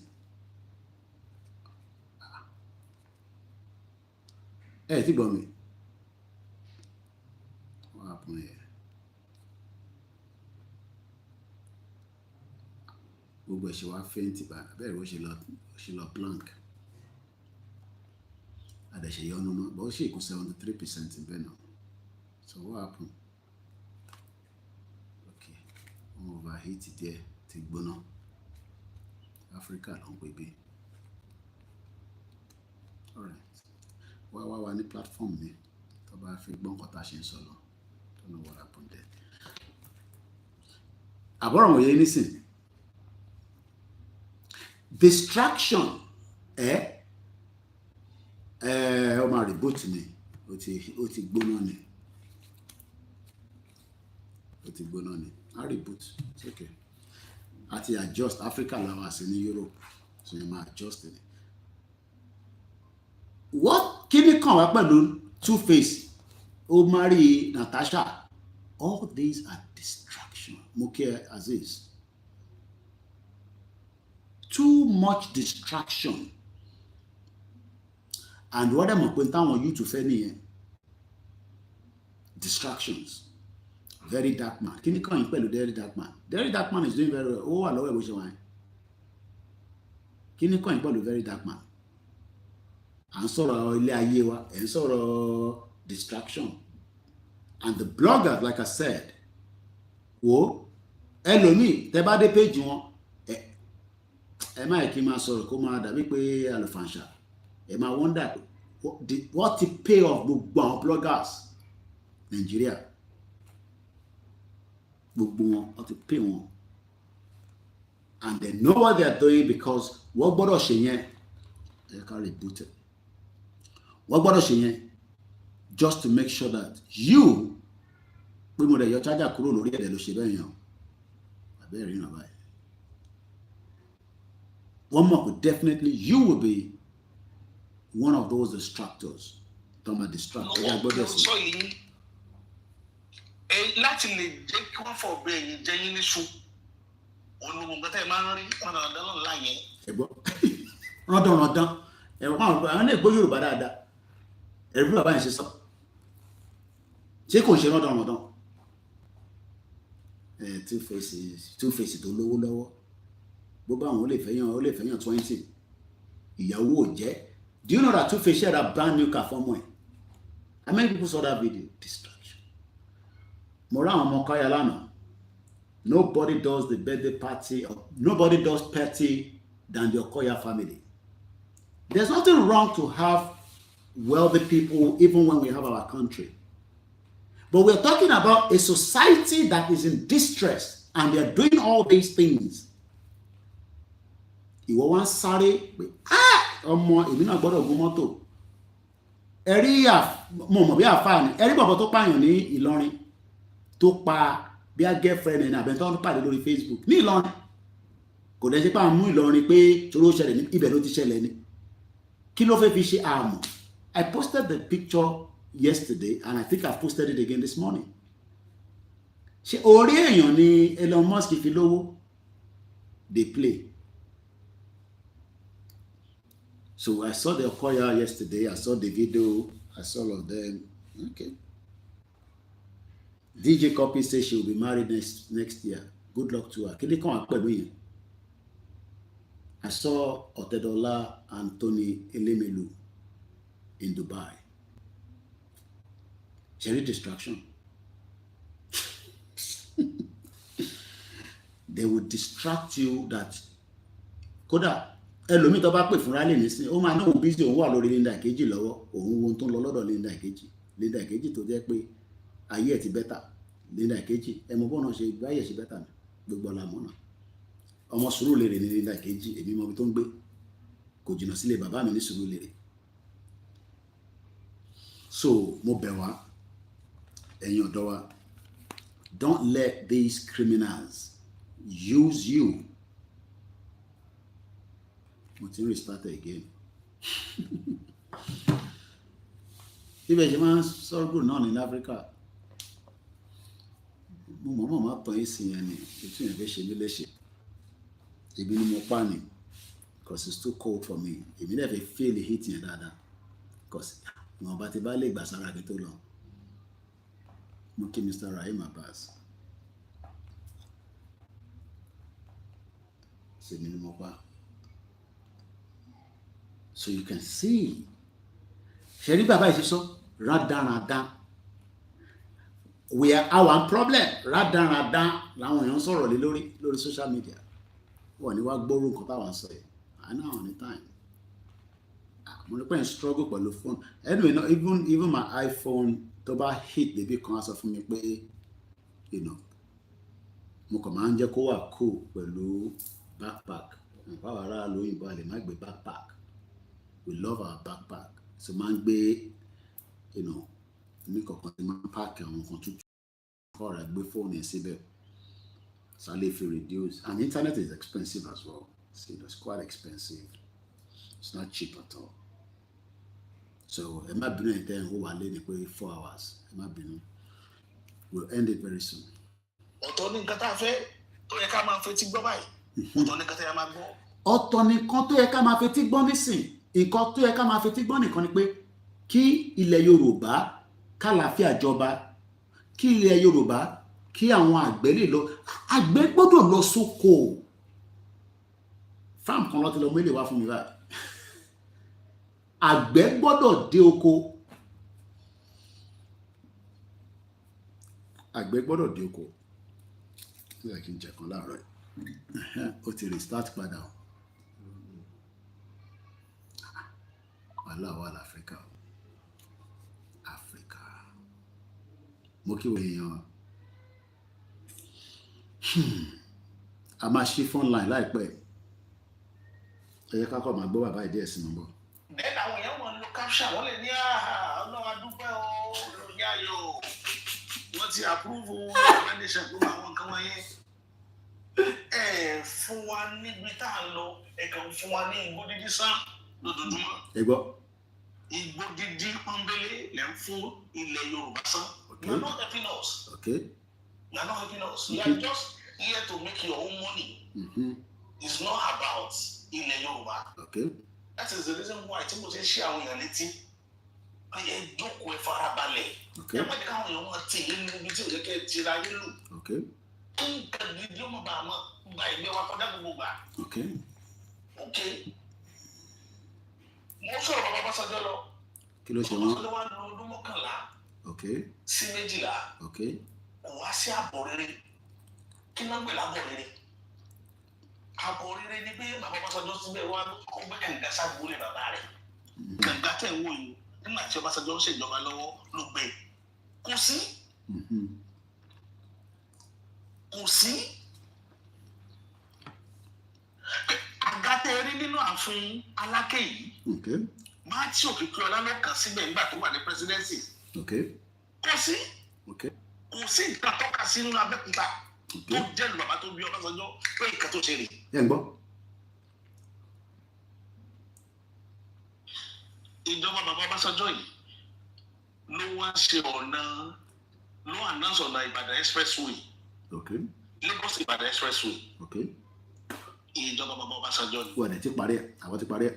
Ìlọrin tó Ọ̀yọ́, Ọ̀yọ́ tó Ìbàdàn. Okay. Ìjọba bàbá Ọbásanjọ́ ni. Ẹ béèrè Okay. ṣé wọ́n ti parí àwọn ọ̀nà tá a dárúkọ yìí. For where? Ẹ béèrè. Okay. Bàbá Ọbásanjọ́ ti gómìnà gọ́ọ̀mẹ̀ntì lẹ́nìí. Okay. A ti máa lọ bí 2007 up to date. How many years ní báyìí? 27 up to date. 2025. Ó ti lọ sí 20 years, 18 years. Okay. 18 years tí àwọn Ọbásanjọ́ ti kún gọ́ọ̀mẹ̀ntì. Okay. Ọ̀nà tí àwọn Ọbásanjọ́ sign. Ní 2007. Ó ṣe wá over 30 years ago. And you expect development to happen in Yoruba land. Cheripe, we are going to be wasting our time. Because of no more time, and I need to end the broadcast, I've done 4 hours, it's more than enough. You know, some salary, I know I do. So, just to wrap it up, therefore, as we march on to freedom, we have open phone line. as we march on to freedom, we must remind ourselves what freedom means. Because not everybody understands what freedom means. Some people think that your politician, must be. Some people think that freedom is going to come from your politician. No. Yaya Bello doesn't want you to be free. No politicians want you to have a good life. Money ogede lason. An average household in Yoruba land today, elomi ò ti jẹ fruit for a very long time. They kara apple, kara avocado, nibo. Ó ti rówó jẹun gidi ló máa lóun fẹ́ jẹ fruit. Kò dẹ̀ ṣe pé àní ilẹ̀. The freedom that we seek is one that ensures ẹgbọ́n bíbá dáadáa. This was posted by Kayode Mola yesterday. The freedom òmìnira tá ń béèrè fún òun ló máa ṣàǹfààní láti lè jẹ́ kí ìjọba kó ṣiṣẹ́ kí aráàlú lè jàǹfààní ẹ̀. Bẹ́ẹ̀ ṣe lè ṣàlàyé ní Yorùbá nìyẹn. But the English is, the freedom that we seek is one that ensures, with an S at the back, ensures multiple things. Báwo ló ṣe máa ń ṣe títì láti 2007 tó ti parí ẹ̀? How can we be running a road project from 2007 and by 2025, ìjọ lè wá fẹ́ ṣe mí? Ṣe rí pé it's all bloody lies in that contraction. Tẹ́ ń pè Nàìjíríà fún yẹn. The freedom that we seek is one that ensures the government works for the benefit of all citizens and not just few. Mo fẹ́ jẹ́ kó jẹ́ àwọn ọmọ olówó nìkan ló máa wá show ara wọn lórí Instagram. We know how to do birthday party. We just buy Range Rover. We just buy SUV. We just travel to UK, New York, Germany. No. Any one of you should be able to buy a ticket. Money football. At least, Man U play okay. Igbo bá ti fẹ́ èmi náà gbọ́dọ̀ bá wọn fẹ́. Tottenham wà nílé, Man U ló máa bá play. Ó jẹ́ kí wọ́n ti travel. Ìwọ fans Man U àbí fans Tottenham, ó ní láti wà ní Nàìjíríà. Ó yẹ kó wà ní Tottenham kó lọ wo game kó dẹ̀ padà wá sílé. Kó wá padà sí bishop. Bó tó bá dán, ó máa jápa ní òní padà wá. Ó wá ń jẹ́ kẹ́ni tó wà ní abroad, tóun ti wọnú ilé, tó jókòó sí UK. Ó wá ń send message yẹ pé, ṣé ìwọ náà wà lára àwọn tó ń ṣe Yorùbá nation? Ṣorí pọ́nrán òun nìyẹn. Ẹni tó jẹ́ pé òun náà ó kúrò ní UK, ó kúrò ní UK, ó kúrò Nàìjíríà, ó lọ sí UK. Ó wá ń sọ fún wọn pé ìwọ náà ṣe òun bá wọn ṣe Yorùbá nation. Gbogbo àwọn tó endorse APC, ìjẹ́ gbogbo wọn ti padà wálé. Wọ́n kúrò London, wọ́n kúrò l'Amẹ́ríkà, wọ́n kúrò Canada. Let's complete it quickly. Therefore, as we march on to freedom, we must remind ourselves what freedom means. The freedom that we seek is one that ensures the government works for the benefit of all citizens and not just few. We must build a nation where the rights and privileges of every person are enshrined in the Constitution and protected by law. A nation where everyone can take care of themselves without needing to become reliant on bribes or the indigent of becoming voluntary beggars. Ẹ má bínú, wọ́n ní ó pè yẹn, wọ́n máa fi ń gba 2,000 ní àbí 3,000. Ìgbà míì kan tó bá ní 1,000, ó pè to ó pè. Wọ́n ní charge owó. Ẹ wo bí tí life wà dé. Ó pè. We have all become, one way or the other, voluntary beggars. It's not our fault. Don't blame yourself for that. Blame Nigeria. So when we're going to report him also, Sarah reporter. When I'm in the last man standing, how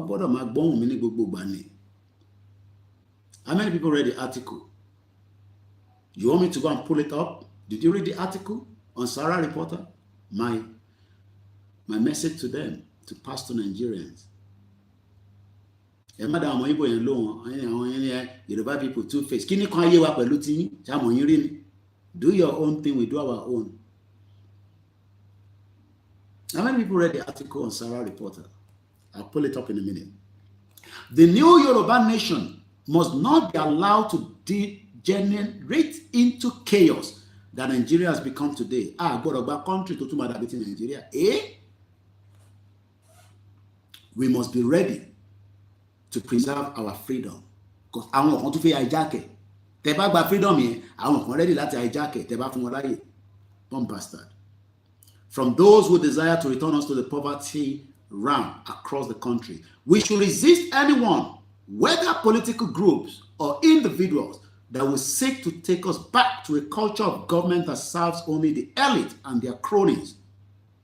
We would not. Nígbà tí mo kí bàbá mi Jamiu Karim, happy Sunday. Mutio Adeyemi mo kí Iroko. Nígbà.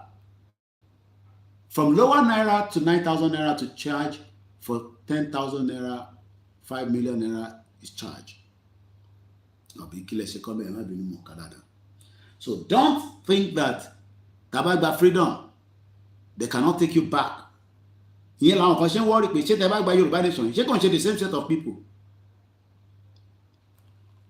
So we must be ready ourselves. We must be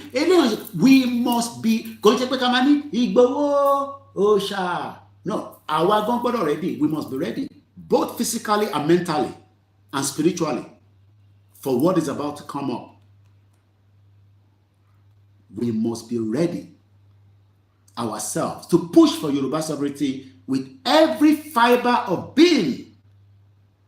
Gbogbo inton belara wa pata ni ká máa fi prepare pé a fi gba country wa, because nobody moki Mr. Rotimi, nobody must deceive you and say white people will not give you the room to have a country of yours. Whereas we're talking about Armenia. Armenia is just 2.9 million. How can Armenia be a country and they're telling us Yoruba people cannot be a country? Àwọn Armenia, ìran tiwa náà gbọ́dọ̀ jẹ́ country. That is the reason why we're asking for our country. A fẹ́ gbọ́rílẹ̀-èdè wa, àbẹ́ni kankan jà. Bọ̀kọ́ wa máa sọ fún wa pé a lè gba Yorùbá country, ká lọ dúró ná. Yorùbá country rẹ̀ irọ́ lẹ pa. Irọ́ lẹ pa, nígbà. Àdá kankanrú àdẹ̀jà, sórí àmọ́jà. Ẹ ti ní ẹlẹ́nu já wáyà ni wá, ẹlẹ́nu já wáyà yẹn náà ni wá. Bọ̀ṣẹ́ lẹ́nu yìí, àkọ́kọ́ fi já wáyà lórí social media láti fi gbára wa sílẹ̀. Armenia is 2.9 million. Mo dẹ̀ fún yín ní gbogbo breakdown yẹn. You would die at the age of 53 in Nigeria. In Armenia, you would die at the age of 75. I did not write this.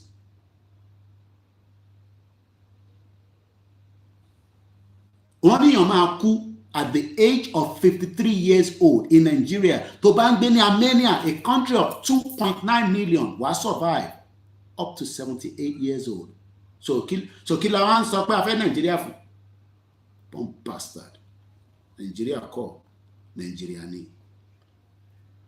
So Baba Fáṣọ̀rántì ẹ sọ fún President Bola Tinubu kó divide Nigeria.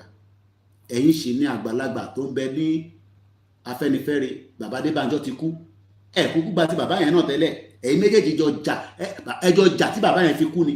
Kí ni statement tó tẹ wá? Statement of fowó lẹ́yìn this nísìn. Because ẹni bàbá yẹn kọ́ ni leader.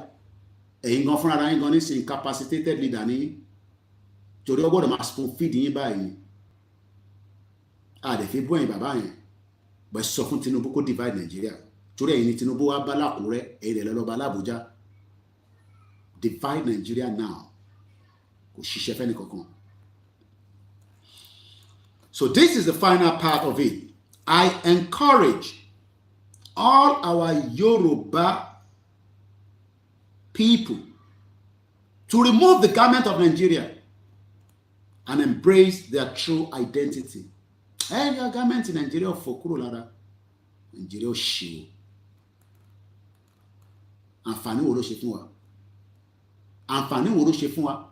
Wọ́n ní alépo kò ṣàǹfààní fún wa. Mo kí bàbá mi Abe Balo, happy Sunday sir. Àǹfààní wo ni Nigeria ṣe fún wa? Last year tèmi ti travel in 25 years. Àǹfààní wo ló ṣe fún mi? I contributed to the Nigerian community in UK for more than 10 years. I served. I paid my dues. And nobody can ever come out and point finger that while I was paying my dues in the community in the UK, I was corrupt. Kò ní dá fún gbogbo ẹ̀yin tẹ́ ń sọ pé à ń kó Yorùbá nation bí ẹni ṣoríire ogun pa gbogbo yín dànù. Alálẹ̀ mú gbogbo yín. Ìjà náà ló ń jà títí nínú Nigerian community. Kano, Central Association of Nigerian UK. I was there when they were fighting. Abike Dabiri can testify. Ẹni mo sọ pé mo parọ́ mọ́ Abike Dabiri. Ẹ̀yin tẹ́ bá mọ̀ Abike Dabiri. Wọ́n fẹ́ lágùnmọ́ àwọn olórí nínú embassy bẹ́ẹ̀ náà ni. She was begging me not to release any images or videos to the public. Ẹni ṣoríire sọ̀rọ̀ Nàìjíríà. Ó kúrò ní Nàìjíríà, ó wà nú ìyà. Ó fẹ́ ká máa wálé, ká máa ṣe London boy, London girls, dirty December. Àbí ká fẹ́ padà lọ kó ní ẹ̀gbọ́n mi bá mi bọ́ àgọ́ ọwọ́ yìí kí máa mú lọ. Ẹlòmíì fẹ́ gba pátá nídìí ẹlòmíì tó bá wálé. Mo like fìlà yẹn fún mi. Ó lè order fìlà yẹn fún rẹ náà tó bá lówó lọ́wọ́. Wá deliver fún náà. Mo sọ fún yín pé there's nothing special about being in diaspora. Mo ti sọ fún yín lẹ́ẹ̀kan ṣé ká tó lọ gbọ́ fídíò bọ̀bọ̀ yẹn. People are now exiting the UK. Ẹ má bínú pé voice mi lọ sókè díẹ̀. People are now what? Exiting the UK. Kí ló wà ní UK? Dúpẹ́ fọ́lọ́ náà ni. Ẹgbọ́n tí bọ̀bọ̀ yìí sọ ká tún gbọ́ lẹ́ẹ̀kan sí. Only my friends are leaving UK. Ìwọ ń sọ̀rọ̀ Nàìjíríà, ń sọ̀rọ̀ UK. Lot of that, prices have remained high. RPI inflation, other forms of inflation, costs from every angle, taxes, like, oh my goodness. I got a letter in the other day, 2 letters that really annoyed me. Number one is the council tax, right? Okay. And I get why we pay the council tax, nothing against that. Come and take my bin to clean the streets, when they do it, it's great. However, the rise in council tax is so difficult to stomach a lot of the time. And it's one of those where if you don't pay it, you're going to be in a lot of trouble, serious trouble. In fact, they'll come after you to pay pretty much the whole thing in like a few weeks. Then there was the water bills. I got a bill in from Thames Water saying, your Thames Water bill is rising by £19 per month. And ìwọ tó nọ́mbà wá kàwé London. Ó jẹ́ mọ́wó gidi dání. Kọ̀mú sọ fún pé business center ni. I'm a student. I'm coming to study. I will make money when I get to UK. Okay, máa bọ̀. Mo kí ìyá mi Olúwaṣeun Ìtùnú, mo fi tọ̀ọ̀tọ̀ kí. Máa bọ̀. I am not ever going to discourage you. But people in the UK are now looking to exit the UK. Àwọn tó jẹ́ UK citizens tó ní passport, wọ́n wá ọ̀nà láti jápa. Mo gbọ́ wẹ́rì. Ìwọ tó ní Nigerian passport fẹ́ já wọlé, àwọn fẹ́ jápa. Bọ̀bọ́ iná náà máa ń consider pé ṣé òun ò ní jápa báyìí bí nǹkan ṣe ń lọ. Àwa máa ń tètè worry náà tí ń plan. Báwo ni ọmọ mi máa ṣe tán á lọ máa ṣe check out. Táwọn bàbá ẹ̀ bá tètè ṣe àti fọbọ́, tàti ṣe this, tàti ṣe that, tàti wa Uber. Ṣé ó yẹ káwọn ọmọ tiwa tún ṣe graduate kan tún máa lọ wa Uber? Àwọn ọmọ lóyìnbó. Sọ jẹ́ ká jà, ká gbára wálẹ̀. Kẹ́yìn tẹ́ wà ń lé àtàwọn ọmọ wa, kẹ́ má di enemy. Mo sọ fún yín, mo ti ṣe program bẹ́ẹ̀rẹ̀. You will all be enemies of each other. Because àwọn ọmọ tẹ́ bá kó wá yẹn, sí Nàìjíríà. Ṣé náà tó wà Nàìjíríà yẹn, ojú tó máa fi wọ́n pẹ̀ àwọn ọmọ tí ń ṣoríire. Ó ọ̀dẹ̀ nímọ̀ fún àwọn ọmọ yín check out lọ sí ṣiṣẹ́ as a graduate. Wọ́n kọ́ look fresh in London ló jẹ́ ká máa look fresh weather.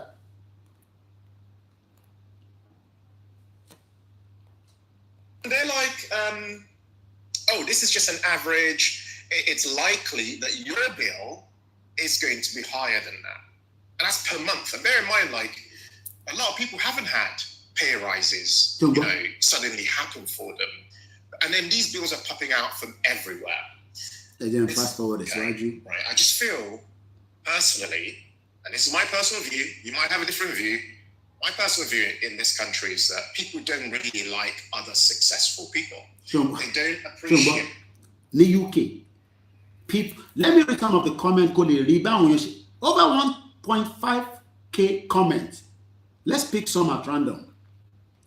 Eleni, what you said at 10 minutes 45 seconds is so accurate. Tick. Now, there, I say a form of.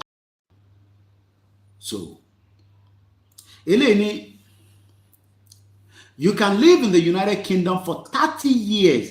Bọ́lé dáadáa. Ẹ̀gbọ́n mi wá lọ láti jọ ẹ̀ kọ́lé sí Nàìjíríà. Gbẹ́nu sàn. Kí ló ṣàn fún oúnjẹ ránṣẹ́ sí yín? Kí ló fi ilé tó fẹ́ kọ́ ṣe? Ìbí wo ló máa lọ gbé níbẹ̀ tó máa gbé bẹ̀ tó ní sanwó lé mọ́? O rò pé ẹ̀gbọ́n ń jalè lábúrọ̀dì ni. Gbọ́ ilé ìtẹ́ni sọ. Ó ní you can live 36 reply ló wà lábẹ́ lórí this one comment. You can live in the United Kingdom for 30 years, working every day and still have nothing to show for it. Leave the UK if you can possibly can. Àwa dẹ̀ fẹ́ leave, but a fẹ́ leave padà wá sílẹ̀ Yorùbá ni. A fẹ́ padà wá sí Nàìjíríà. Ẹ wá ní ká má fi ẹ̀mí wa sí kọ̀tà gbé dání. Ẹ̀yin lẹ fẹ́ mi yín sí. Ẹ̀mí kankan rẹ̀ ní bọ́ọ̀sì. But let's put our mind and our body and our spirit inside this movement. How can you live in a country for 30 years? Oh, ní savings. Because ẹ̀yin kan jẹ́ ká ní savings. Kò ń ṣe personally, but the Nigerian doesn't allow us to have savings. Oh, mọ̀ pé gbogbo 20 pound, 30 pound tá a fi ránṣẹ́ sí yẹn. Ara savings tẹ́ ká máa tọ́jú nìyẹn. They are part of our money that we should be keeping, either weekly, monthly, and it will build up. Nígbà tá a kì í ṣe olè bí àwọn politicians yìí. Politicians don't lè ní millions of naira, millions of dollars. Olè ní wọ́n náà. They are criminals. Yọnu yòrò, tàbá fún 10,000, ẹ̀rọ ti kéré jù. Ìwọ lọ ṣiṣẹ́ náà lọ́dún kan pọ́n kó fi gba 10,000 yẹn náà. O rò pé yìí sì lábroad ni. Ṣé o mọ̀ pé àwọn tó wà ní abroad in the 80s tó ń wá sílé, ó lè lọ ń jà, mo ti sọ fún yín. A má ti wọn dárúkọ wọn ní bíbá. Ó lè ní wọ́n ń jà lọ fi máa ń gbé mọ́tò wá sílé. Wọ́n ń wọ́ ike ni, ike ló ń wọ́. Ìgbà yẹn wọ́n máa ń wọ́ ike ni. Èmi tẹ̀ dé bẹ́ẹ̀ ni wọ́n dé bá wọn ní London náà àwọn kan. Ẹlòmíì tẹ́ ẹ̀ gbúrò lọ títí yẹn, ó ti wà ní prison, wọ́n wá deport ẹ̀ wálé.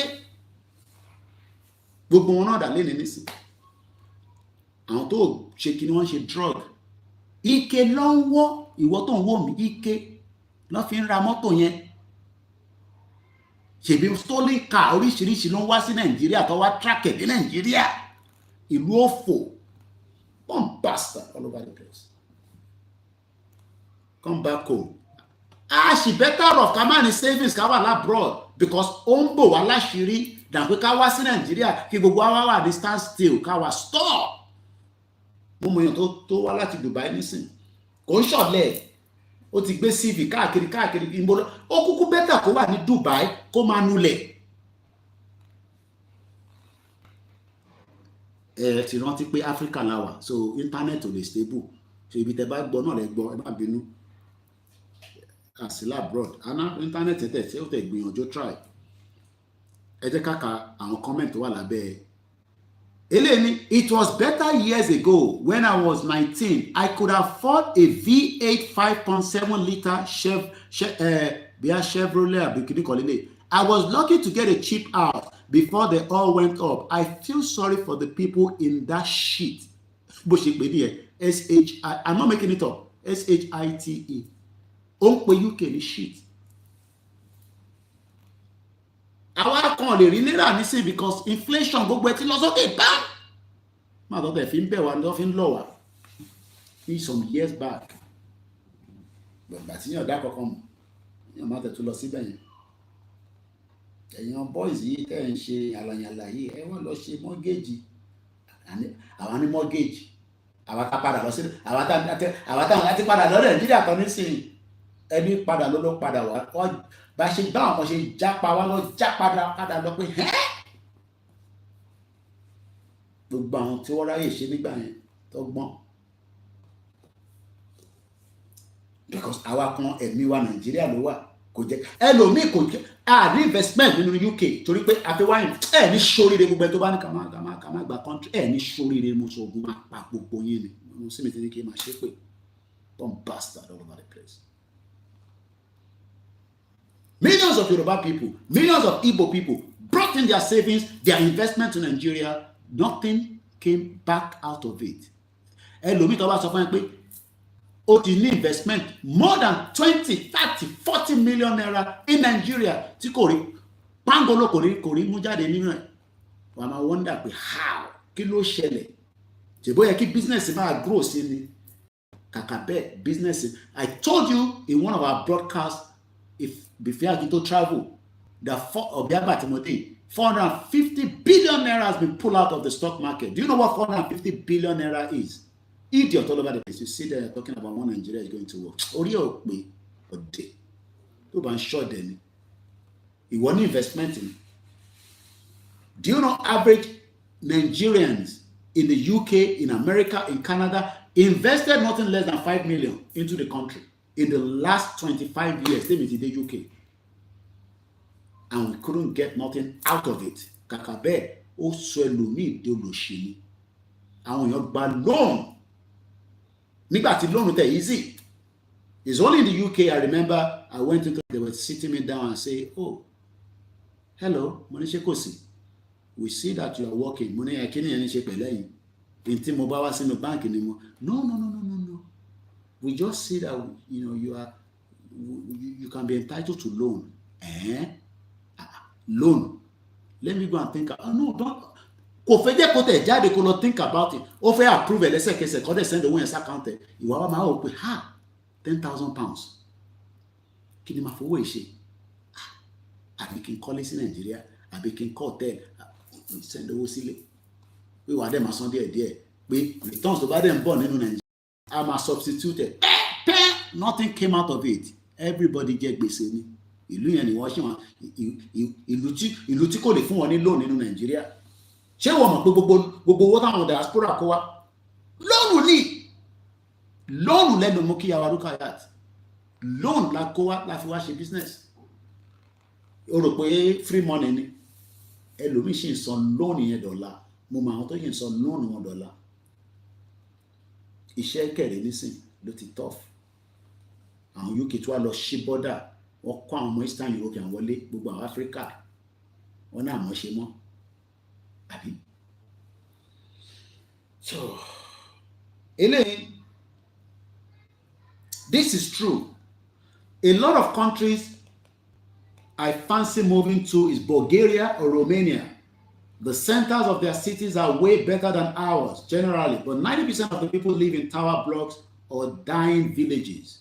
It is difficult to know where to move that doesn't have other problem. UK is finished. Our any other option one in the Yoruba. Option that one here, we need to get that place done with a government that is working, that can serve us, that can protect us, and we can do very well. Eleni, yes, Slovenia is lovely. I don't know if English is widely spoken there, so people will need to learn the language well enough to work. Living a country permanently is not as simple as just wanting to get up and do it. Where do you go? Where do you work? Etc. British exit voters, of course, took away the freedom of the movement to warmer European countries. You can't just up sick and move to Spain on a whim anymore. EU. Especially if you live in London, the cost and the income ratio is just dog pie in London. Elaine, I will go tomorrow. Wife still has the rosy tinted glasses on when it comes to UK. Elaine, please, what is the illegal migration exactly? Coming with your passport to work with a COS is illegal. Elaine, the fact, seen it over and over again, most especially in African communities, and it saddens me and wake up call asking myself, is my own reality in another decade? If you live in London and you don't own a house, better live on the outskirts like Kent where it is cheaper. The average rent in the UK right now for a 2-bedroom is about almost 1,500 a month.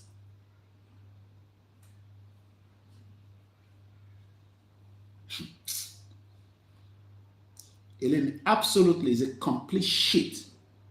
These are people that wants to leave the UK, planning to leave the UK. They are British citizens. They're tired of the system. Our new option. Let's work with that option, and our life will be better. And on that note, I'm just going to open the phone line. My close the channel here just for the last 20 minutes. Program here about 5 hours long. We've done more than enough. So, Eshegoni, Mr. Step 3. Even Kent is no longer cheap. You got to move to Manchester. Lord and Kent is long. Barely cheap in the So, my start to be right. But then just for you to enjoy the last 20 minutes, because I got to go now. I've covered at least 2 days work.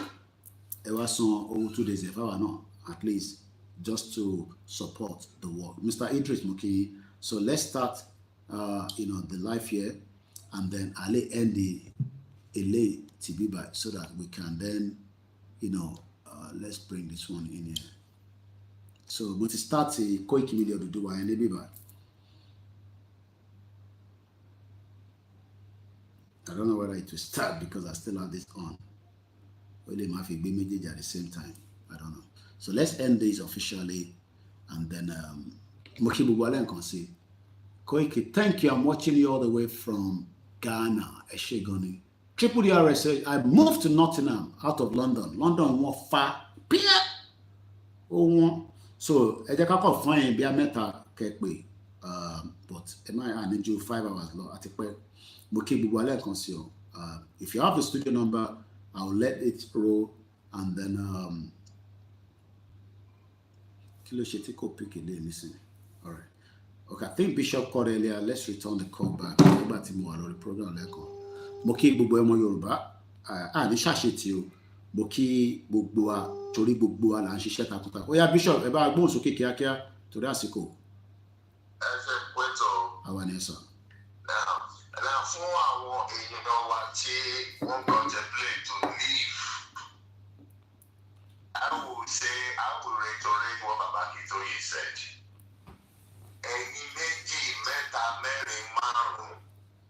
Rather than jumping around the UK, everything will soon be so tight and uncomfortable, and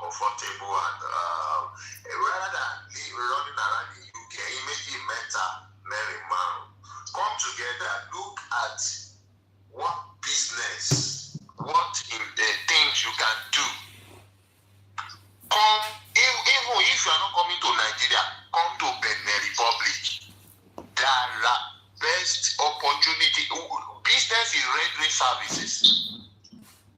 Look at what you do, because relocation is about, okay, relocate, mama be sustained.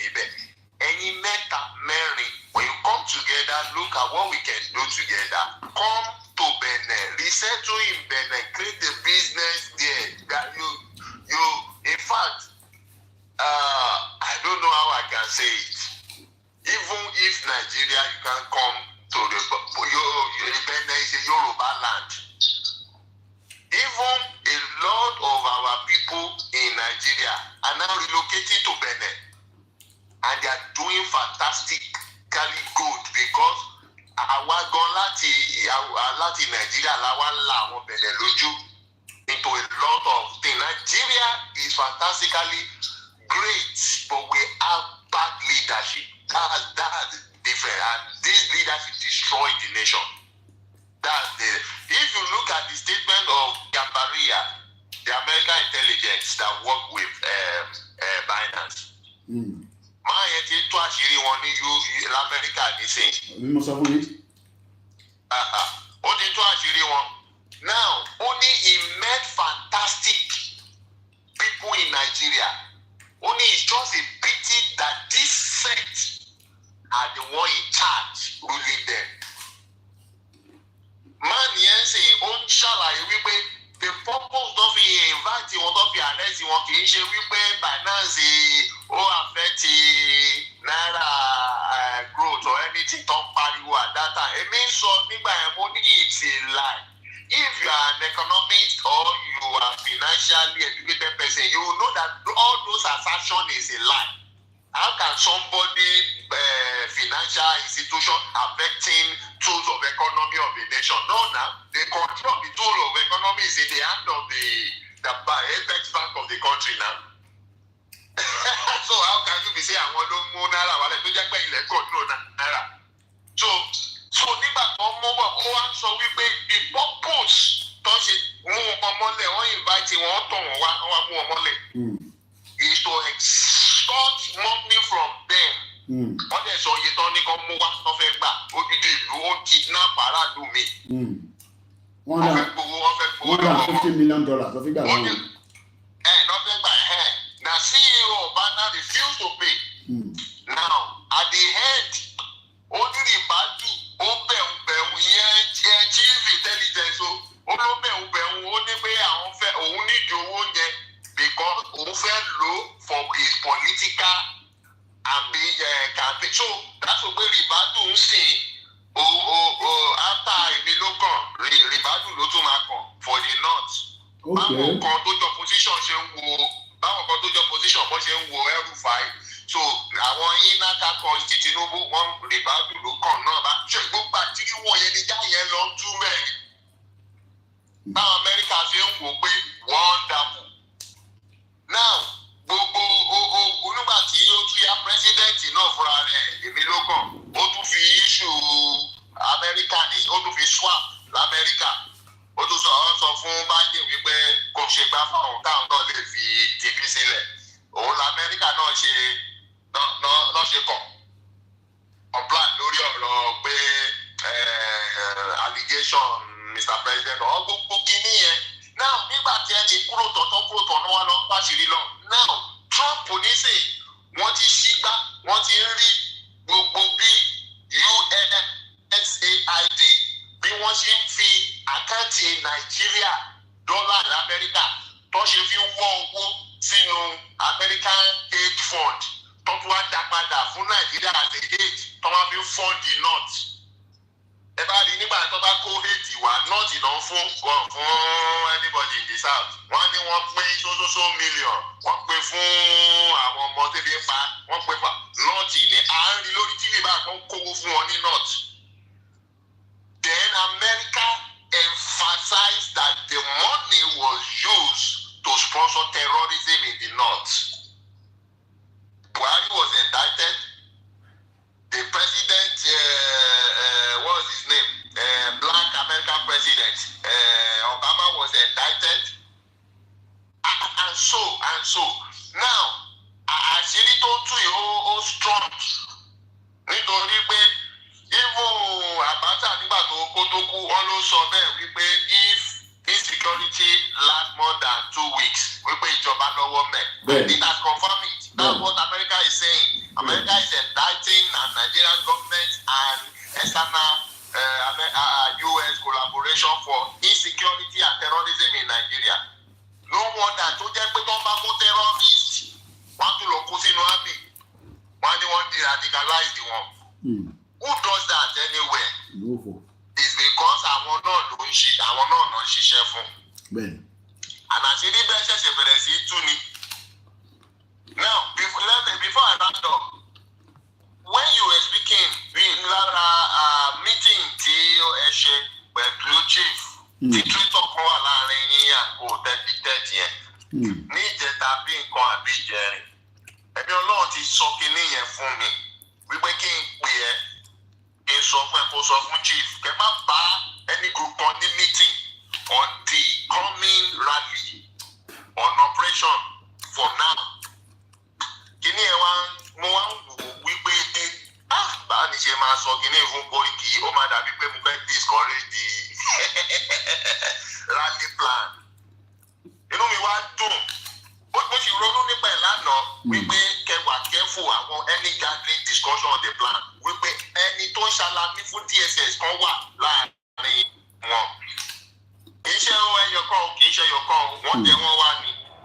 So nígbà tó wá sọ mọ́rọ̀ láàárọ̀ yìí I was very happy. Màá pè lẹ́yìn ètò máa sọ nǹkan mi tẹ̀ máa ṣe. All right, sir. Yeah, it is well. Tadu to back call me. I think we have somebody on the Twitter space. Omo Akin Egbon okay. Eja gbon yin quickly. Rasiko. Ẹ káàárọ̀ sir, ẹ kú ètò. Ètò ni sir. Mo kàn fẹ́ fi kún ọ̀rọ̀ àṣírí Nàìjíríà tó tú sí nàgbà yìí. Ṣé rí àsìkò tí àwọn ọmọ Yorùbá tó yẹ kí wá dójú lélẹ̀ ìdáni láti gbóhùn jáde, á jáde. Àṣírí tó ń tú síta tí gbogbo àgbáyé náà rí gbogbo tí Nàìjíríà ṣe. Ìgbà yẹn ló yẹ kí gbogbo wa náà wá jáde síta. A kò lè rán ogun bẹ́ẹ̀ àkànníkàwá láre bẹ́ẹ̀. A ní láti kígbe fágbáyé sódà tó bá ṣẹlẹ̀ àwọn náà fi rí láti come out. Ṣé ìrálì tó ń bọ̀ yìí gbogbo ọmọ Yorùbá pátá ẹ jẹ́ ká jáde. Mo ti mo fẹ́ sọ ìyẹn sọ. Ẹ ṣé gan ni. Tó mo kí gbogbo brother mi tó ní Koiki abeg give us 1 more hour. I did 5 hours. I think you know Kama repeat the most important thing. I mean, I can go through the other gas pipeline discussion, but I think that the most important part, I'm like Apple you. Oh, because you want in London. In London, you want green apple. My wife, I like it. Real girl, ni manje. But it is doing gone. And the what to pay wọlé. Ẹ jẹ́ fún yín lásìkò kẹ́ pè wọlé. Ẹ jẹ́ lọ́dọ̀ ẹ̀gbọ́n mi dáadáa. Easy dollar. Bones okay, easy. Yeah, bones okay, easy. Ẹ wọlé. Ìjà gbogbo mídíà. Òní bàjẹ́ fún ẹ. Ọmọ kàárọ̀ brother, ọmọ oṣù organic tó ń jẹ́ yọ. Ọ̀la. Tẹ̀síwá lójú ní sùúrù. Mo ti gbọ́. Ọba yẹn máa kó ogbó yìí máa kó délẹ̀ Yorùbá pátá. Kájọ ọjà Gánì. Ẹ máa gbádùn. Fresh fish. Ọlọ́run. Irú triple direct ní sì máa ru gbogbo yín àròlé Odùduwà kò sí àwọn tá à ń ṣe London mọ́. Kájọ máa jẹ fresh fish. Allah. Okay, my brother. Bàṣẹ̀rẹ̀ báwo everything. Àgbẹ̀fẹ́ rẹ̀. No bad weather. Allah. Kódà inú mi ń dùn ni. Ìwà ló kún kọ́ńtínẹ̀ tó rú mọ́ àwọn. Mo ní kí ni kàn mí pẹ̀lú oru yẹn gbọ́n gbọ́n mú ẹ̀mí. Oru yẹn gbọ́n lèmi wà. Allah. Oru yẹn gbọ́n ní. Oru yẹn ni. Ẹ̀yọ́ ọmọ Yorùbá káàárọ̀ ẹ̀ káàsán ẹ̀ káalẹ́ ẹni àgùntàn bá wà. Easy dollar ló sọ straight up of Miami. Mo ní kí ni o. Èní lọ́jọ́ kí mi o. Mo ti pé 54 years old. Happy birthday. Today is my birthday. Go easy. Ẹ bá kí Aziz Miami láti Florida. Èlú ni birthday. Brother mi dáadáa láti US. Bẹ́ẹ̀ni o. Ẹ̀yọ́ ọmọ Yorùbá ẹjọ́ tó lọ́hùn ẹ má gbàgbé o. Rally is coming. Ìyẹn lè ló wà very important. Ẹ ló wà very concerned about. Aláti kúrò nínú oko ẹrú. That's for sure. We have to get out of that mess. Ẹjọ́ after everybody see mama straight up anytime from that time wọ́n máa lágbo. Ẹjọ́ ẹ jẹ́ ká fọ́n sí títì. Ẹ fọ́n sí títì ẹni àǹkù tẹ́ bá wà ẹ fọ́n sí títì. Ẹ gbé ká pàkì yín dáadáa ẹ wọ́n máa continue láti máa sọ fún yín ní because náà bá sọ ẹ̀ níbìrì. Ẹ̀rọra backpa àgbéga gàrí wà nínú ẹ̀ ṣúgà wà náà ẹ̀pà wà náà kúlíkúlí gbogbo tó lè jẹ fún 7 days àgbé sínú báyìí. Omi máa lórí street ibẹ̀ náà gbogbo kọ́tà ní lórí street ló wà. Oyè yìí. Àbọ̀ síta a máa fẹ̀nu ara wọn. Let the world know that we're ready to exit Nigeria. Say no more to Nigeria ni. Say no more to Nigeria.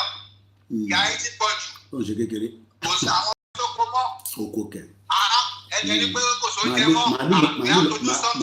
Màálù ló ń jẹ ọ̀gẹ̀dẹ̀ nílẹ̀ Yorùbá. Ọ̀tọ̀ tó ṣú ọ̀tọ̀ lẹ́ tó ń jẹ ọ̀gẹ̀dẹ̀. Organic ọ̀gẹ̀dẹ̀. Tó ṣú ọ̀bà. Tó ṣú ọ̀. Ẹ̀yọ́ mọ́ Yorùbá ẹ̀jọ́ tó lọ́rùn àjọṣẹ́bí ò lẹ́ni tí láti sọ too much but rally yẹn that's the only way out. Come out in millions, kò ṣe thousands of millions. Millions, thousands, kí la yẹ thousands. Shut down everywhere. Kàwá wo nǹkan tó máa ṣe tẹ́lẹ̀. Ilẹ̀ Yorùbá mi bàjẹ́ o. God bless Yorùbá. God bless. Thank you, brother. O ṣe gan ni. Tó ẹ bá ń kí easy dáadáa, alẹ́ kan dìde máa kí ẹ láti China. Ẹ bá wa kí easy.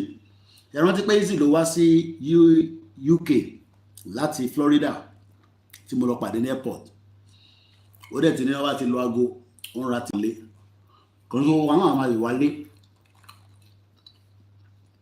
ẹ kàn support àwọn tẹ́ bá lè support nílé ẹ dẹ̀ bá wa ṣe mobilization káàkiri so ẹ ká play orin wa ká tó máa lọ èyí tí àwọn tíìmù wa tó ń produce mú kí gbogbo àwa tí a jọ ń polongo Yorùbá Nation náà then ẹ má gbàgbé òkú ìyá wa. òkú ọlọ́mọ kẹ̀kẹ́ láwùjọ ìyá wa máa onírúurú Mrs. Julia Olúbùsọ́lá Akíntóyè dágbére fáyé ẹ̀ṣẹ̀ yìí ló dìbò sí. gbogbo Yorùbá Nation pátá ló ń ṣe lédè lẹ́yìn màmá lẹ́yìn tí wọ́n ti lo 18 ọdún láyé 88 years. ètò ìsìnkú yóò ṣe bá lọ rèé o. ọjọ́ 24 oṣù kejì 24th of February la ó ṣe ìsìn àṣàyàn orin fún màmá yẹn nílùú Èkó.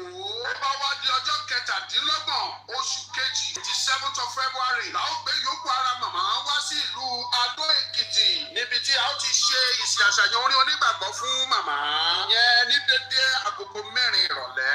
ọjọ́ 28 gangan ni àṣekágbá ìsìnkú yóò wáyé yẹn nínú gbọ̀ngàn ńlá àti Afẹ́ Babalọ́lá nílùú Adó Èkìtì bẹ̀rẹ̀ ní dédé agogo 10 òwúrọ̀. máa sùn láyà olùgbàlà màmá tá ó fi pàdé tí ìpínyà kò ní sí mọ́.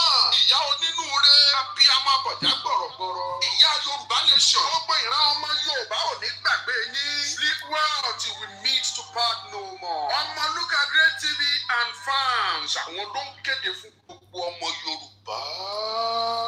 mo kí Yorùbá World Media mo kí gbogbo àwọn tó ń celebrate birthday wọn ní the month of February ilẹ̀ Yorùbá ò ní bàjẹ́ wọn nígbà mọ́ wa lọ́wọ́ mo kí gbogbo ẹ̀yin tí ẹ náwó sí wa ẹ̀gbọ́n mi tó ní ẹ ṣé gan ni no matter how small let's support this platform I have a lot of people that are not my not everybody but whatever we can do. When is the rally going to be called? The burial is on the 27th, 28th, and we're expecting to hear, the rally date just before, as soon as I don't know the date, because we did tell everybody why, but nobody knows the date. That date will only be officially from Professor Adebanji Akintoye. Happy Sunday to every one of us. Ẹ̀yin tí ẹ fẹ́ bá wa fi credit sórí number, I think my brother sent a message, so my send number kan sí ẹ lè bá wa credit number yẹn. ẹ ṣé gan ni mo kí gbogbo yẹn wá. Mo kí the Koikimedia team and appreciation to our father, those that are also our advisor and those that are also our prayer warriors as well. Mo kí GR1, mo kí our Grace Olúṣọ̀tọ̀, mo kí our Grace, mo kí grandma náà, mo kí gbogbo àwọn bàbá wa Stephen Emmanuel, mo kí Young Khan. I couldn't attend the event yesterday, I was extremely busy. Mo kí gbogbo wa pé àṣeyọrí náà ni a máa ṣe. Amadélé lérí ó ń ṣọmọ lókù bẹ́ẹ̀ ni wọ́n ní sí pẹ̀lú ìyá rẹ̀. Gbogbo ẹni tó bá wá ní ànídélé lérí lọ́lẹ́pa. The first bank account is 3096808848 Koikimedia. Ẹ ṣé gan ni Mr. Step 3. Donate to good journalism. Many independent media depend on you. If you enjoy what we do, we pray that you will have enough to also support us as well. And on that note, as we are winding down on this side, let us continue to promote ẹ̀yin tí àjọ wà ní inú movement. Ẹ má gbàgbé pé the work must continue and we must not stop now. We must finish this task. It is important. It is vital. Mo kí ìlànà US, mo kí gbogbo ìlànà Canada, mo kí ẹ̀yin tí wà ní home base, mo kí gbogbo apáta pé àṣeyọrí ni a máa bá jáde nínú ilé ìtàgbé dání. And from Ondo State to Kwara to Kogi to Lagos to Oyo to Osun State and to every part of Yoruba land and those that are outside, we pray that the gods of Yoruba land will continue to protect us against those that do not have good wish and good desire for the Yoruba people. Their agenda will not succeed on us. Be it Igbo, be it Hausa, Middle Belt, be it English people, be it European, Chinese, whatever their agenda on the Yoruba people, Kodiwase Mushe, we will not stop talking to demand our exit out of Nigeria, regardless of whoever is in office, regardless of the political status. And as we have it, again, service of song on Monday, the 24th of February at 5 p.m. St. Paul Anglican Church, Bale Street, Ishaga, Isolo, Lagos State. That is on the 24th. I'm talking about the burial arrangement now. Christian Wakekeeping is on Thursday, the 27th February 2025 at 5 p.m. Cathedral Church of Emmanuel Okesha at Ado-Ekiti in Ekiti State. Dress code white with gold gele and fila. Lighting State, February, Friday, 28th, 2025. Time, 10 a.m. Church Hall, Cathedral Church of Emmanuel Okesha, Ado-Ekiti. Celebration of Life service, Friday, 28th February. Time, 11 a.m. Cathedral Church of Emmanuel Okesha. Dress code, shade of purple. All these and the reception will take place at Afe Babalola Foundation Civic Center at Debayo, Ado-Ekiti. This is for the forever in our heart. Please join us as we celebrate the beautiful life of our dear beloved Mercha, wife, mother, grandmother, great-grandmother, and a sweet auntie, Mrs. Julia Olubusola Akintoye, born on the 19th, 36, died 2024 at the age of 88. May her soul continue to rest in peace. And we will continue to pray for Baba, for the Lord to hold him strong at this very difficult time that the wife died and passed on. Let's listen to this and then we end the broadcast.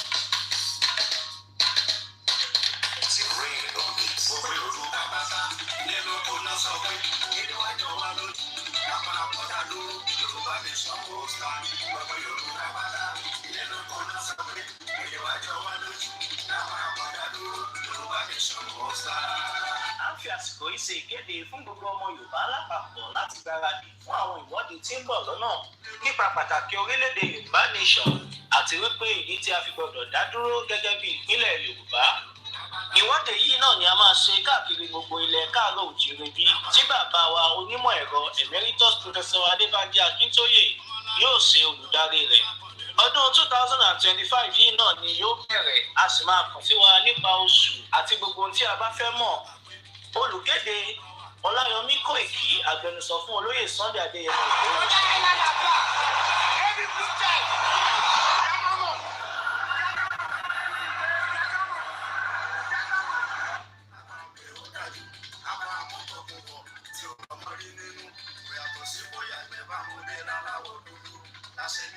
Tẹ̀lé lórí tó gbogbo ọmọ Yorùbá tó bá ní Yorùbá àtìgbòye wọ́n láwọn ọ̀gbọ́n ọmọ kí Fúlàní máa kí wa pé wọ́n máa jẹ ọkọ wa kọ́ máa dà wá láàmú. Ìjọba jọ wá lójú lápárapọ̀ dá dúró Yorùbá nation ó sá. Kápẹ́ kò ó Sunday mi, kápẹ́ kò ó Sunday mi o. Akókun máa ti di akọ́lé lèyàn o. Kápẹ́ kò ó Sunday mi. Akọni tó yọ nílé tó bá ní sílẹ̀ lójú ogun. Ọwọ́ lápẹ̀ dáadáa. Mo mẹ́wé mo mẹ́bò mo lò ó ló jẹ. Níwọ̀n bá ló ṣe níwájú ìlú.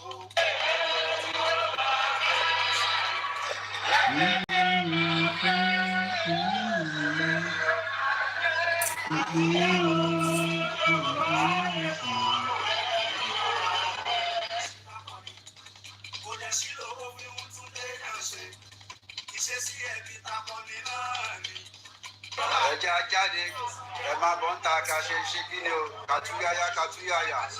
Let's come out and showcase ourselves. So, and that is about it on the Sunday broadcast. My name is OLAYOMI KOIKI, Mukibubwa. If I didn't mention your name, please don't take it personal. I probably didn't see you, or probably I missed the comment. Adura Wagbao, Adeleliri, Lashedumari. And on that note, have a blessed Sunday, and we catch up when we catch up again. Remember to follow us on all the platforms, and most importantly, do not forget to support this particular organization. Koikimedia, bringing the world closer to your doorstep. From here in Africa, I say, have a blessed day. Bye for now.